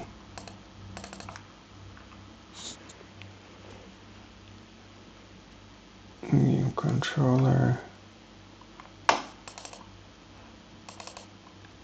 No, this is iOS. Okay, maybe I put it on the cloud. Open.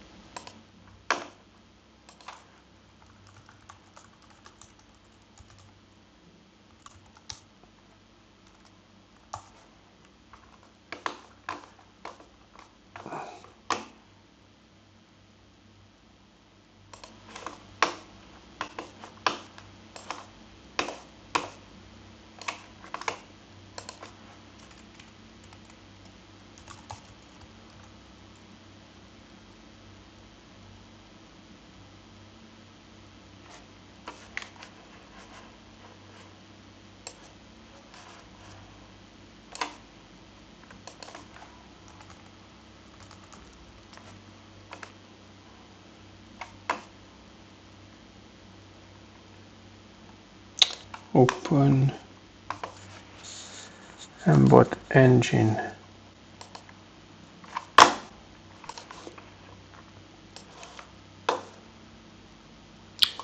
Yes, I found it. So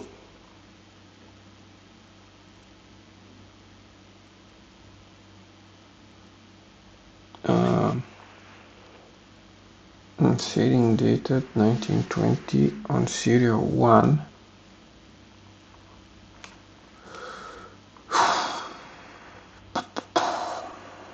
So the format is 1, 2 separated, okay, position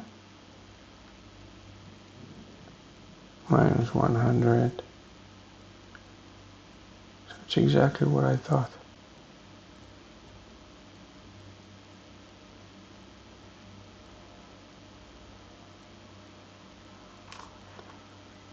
Maybe because it has a delay.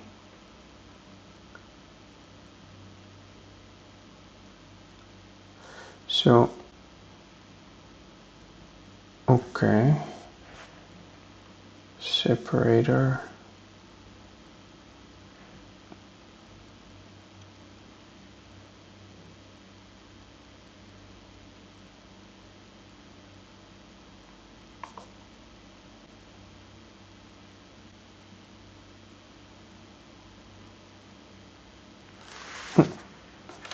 Let's try to remove the delay. And this will be the last thing we do for today. If it doesn't work, it doesn't work.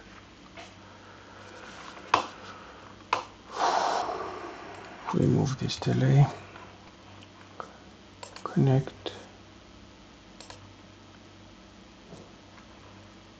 Upload.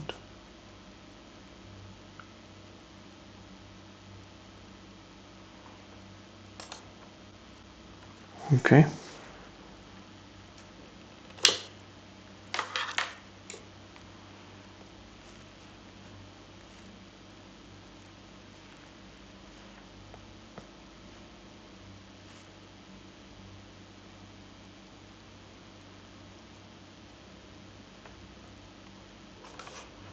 Am I connecting at all?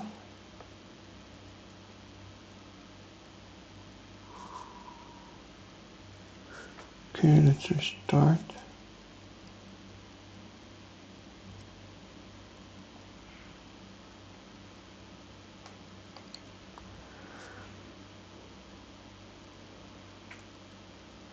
Okay.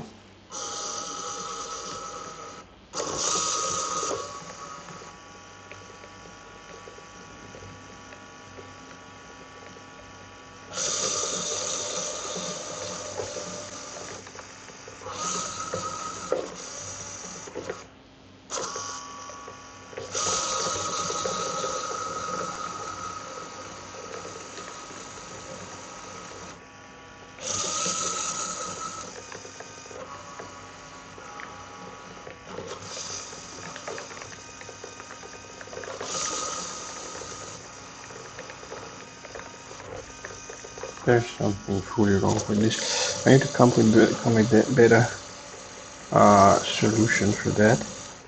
So what I'm going to do now is I'm going to rewrite the just add it to plus and minus, and that's it. I'm going to make it to A and B. So the connection is going to happen automatically. These are going to be on button A.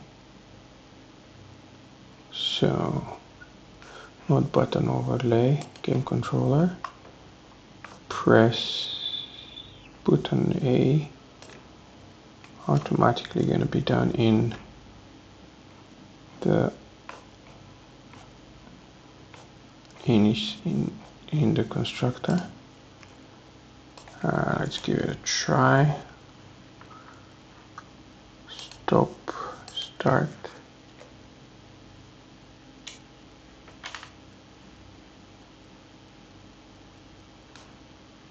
Stop, start.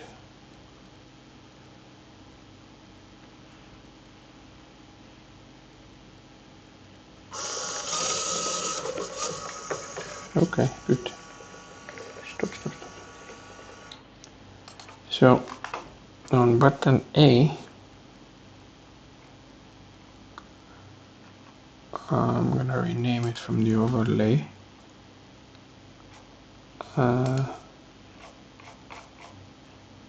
Control overlay.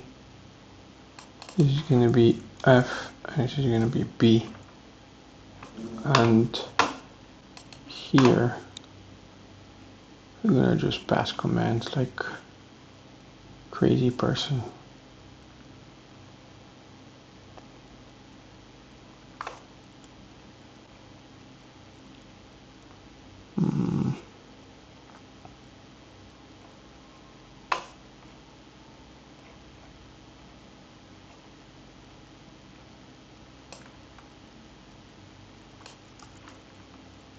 Okay.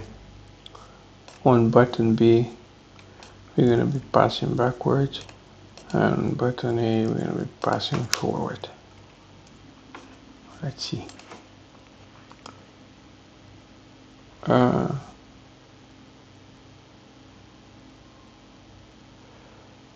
What?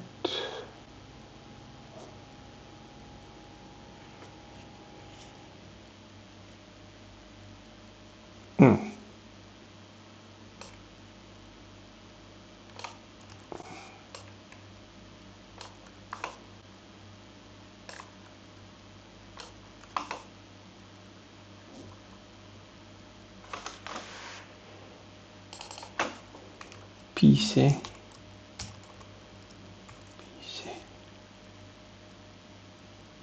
By A. Okay, this one should be 150.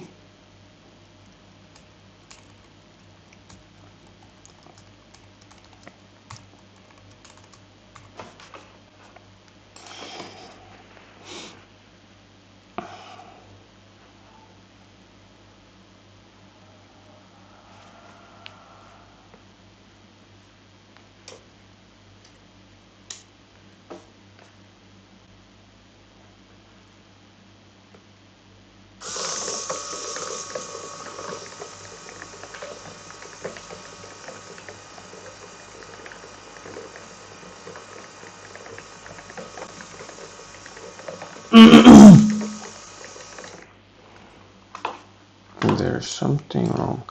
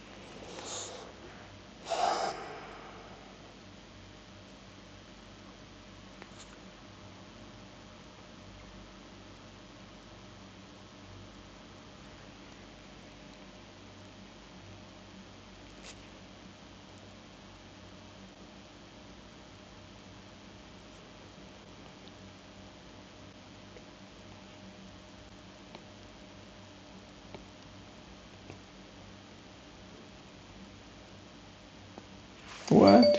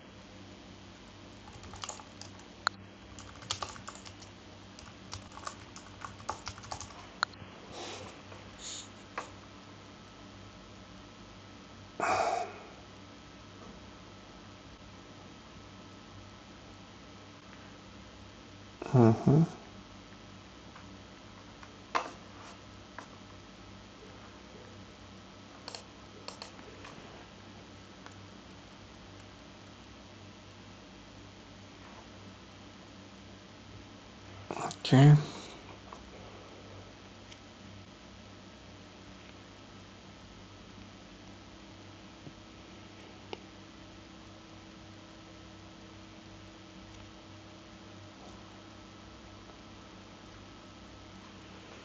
Input size is 11.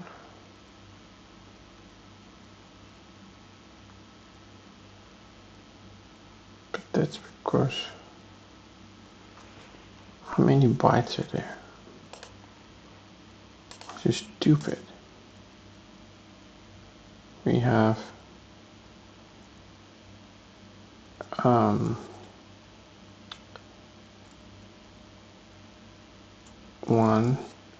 100. Sorry, no. 200 and 200. This is 1, 2, 3, 4, 5, 6, 7, 8, 9, 10, 11.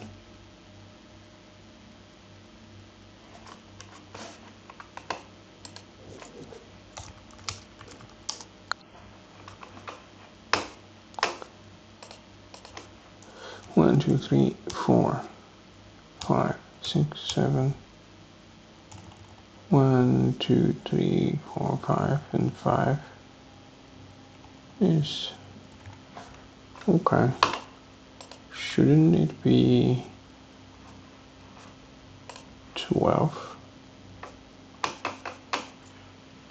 No, it's 11.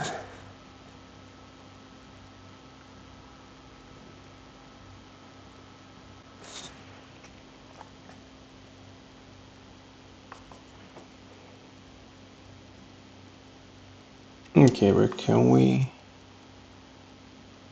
print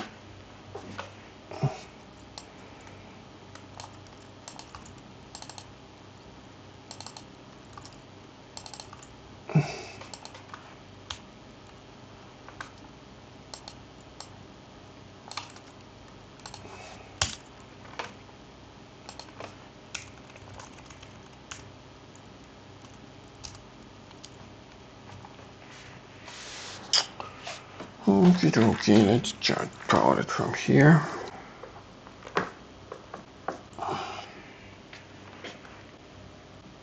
Connect.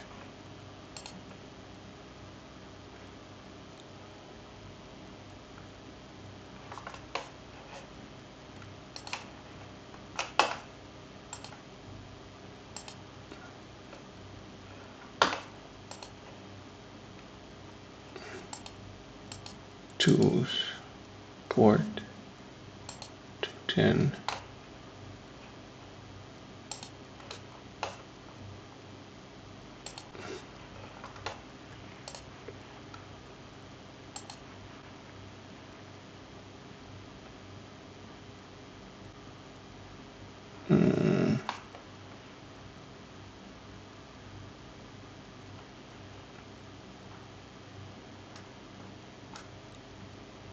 Okay.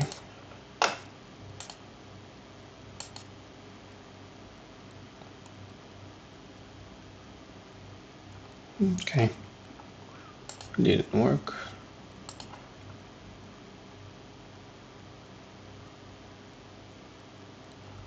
Okay.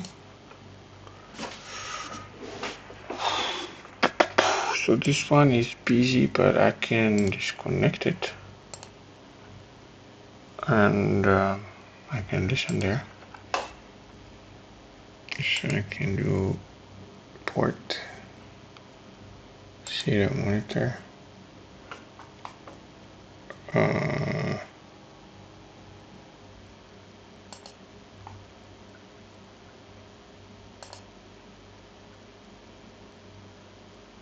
Okay.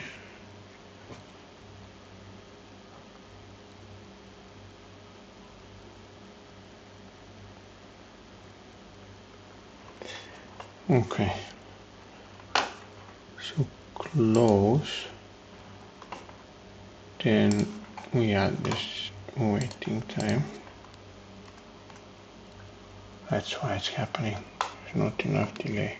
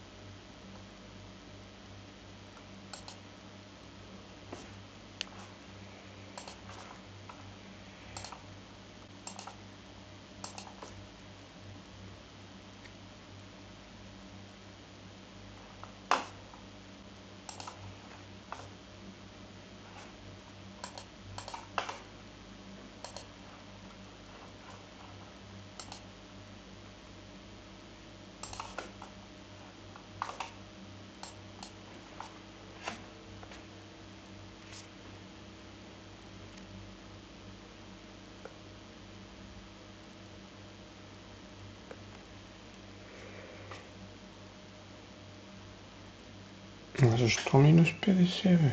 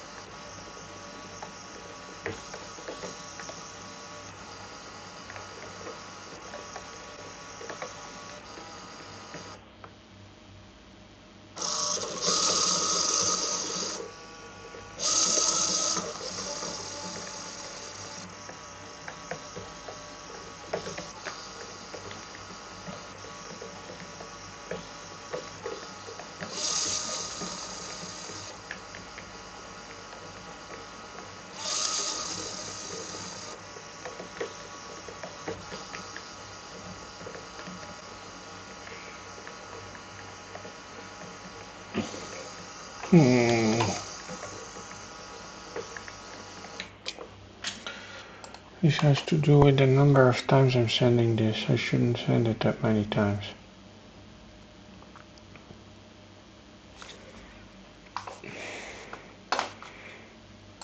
Just send command.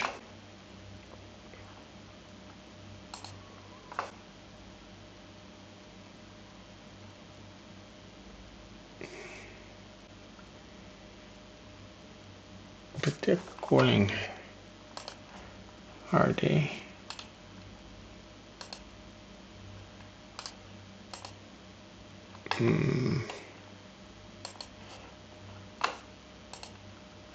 File open.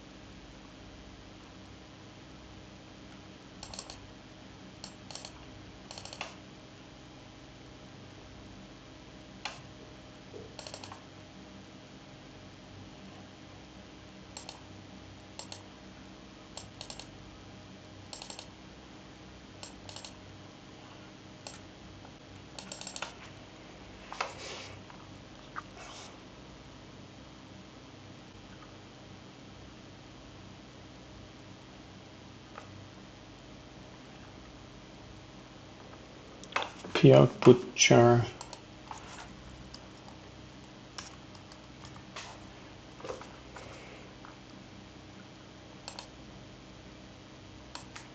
Input data, Control C.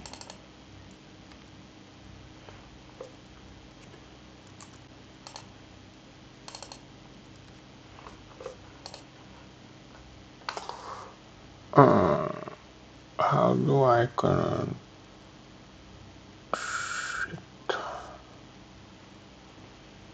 So I'll just connect this from here, connect from here.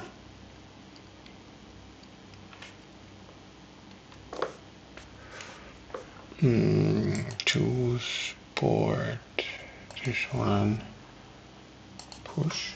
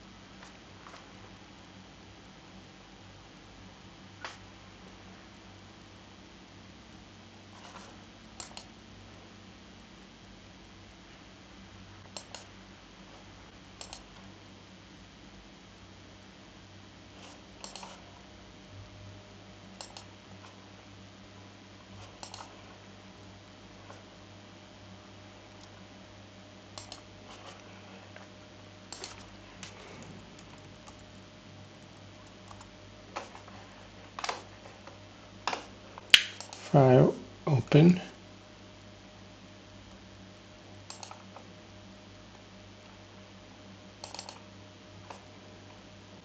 Oop. File, open.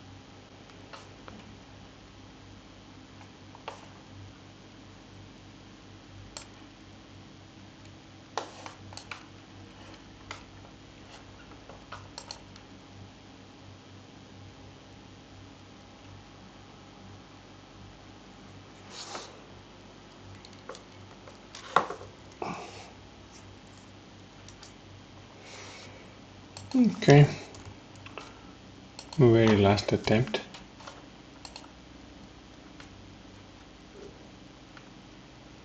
Doesn't work, it doesn't work.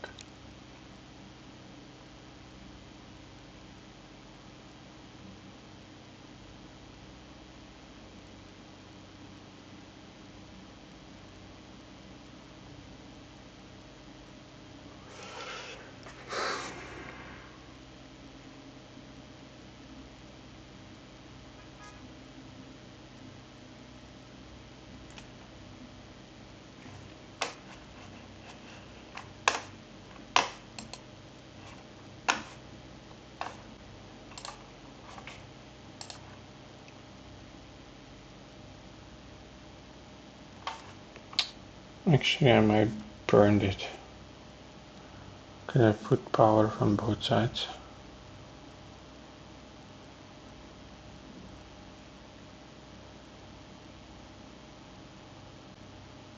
Mm.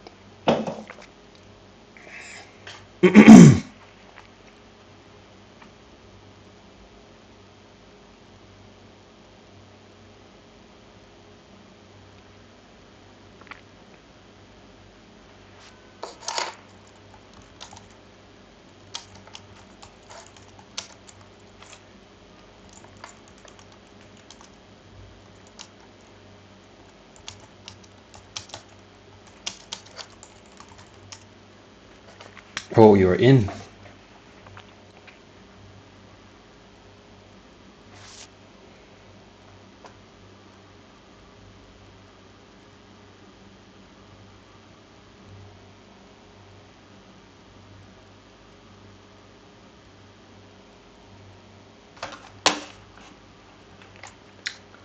Is the stream okay? Is the sound okay?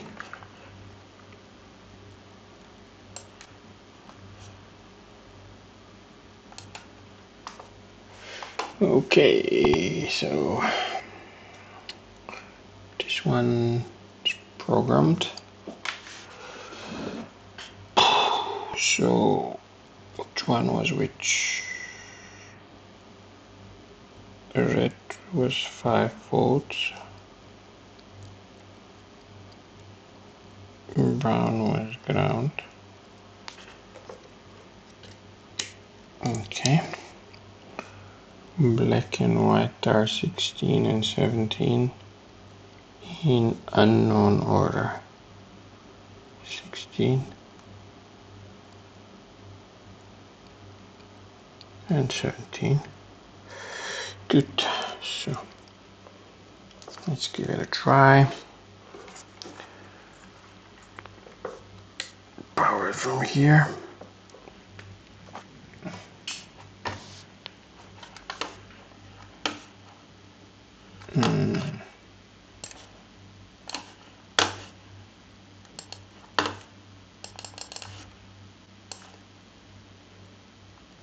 Okay. So let's connect to serial port 210 and serial monitor.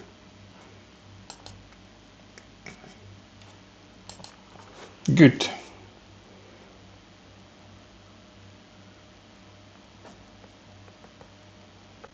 So we're passing commands now. Maybe we're not connected.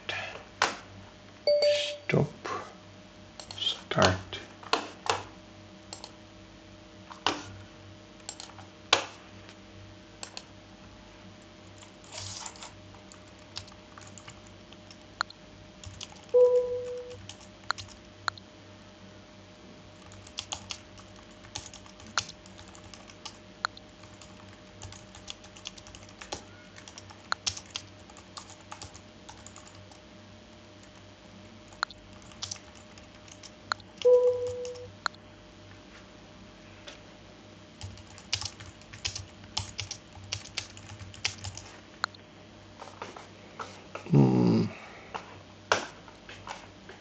Okay, so are we connected? We are not. So let's start again.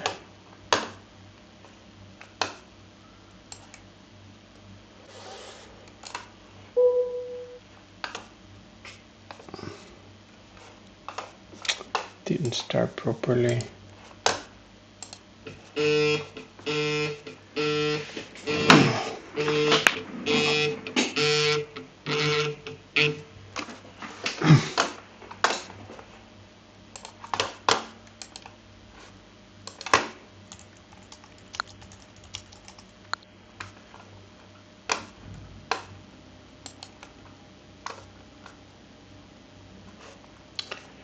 Okay.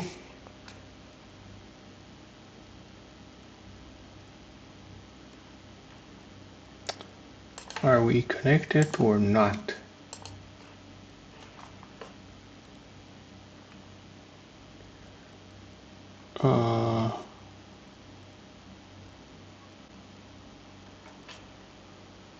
Should be.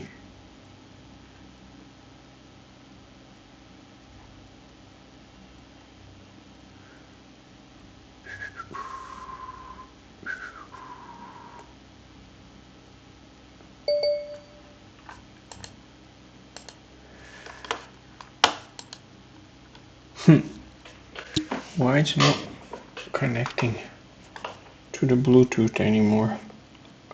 Because it crashed.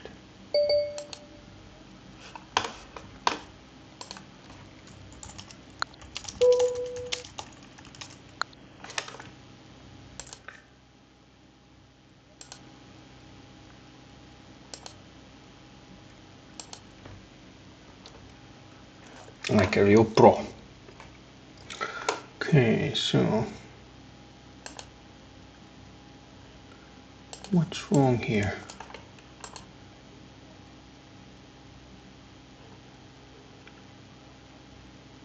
Client requested.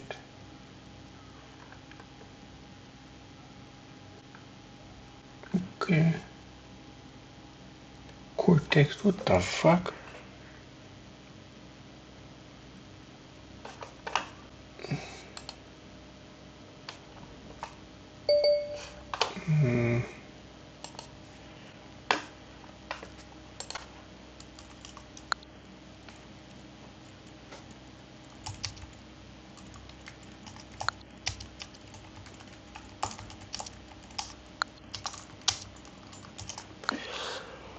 Okay.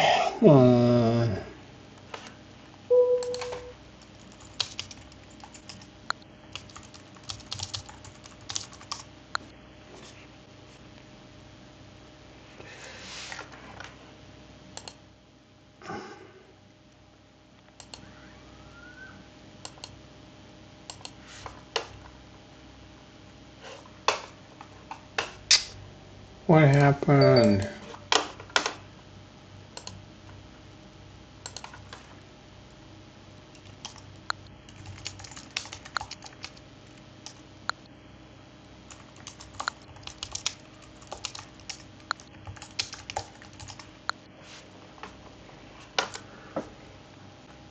Hmm.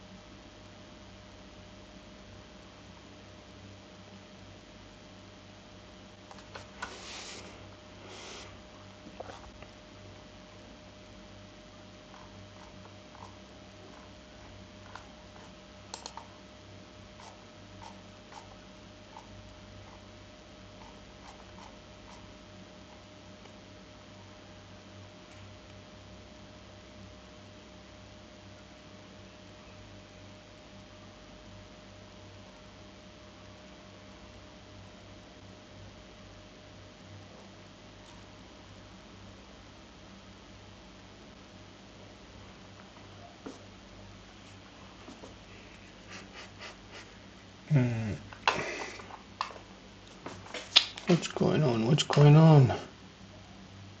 Why it's not connecting anymore to the Bluetooth? This thing is turned on. Is it visible? Okay, let's disconnect from here and see if it's visible in the Mac.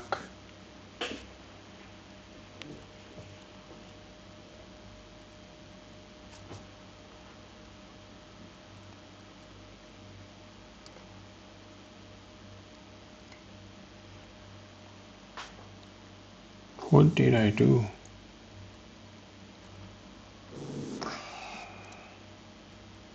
Crap.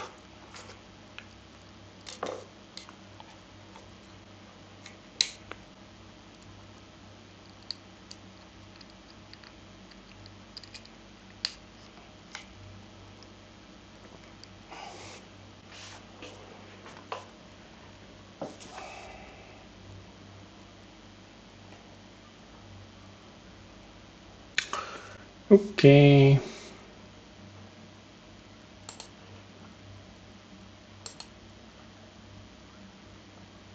Cannot disconnect it because I have a bunch of things that I'm connected at the moment. Let's restart again.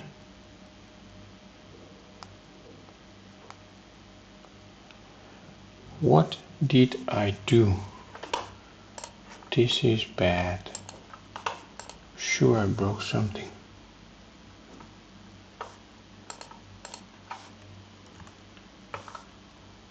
Okay. Let's try to reload a new sketch here.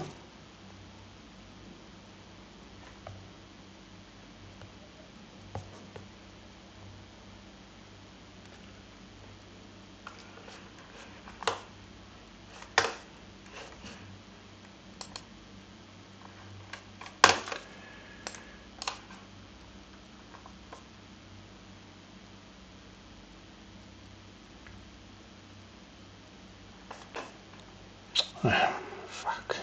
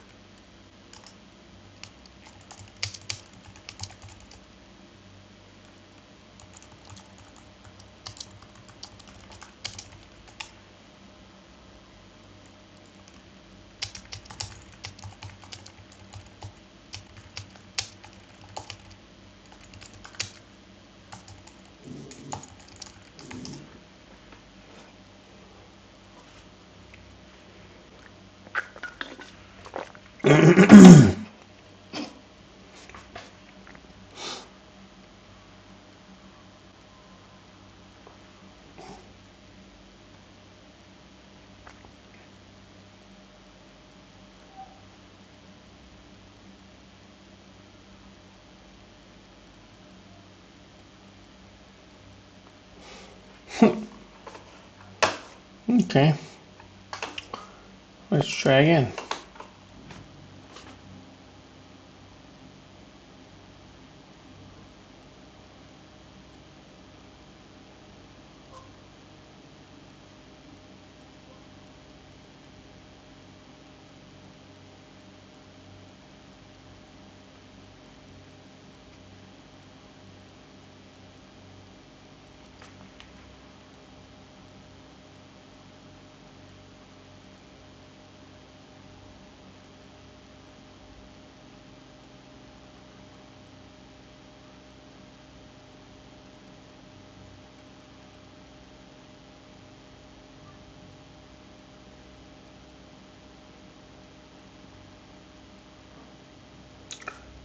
Okay, after this attempt I'm gonna shut down and try to debug it later.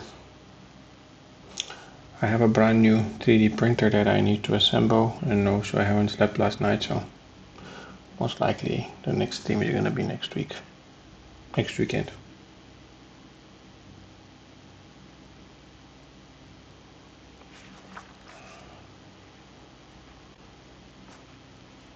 Okay, reset, and stop, start.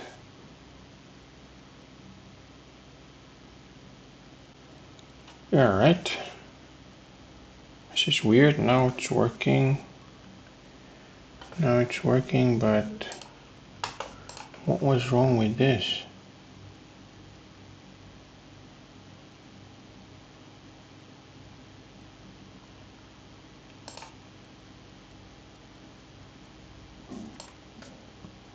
Why I couldn't return this number back?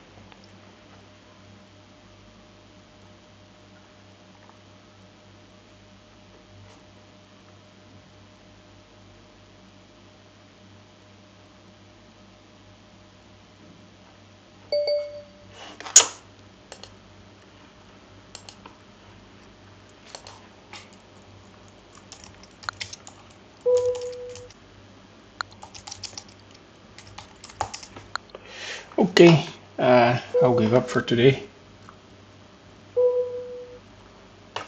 So, if someone actually logged in and saw something,